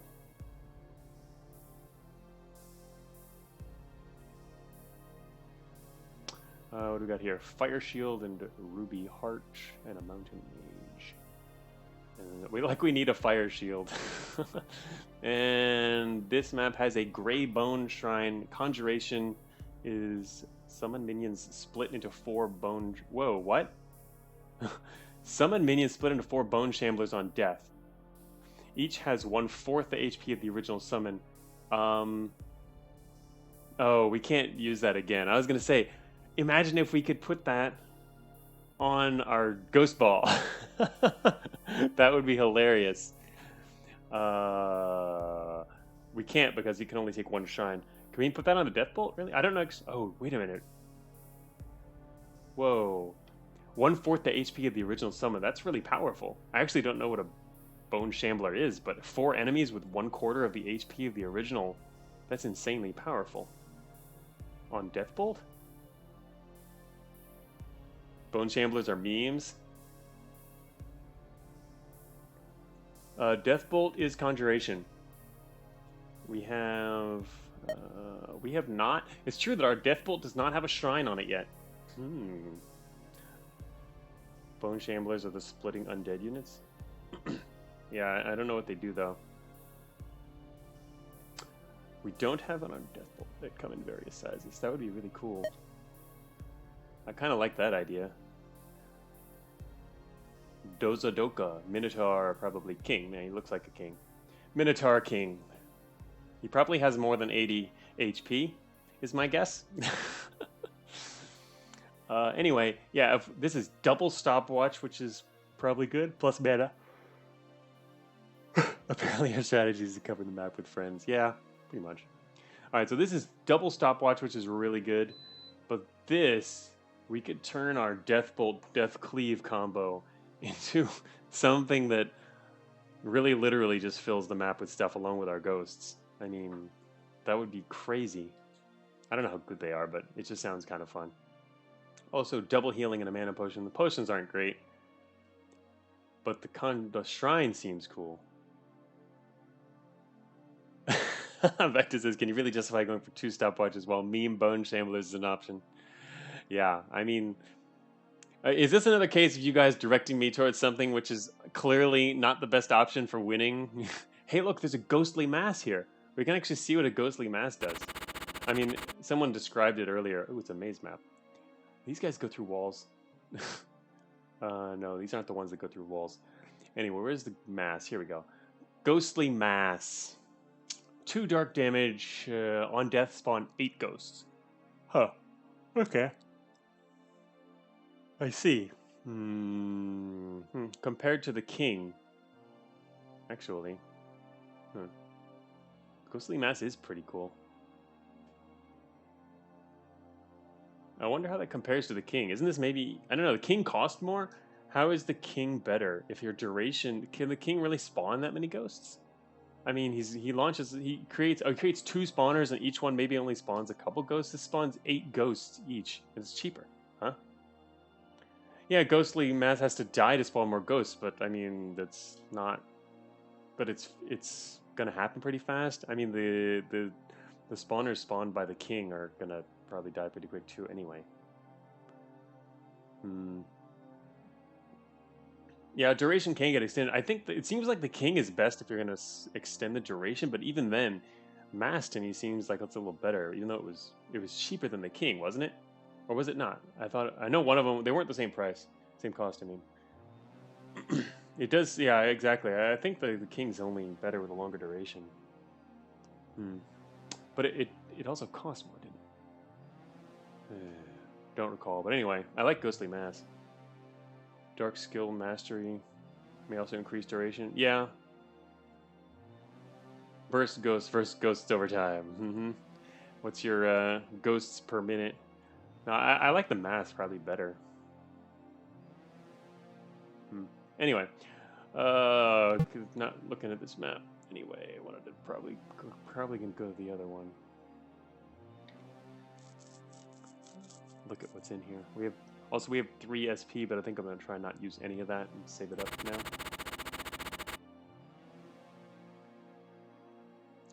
Oh my gosh, a map can look like this? First time I've seen that. A map where everything is in a tiny room. Well, slightly blocked off, but oh my gosh. Yeah, the map generation, I like the map gen. There's a lot of different varieties here. It's pretty cool. A single death cleave might kill this whole map. Maybe. I don't know how resistant they are. What's this guy? Okay, so this guy has 180 hit points. Wow. Yeah, we can almost kill him with our Death Bolt, but what's our Death Bolt at now? Our Death Bolt is 133 dark damage. We can almost kill him. We need, well, it's a ways off actually, but we need 2 Death Bolts to kill this guy, and we can't dominate him, which is a bit of an issue. Oh, well, not really. I'd like to dominate him, but that's unfortunate. What does this guy do? Yeti. The birds are shielded. They are shielded. That's going to prevent any kind of... That's going to prevent clearing this map. No, wait. We can use... not quite. I was going to say we could use Death Shock, but Death Shock won't work because of their lightning resistance. That means that the shock would have to take out their shield. Which damage comes first? Is it dealt in that order? It looks like it's going to be in that order, in which case the lightning will take their shield and the dark will kill them. Ghosts will successfully knock off shields, though, yeah. It'll help, but I think actually we might be able to shock these things to death.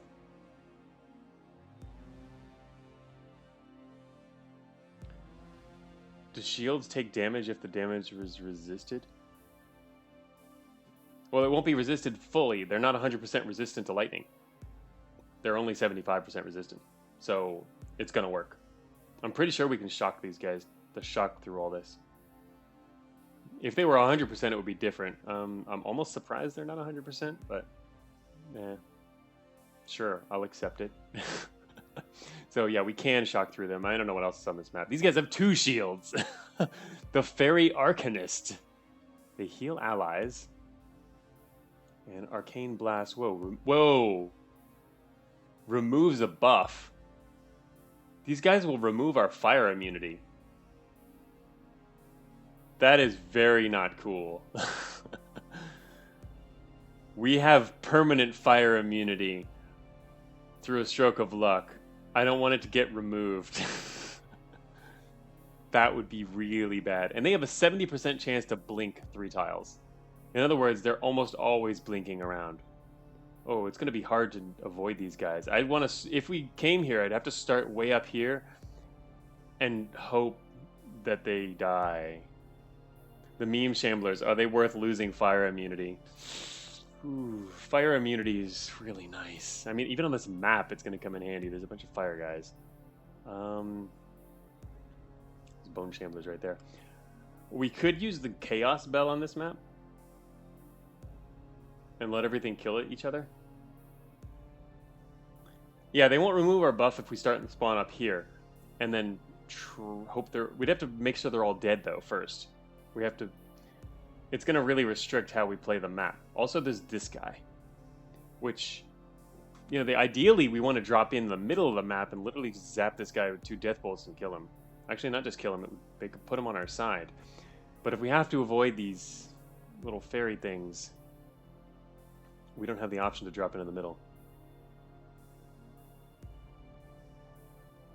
Yeah, I'm not worried about the Minotaur King at all myself. I'm just worried that if our summons come up against him, he's just gonna. Well, remember he's gonna summon the gates too. If we don't get rid of him immediately, never mind. We can just cleave through everything he summons. So honestly, maybe it's even better if he's summoning things because they'll all become our friends. We'll just the gates are actually good for us. It's true. Okay, so I don't have to worry too much about him. He's fine. I'm mainly just worried about these other guys then. All right, let's see. These do lightning damage at 5 range. I think we want to use the Chaos Bell. What's everyone else think? Mainly just because I want all these fairies to die quickly. Even though they have 2 HP, it's not going to happen quickly, but... Yeah, everything else is pretty simple, actually. I mean, most of these enemies are pretty weak. This guy's living, 75, 14 physical. Sheesh, it's more skeleton bait. All this other stuff is like skeleton bait. And except for the birds, we're going to have to try to shock through them. Yeah. Bell seems unnecessary here, you really think?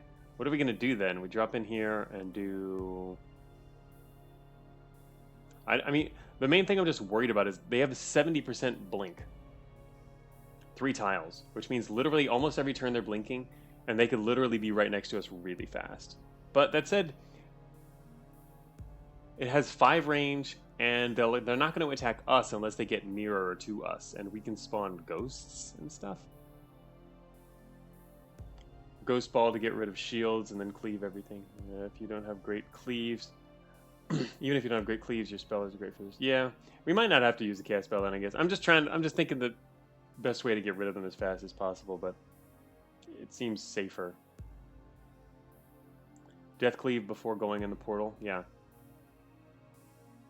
Oh, Ampersand has a good question. Would the Arcane Shield prevent their debuff from working? Huh. It's true, because they're doing Arcane... 4 Arcane damage, removes 1 buff. You know what? Oh, I don't know the answer to that. I wonder. It might. Say it's a really good point. You can use downstairs to send a portal on the same tile to save a turn, I think. Yeah, that's what I did last time. Although I think it still took a turn, didn't it? Or no, it was... anyway. Yeah, it's a good question. Whether or not the buff removal is avoided if we can block the damage. I think it probably is my guess.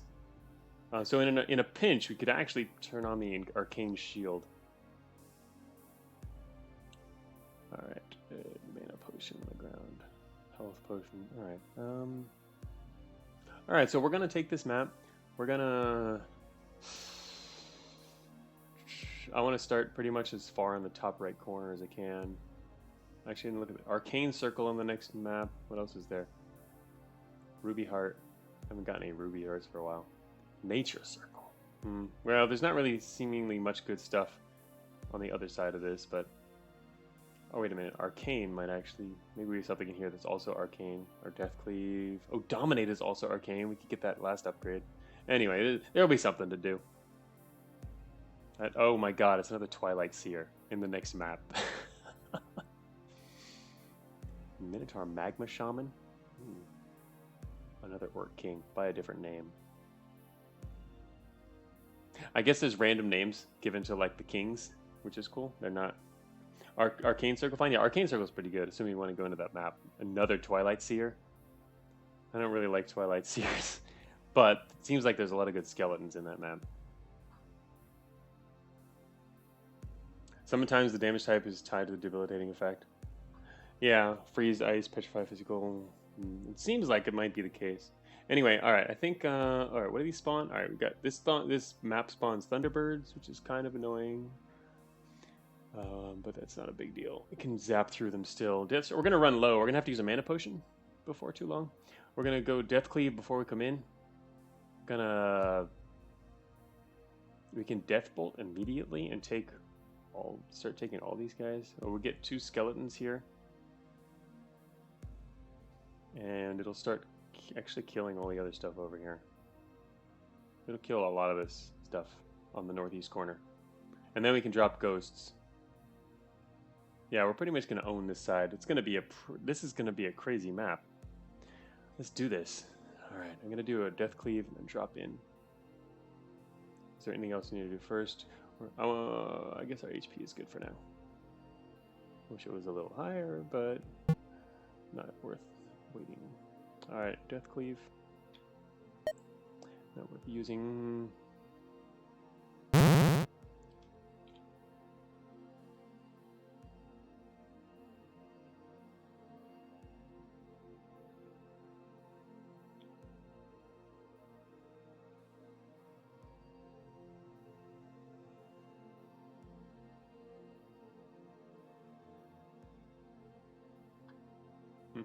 Anyway, sorry, I'm just taking some out. Okay.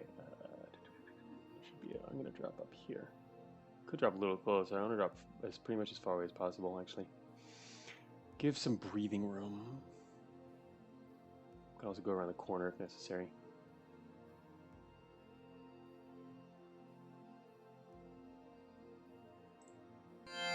Okay, Death Cleave does get 2 turns on it here. Death Bolt, this guy.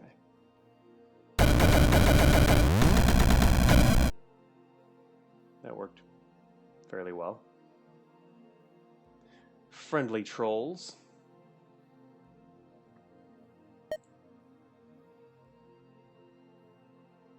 Friend group 1 is go. Call friend group 2. This is where you wish the map was more open, right? It would be really effective down here in the middle. We could fill this entire area, but I can't get down there. So I'll accept this. This is acceptable. Not gonna be able to do anything in a second. Oh, there's more spawners here. I didn't notice. The Minotaurs. Oh, that's cool. I actually don't mind that. Oh, never mind. I didn't notice him because he's the one who created them. Duh. All right.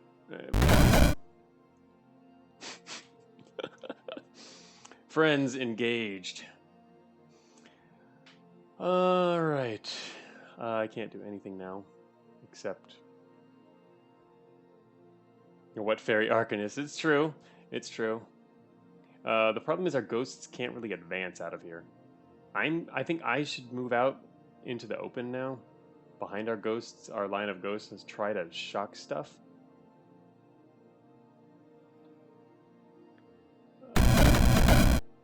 Just gotta be careful that I don't get caught out in the open. Yeah, if we fill all the Arcanists can't teleport over here either, which is nice. How far is the to blink to a random tile? They can only blink up to 3 tiles away, so if we've got a wall of ghosts, they can't even get close. Alright, we can do Thunderbirds. Yeti. 75. Our Death Shock together does what again? 70. Wait, shoot, it does 74 damage. We can't actually shock the Yeti to death. We could get a Thunderbird friend. Kind of tempted to cleave first. And then go for that? Nah, it's not really gonna work. Gonna get blocked. Maybe I'll just shock instead. Shock the Thunderbird. Yeah, it wasn't very effective. Yeah, off by 1, pretty annoying. Off by 1 errors. Now the Yeti's really damaged though. Okay, another shock actually would be really good if I can actually hit something now. Yes, we can. Damn it, it went down there and hit this Yeti. Now both Yetis are almost dead.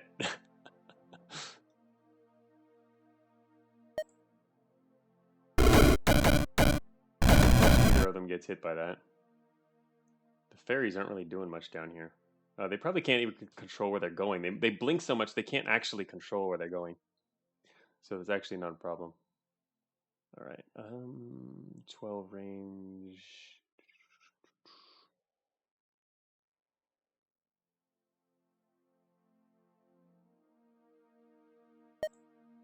Damn it, I can't hit him. I'd have to move over down here one. I wanted to hopefully Death Bolt this Yeti. Because that would be a pretty effective ally to have up front. You can hit the nearby Thunderbird? Yeah, I know I can hit him. I was looking at him, but... I mean, that's just 22. I don't really care about him. I wanted the guy with the high HP. This guy's going to die immediately. Better than nothing, I guess.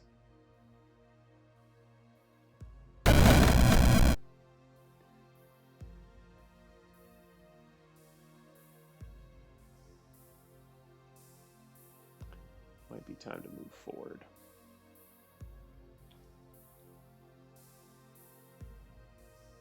Actually, yeah. Fairies ended up staying a lot in the same place. They can't really get up here. Not even because we're blocking the space, but just because they can't control their movement direction very well. They end up naturally staying in the same area. Oh, did he? Oh, he moved down. Damn it. No, he died. Never mind. Oh no, he moved up here. What am I talking about? Oh, we can take this Yeti. No, we can't. Forgot where I'm standing. We can take this Yeti. This bird's getting close.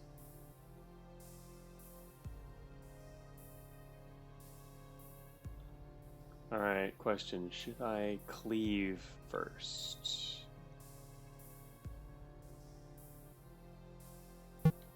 Try it.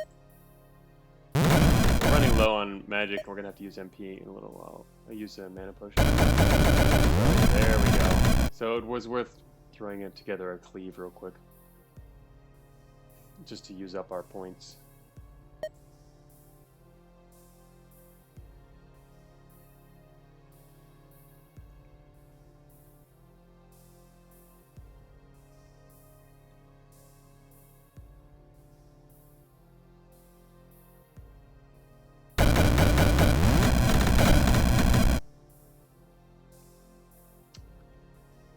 Fairy Arcanist approaching. Gee, I want to like drop a ghost ball, but there's no room to drop any ghosts. It'll drop like 3 or 4 ghosts. Minotaur just summoned a gate over here.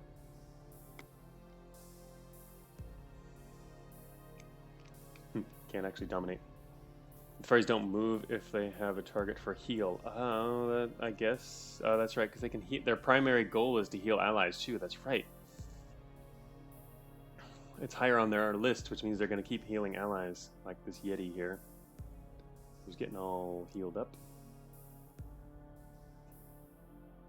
Alright, next thing I want to do. If I move up here... If I spend a couple turns moving, I might be able to take the Minotaur King. Ah, he moved away.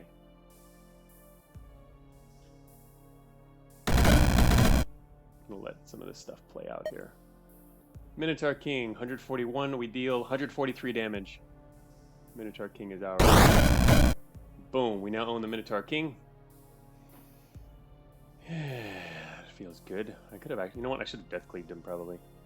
Yeah, 143 damage, now 144. I should have death cleaved and then done that.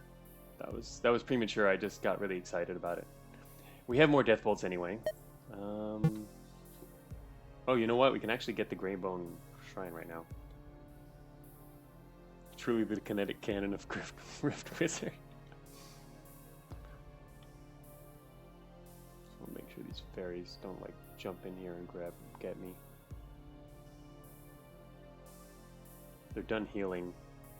This fairy could technically, theoretically move, jump. I'm trying to move over here to grab this. I just don't want to get ganked by this fairy. I mean, I can drop a ghost ball to be safe, but it's not really going to work very well. Wait, radius. Does radius mean line of sight radius or not? Or is it dropping? It just literally drops everything in that range with this particular spell. It's spawning in the radius. Does that mean it can go across walls? I actually haven't been noticing that.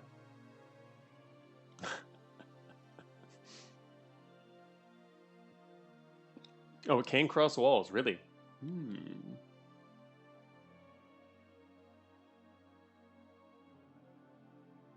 Oh, good point. Right. If it's a highlighted tile, the spell happens there. Yeah, okay. I think I'm going to use this last ghost ball then. Just to be on the super safe side. Because I want to now move over to the west side here. Get this shrine. Why is it letting us do the ghost ball? Oh, warning. Will replace enveloping attunement. Oh. So you can actually replace... I didn't know that. You can replace... Use your shrine to replace the ability. Yeah. Okay. Anyway, I wasn't planning on doing that anyway. But let's go for Death Bolt.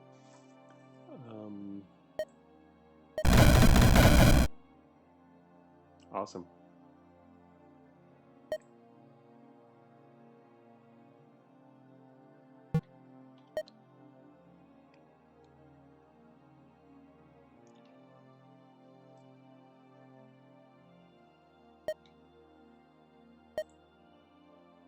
Yeti. Let's make a whole bunch of Yetis. Or high HP guys, I mean. Let's just see what happens here. I'm gonna do... oh wait, once again, I'm tempted to first... Should be out of turn to do the Death Cleave.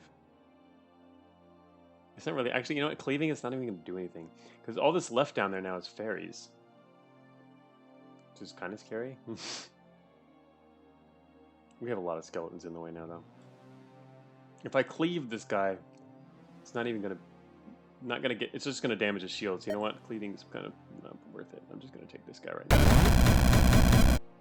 Here we go. He's got a new thing on his description. On death, spawn 4 bone shamblers. Alright, you have to watch that guy. Skeletal Yeti. Running out of spells. Very efficient use of mana here. We have a Death Shock. Can't really get through fairies. I think 9 heal, 4 damage, and removes a buff. I think we should be able to mostly have our skeletons finish these guys off. I'm gonna have to use a mana potion soon.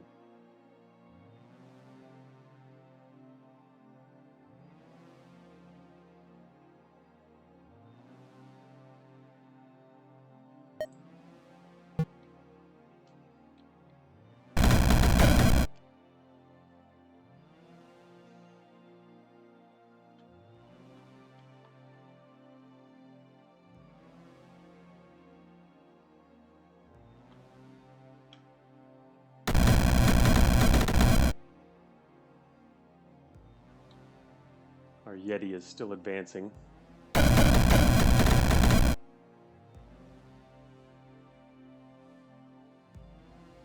there's a Minotaur over there.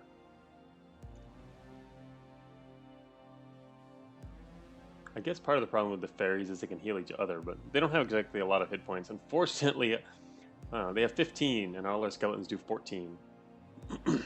Fairy healing could become a problem. There are a lot of fairies. The main problem is, like I was just saying, our skeletons don't do enough damage. Also, this troll. I can't even get rid of the troll.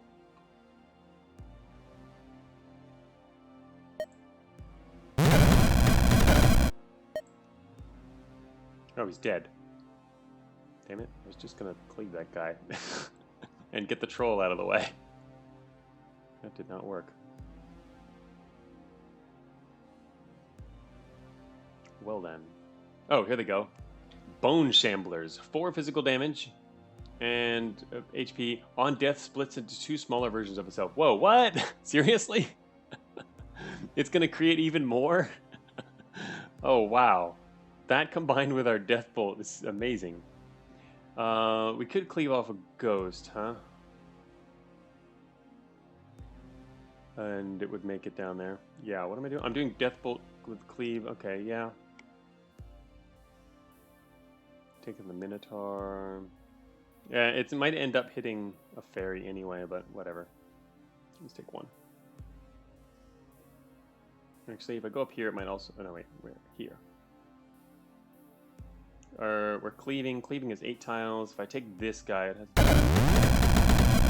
okay, well, we destroyed some stuff there. I didn't get the guys I wanted, but...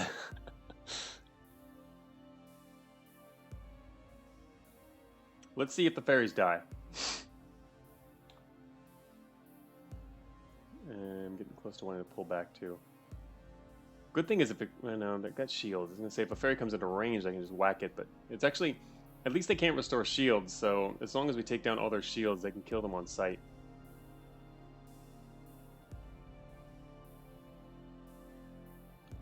Maximum friend build, indeed. Death Shock...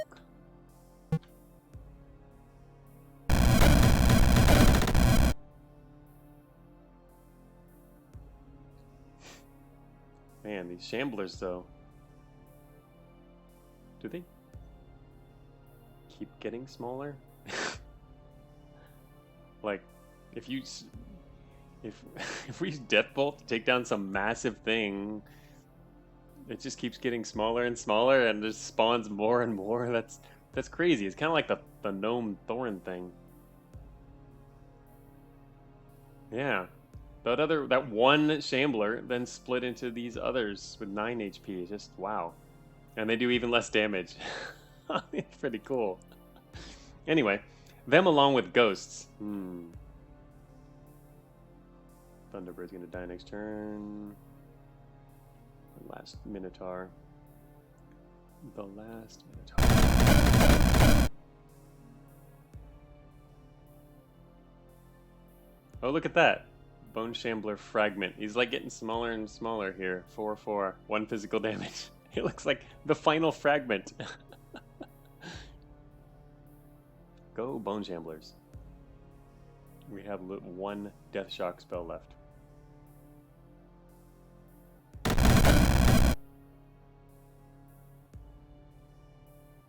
Of course, if they try and fight a Minotaur, which is going to keep getting healed, this could go badly. A friendly Ghost Gate. There's 1 more Thunderbird Gate down there. Alright, I think we're going to use a mana potion here. Actually, wait, can I Death Shock this guy to death? It might accidentally hit a fairy, but I wish it would... I wish their shields were down. There's too many shields up. Yeah, I do like how they keep getting smaller. Thunderbird for 10. I'm going to kill this guy. For our final spell. Fairy. Did manage to kill the fairy without a shield, and it got blocked by something else, but it's okay. Alright, now we definitely use a mana potion, because I have literally 0 of everything. Maximum efficiency.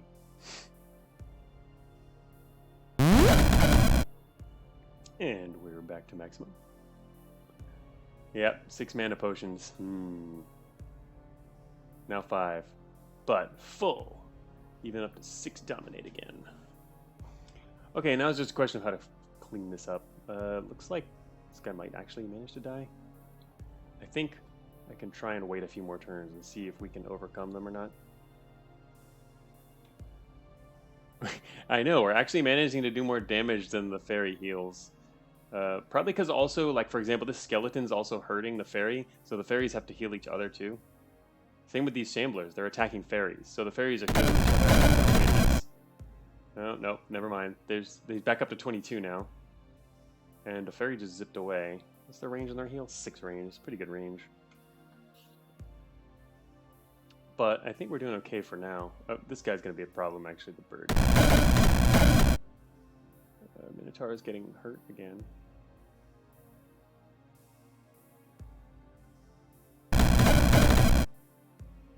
This Thunderbird's coming after us now. Minotaur also is not dying, which means I have to deal with this myself. Well, I was really hoping that they could do this, but it looks like they're going to need my help. Gonna drop a ghost ball then.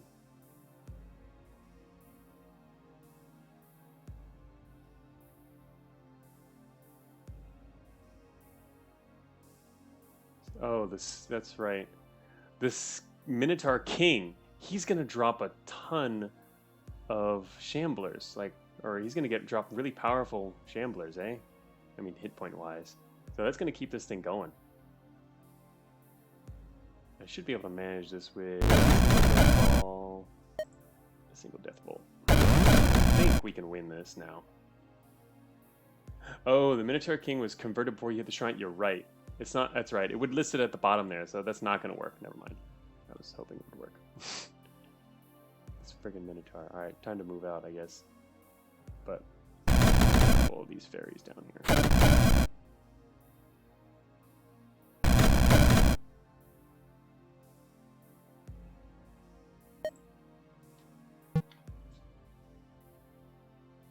Can you guys get rid of their shields? At least they're not spawning fairies.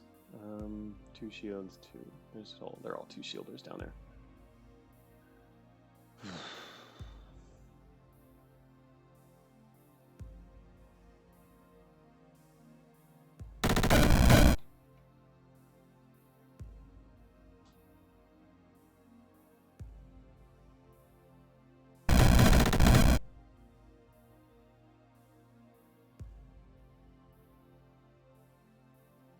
Eight left.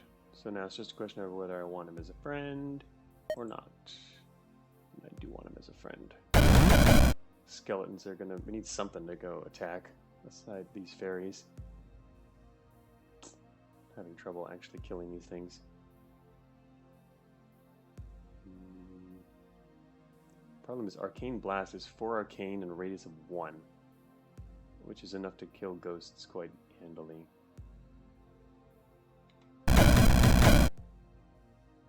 Alright, there's 5 fairies left. Can you guys, like, kill 1 or 2 of them, maybe?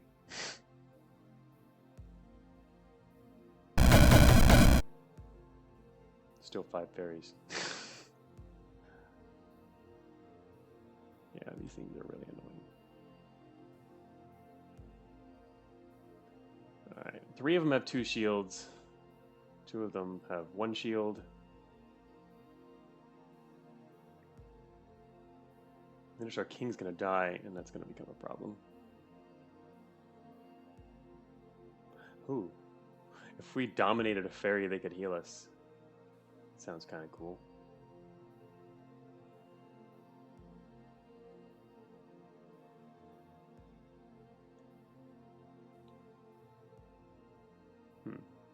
I actually don't have a good way to deal with this. Domination always a good call. Yeah, it is a good call in a lot of cases. Anyway, maybe I should start trying to death shock them, just to get them down. I want their shields to go down though. They still have so many shields. All right, one of them lost his shield down there. Actually, wait a minute. This one has a single shield. I can start death shocking. Here we go. All right, I wish I could shock that one, but whatever. Alright, I took down his shield, or one of his other shields. Both of them, yeah. Alright, that actually helped, at least. This one's down to 1 HP. He's gonna die in a second. And this one's hurt. Alright, we got this.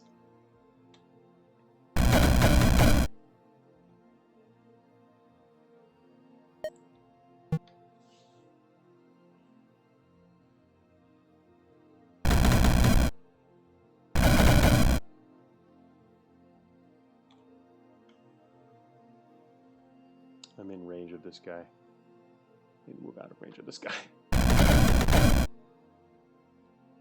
Alright, lost his shield. Ooh, this guy's... They're now not in sight of each other, so that's good.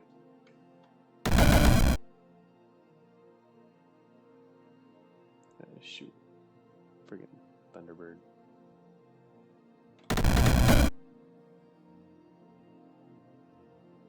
Don't think we have enough to take them out. Not on the field anymore.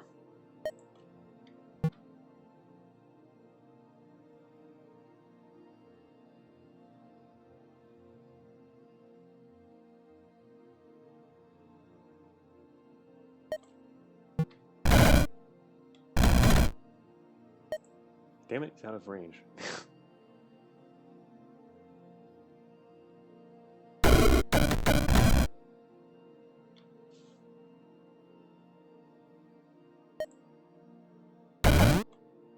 These fairies are annoying. Alright, 1 shield, 2 shield. Still 1 shield, 2 shield. What's the range on this guy? Gotta check their. No shields. Too bad he's at a dominate range. Last one, 2 shields. Everyone, go. Damn. That took a while for a small map. SP6. Thank you, Victus. Alright, Ruby Heart. And at least now, yeah, we've now got a Death Bolt, which just does even crazier things with those skeletons. I don't know. I feel like that could also be a disadvantage in some ways, because if like you've got some really powerful skeletons, they get blocked behind a bunch of weaker ones and can't get to the targets and end up getting zapped by longer range enemies. Depends on what you're fighting. But I mean, I guess it doesn't usually hurt to just completely fill the map. All right, so I think here we were looking at the Arcane Circle as the likely next target. Nature, I haven't really even looked at. We need bigger maps. Yeah, we do need to do bigger maps. This one was interesting. At least it was a way to stay away from getting attacked by the fairies. That worked out well, I think. So if we go here, we gotta fight another Twilight Seer. Whoa. There's a crazy map. Huh. Well, this is a map where you want really powerful individual enemies because there's bottlenecks. Less so for swarming, but it can be really good for chaining. Well, no, not really good. Really good. Open is still better. I mean, beam. This is good for beams. All right, where's Mr. Twilight Seer guy? He's right here in the middle. Starfire Chimera. I've not seen one of these before. 26. Fire damage, 2 rate. 5 range, 2 radius. Void. Beam attack melts through walls. So these guys are going to basically start chopping the walls apart. But it only has a 5 range, which means they're really going to be chopping the corners off walls rather than like chopping through the entire map. Resist fire. On reaching 0 HP, transform into a star lion. Wait, on reaching 0 HP, transforms into a fire snake. What does that mean? Does that mean it transforms into... okay, it transforms into both of these. That's 2 separate abilities and they both happen. So this splits into 2 different types of enemies. It's the Starfire is a mix of a star and fire. Okay, sure. Trolls, regular old trolls. Minotaur, standard physical, nothing problem there. Huh. Minotaur Magma Shaman, 45 HP.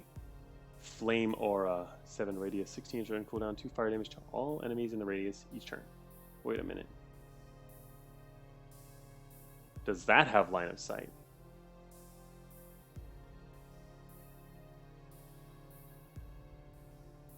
I wonder how long does the aura last? If that doesn't have line of sight, that's really powerful on this map.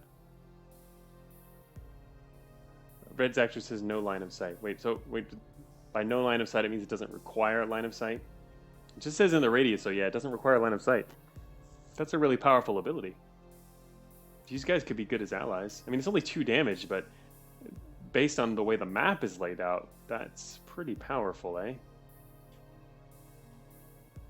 Can't hurt us, but also I didn't even look at the rest of their stuff. That itself is good. They also have Cauterize, 10 fire damage, 5 range, 14 cooldown. Heal ally. Heal target ally for up to 15 HP. Whoa, deals 10 fire damage to all adjacent enemies. That's pretty cool. There are enemies that have map scale damage ticks like that. Man. I mean, you get powerful, but yes, so do the enemies. Seems like it escalates pretty crazily, though, as in, like, the entire map can change suddenly. Magma Shell, 12 range. Grant an ally 50% resistance to fire and physical damage for 5 turns. Afterwards, deals 9 fire damage to adjacent units. Their other abilities are just okay. Interesting, anyway. Then they also do Firebolt. Flame Aura is kind of the more interesting one. What does this map spawn? Spawns Minotaurs. Lots of Minotaurs. So 7 Minotaur spawners. Don't see any other spawners. Oh, 1 second here.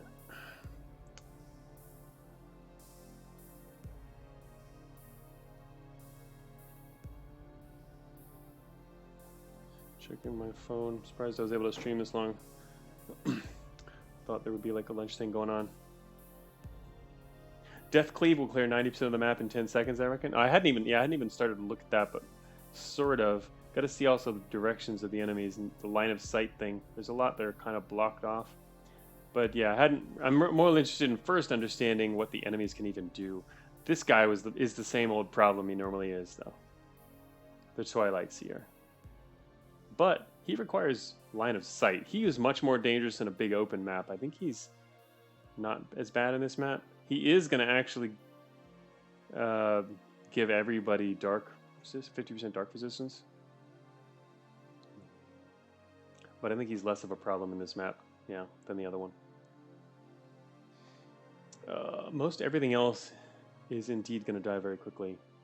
I mean, even this guy, these magma shamans you can annihilate them. I want to dominate one of these shamans for the range damage, and then stick him behind a bunch of ghosts. Also, but it does say 16 current turn cooldown. I don't know how long the aura itself actually lasts. Dark resist is no match for 145 dark damage. This is true. We now do 149, by the way. But yeah, the resist isn't going to matter here. Alright, is there anything else? There's mainly these starfires, which can split apart, and I don't exactly know what they do. But they can't possibly be more powerful, right?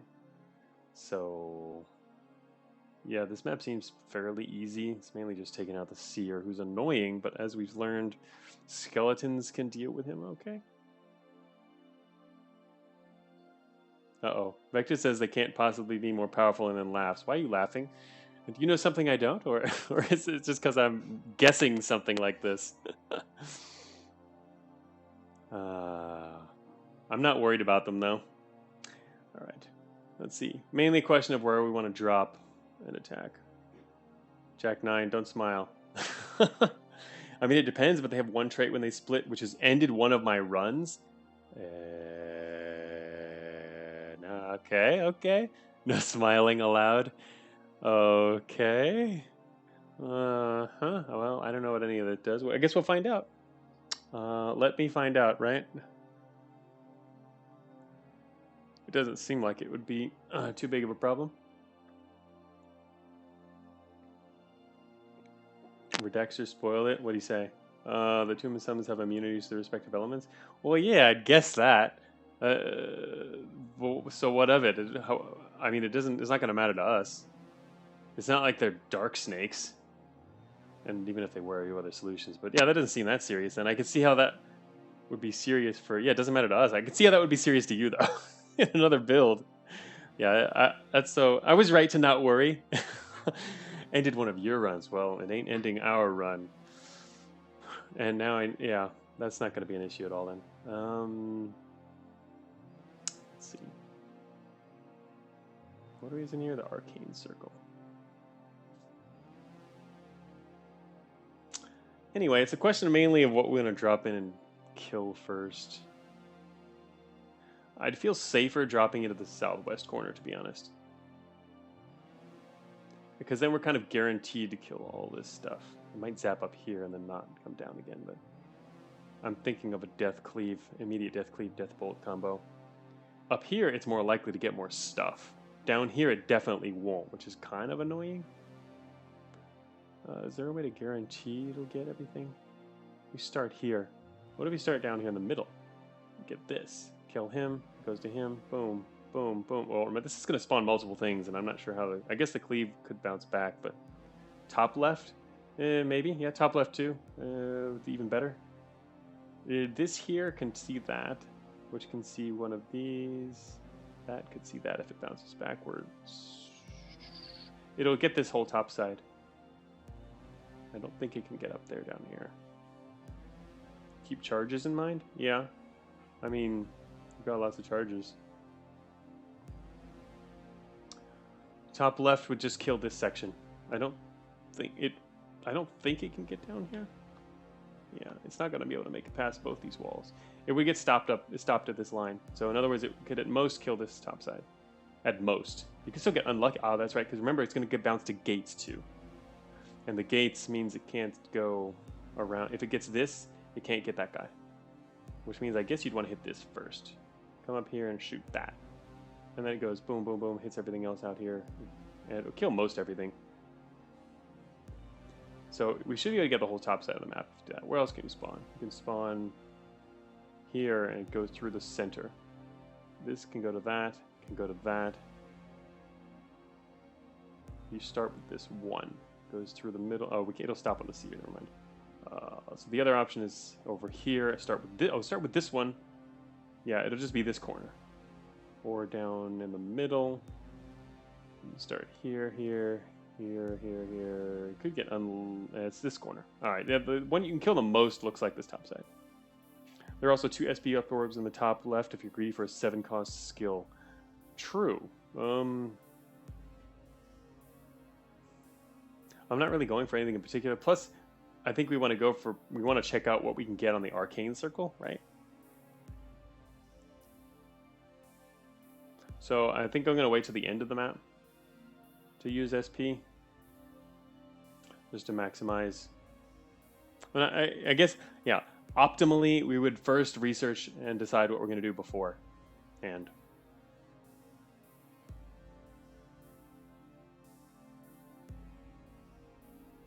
But yeah, we're gonna try and this map's the circle, so it makes sense to use that. All right, so I think we're gonna spawn up here and kill this first.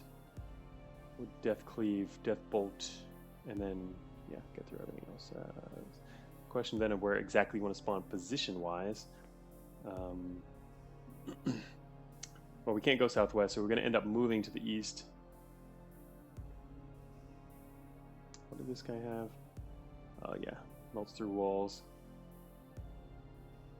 I kind of want a magma guy on our side with dominate, but yeah, let's just kill him.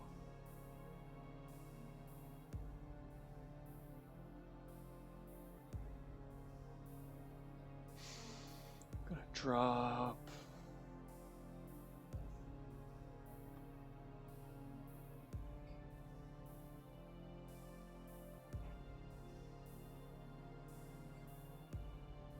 $67. 149. Drop right here. I think I want to drop here. Alright, time to cleave, then drop right down. And we have 62 HP.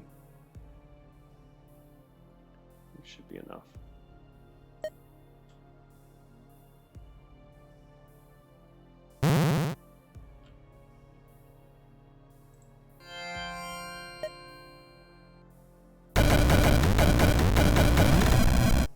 Okay, that mostly worked. Didn't quite get everyone over there, for whatever reason. We can now see the Fire Snake. 100 resist fire, 50 dark.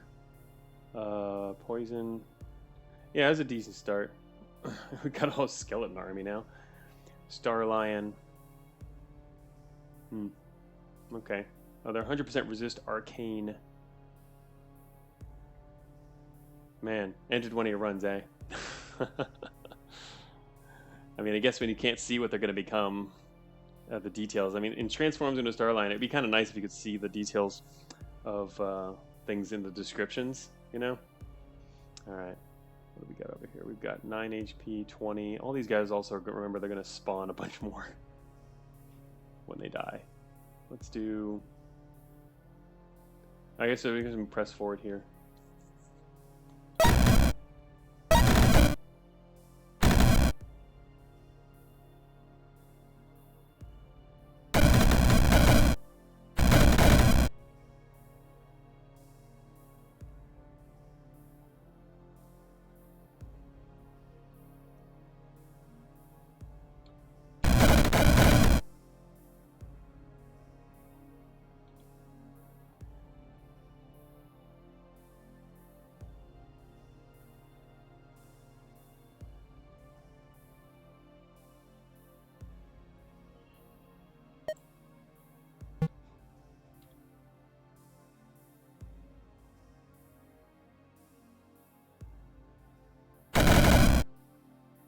was thinking of whether I would like to cleave and bolt there, but there wasn't 2 turns left to do it in. Now it might be worth it to get the rest of these guys coming in.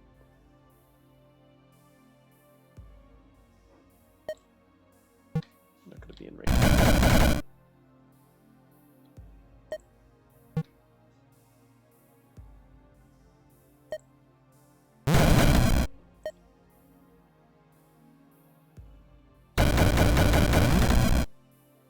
I got fewer guys than I wanted. I was hoping it would trail down into there. Damn. Well, we could still Death Bolt here. Yeah, that was kind of unlucky. We could still Death Bolt here and one more. I still got the cleave, so it's worth doing. Just gotta find the right guy to kill. What is this? Bone Shambler. Definitely Bone Shambler. Wait, what? Did I just do something wrong? Oh wait, he's friggin' immune. I'm an idiot. All these things are immune. I can't bounce off them. Ah, shoot. That was dumb. Oh well. Not a big deal. Forgot. I can't bounce off them. Whatever. Oh wow, check out this row of guys coming in. Sweet. Invectus laughing. I know, it's laughable. This whole corridor down here is just asking to die.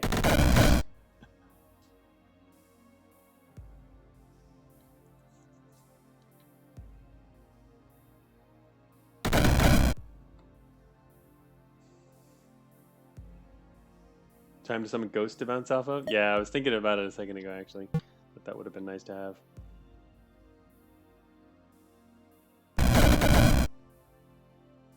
I like Death Cleave on non-LOS spells. Yeah, it's pretty amazing because it can, you know, bounce around, go around corners and stuff like that. Alright, what do we got here? Should be able to get these guys before they die. Alright, try this once more. It should get us the entire corridor down to the guy down there.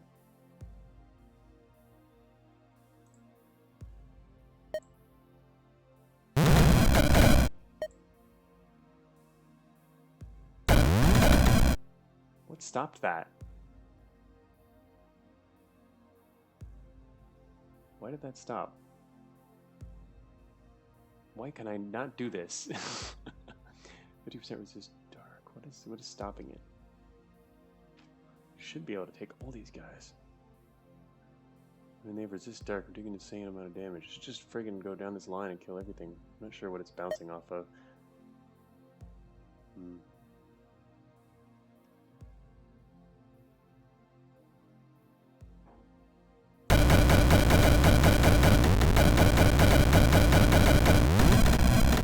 Okay, that was a good bounce. Yeah, that's more like it. Follow up like 2 or 3 unlucky ones with the one that owns almost the entire map. That's what I was waiting for. Sheesh, what the heck? Crazy. Why did that not happen before? Yeah, that's right. Okay, we now own the map. There's a question. Now it's just a question of how long it's going to take to try to kill this seer in the hallway. But actually, he can't do a whole lot in the closed-in area, and it's mostly fighting skeletons. So we're going to own this place. Okay. I'll just watch the seer here. Watch him see how fast he dies. Oh, you know what? Remember, he's going to teleport too. Going to be ready for that. When he dies. There he is. Oh, he's still surrounded. Also, all of our dead skeletons are going to start summoning shamblers too. The seer's already dead. Die, troll. Go forth, my minion. Do it. Oh, yeah, right. We own this corner down here too.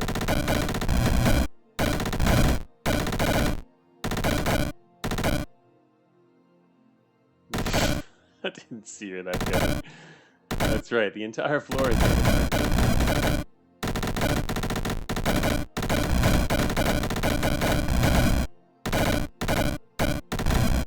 Are they gonna have trouble getting through this corridor? They might with the bone shamblers. have to move forward just in case I need it. Alright, they got it. Oh no, they lost the south side. Shoot. That's not good. Oh, we killed that guy.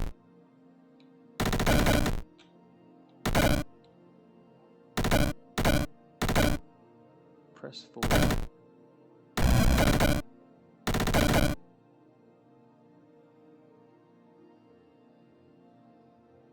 This guy does 0 physical damage. Nice fragment, man. Alright, I'm gonna use a deadbolt here.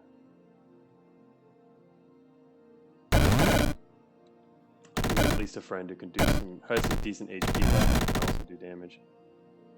Oh, that's right. I forgot about these guys charging. Kind of dangerous. Shouldn't get quite that close.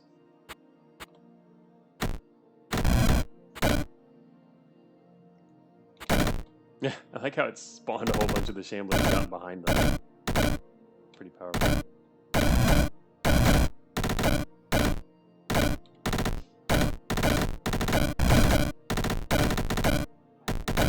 Shamble 4.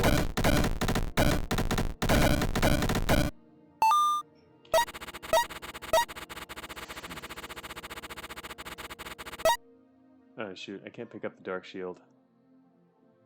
There we go. Yeah, slow and steady. Alright. We're now running into our... This is the first time we've actually run into the item inventory cap. We've got a dark shield here I can't pick up. So I'll have to decide next time what I'm going to do with that. Because the stream is going to be over now. We're going to do an arcane circle. We have 9 SP. And an arcane circle. 9 SP, arcane circle. Got to decide what to do with this. And then check out where we're going next. There's a conjuration, another conjuration circle. There is a Tundra Shrine. What? Tundra Shrine. Enhances translocation spell. Whenever you cast a spell, summon several troublers near the location it was cast from for 7 turns. The number is equal to the spell's level. That sounds like complete chaos. You love that, Vectus? It's your favorite? That sounds like total chaos. Like total chaos. Isn't that dangerous? It's teleporting enemies all over the place. I mean, I don't really want a bunch of teleporting enemies. You understand why I like it? I know. That makes a lot of sense. I'm not surprised. Another arcane circle. Oh. Wait, what? Oh, this one was conjuration circle. And that's what we've got here, arcane. So we can get another arcane circle. Mana potion. These aren't exactly... All these rifts actually kind of suck. There's not much in them. Just mana potions... Or healing, mana or healing, and just basic circles. I mean, I don't really want the Tundra Shrine. That just sounds like asking for trouble. Like, literally. It's a very apt name. Anyway. Yeah, I do not want a bunch of teleporting enemies. Very dangerous. I mean, it sounds like cool, but now I'm kind of hoping to win. Anyway, a lot of arcane translocation, so let's get purple in this one and buff it up. I don't think you mean buff it up. That sounds like trouble. Anyway, I've got 9 SP now. We're going to try some cool stuff here. We could go for the Dominate for current HP, which I really like. That idea. Then we could take in stuff like the Seer as our friend and just, I don't know. Then we don't have to worry about almost any enemy in the long run. And they could even be our friend. Obviously, the one thing I don't like about that is then the enemies that you're getting, or something you get that way is they're damaged, right? They're not at their full. But Death Cleave is also arcane. Didn't we already finish with Death Cleave though? Oh, I didn't do duration. That's all. If we want that one, yeah. I don't know if we want duration. Anyway, we'll talk about the next time. Today's stream is coming to a close. Already lasted longer than I wanted. Thanks for joining me on this surprise weekend stream. Made it through a good another 5 realms, all the way from 12 now up to 17. Finished all those, so I'm gonna pick up here next time. And yeah, thanks everyone for joining me. We're gonna do this next week. I had to change my Twitch schedule to include Rift Wizard next week. So yeah, that's right. And we didn't even use like almost any ghost balls this time, and I mean we've got crazy range and just make massive numbers of ghosts and a king. It's pretty awesome. So yes, the October stream. It is. I'm. It's fun. I'm kind of underwhelmed with it, mainly due to the duration thing. We could buff that up, but I mean, actually, that's not on this floor. It is. Technically, we could. No, it's arcane. We can't buff that up here, or at least not cheaply. But I don't know. Slightly disappointed. I would have liked the horror better, but well, anyway, it's fun and it's also not bad. So let's see what happens next time. So again, yeah, thanks everyone for showing up, and we will finish this. No, well, we're not going to finish next week. I can see this taking at least 2 more streams until this run is done, assuming grouping. So yeah, lunchtime. Horror definitely a bad idea if it goes so hilarious. It is pretty funny. All right, see you all next time.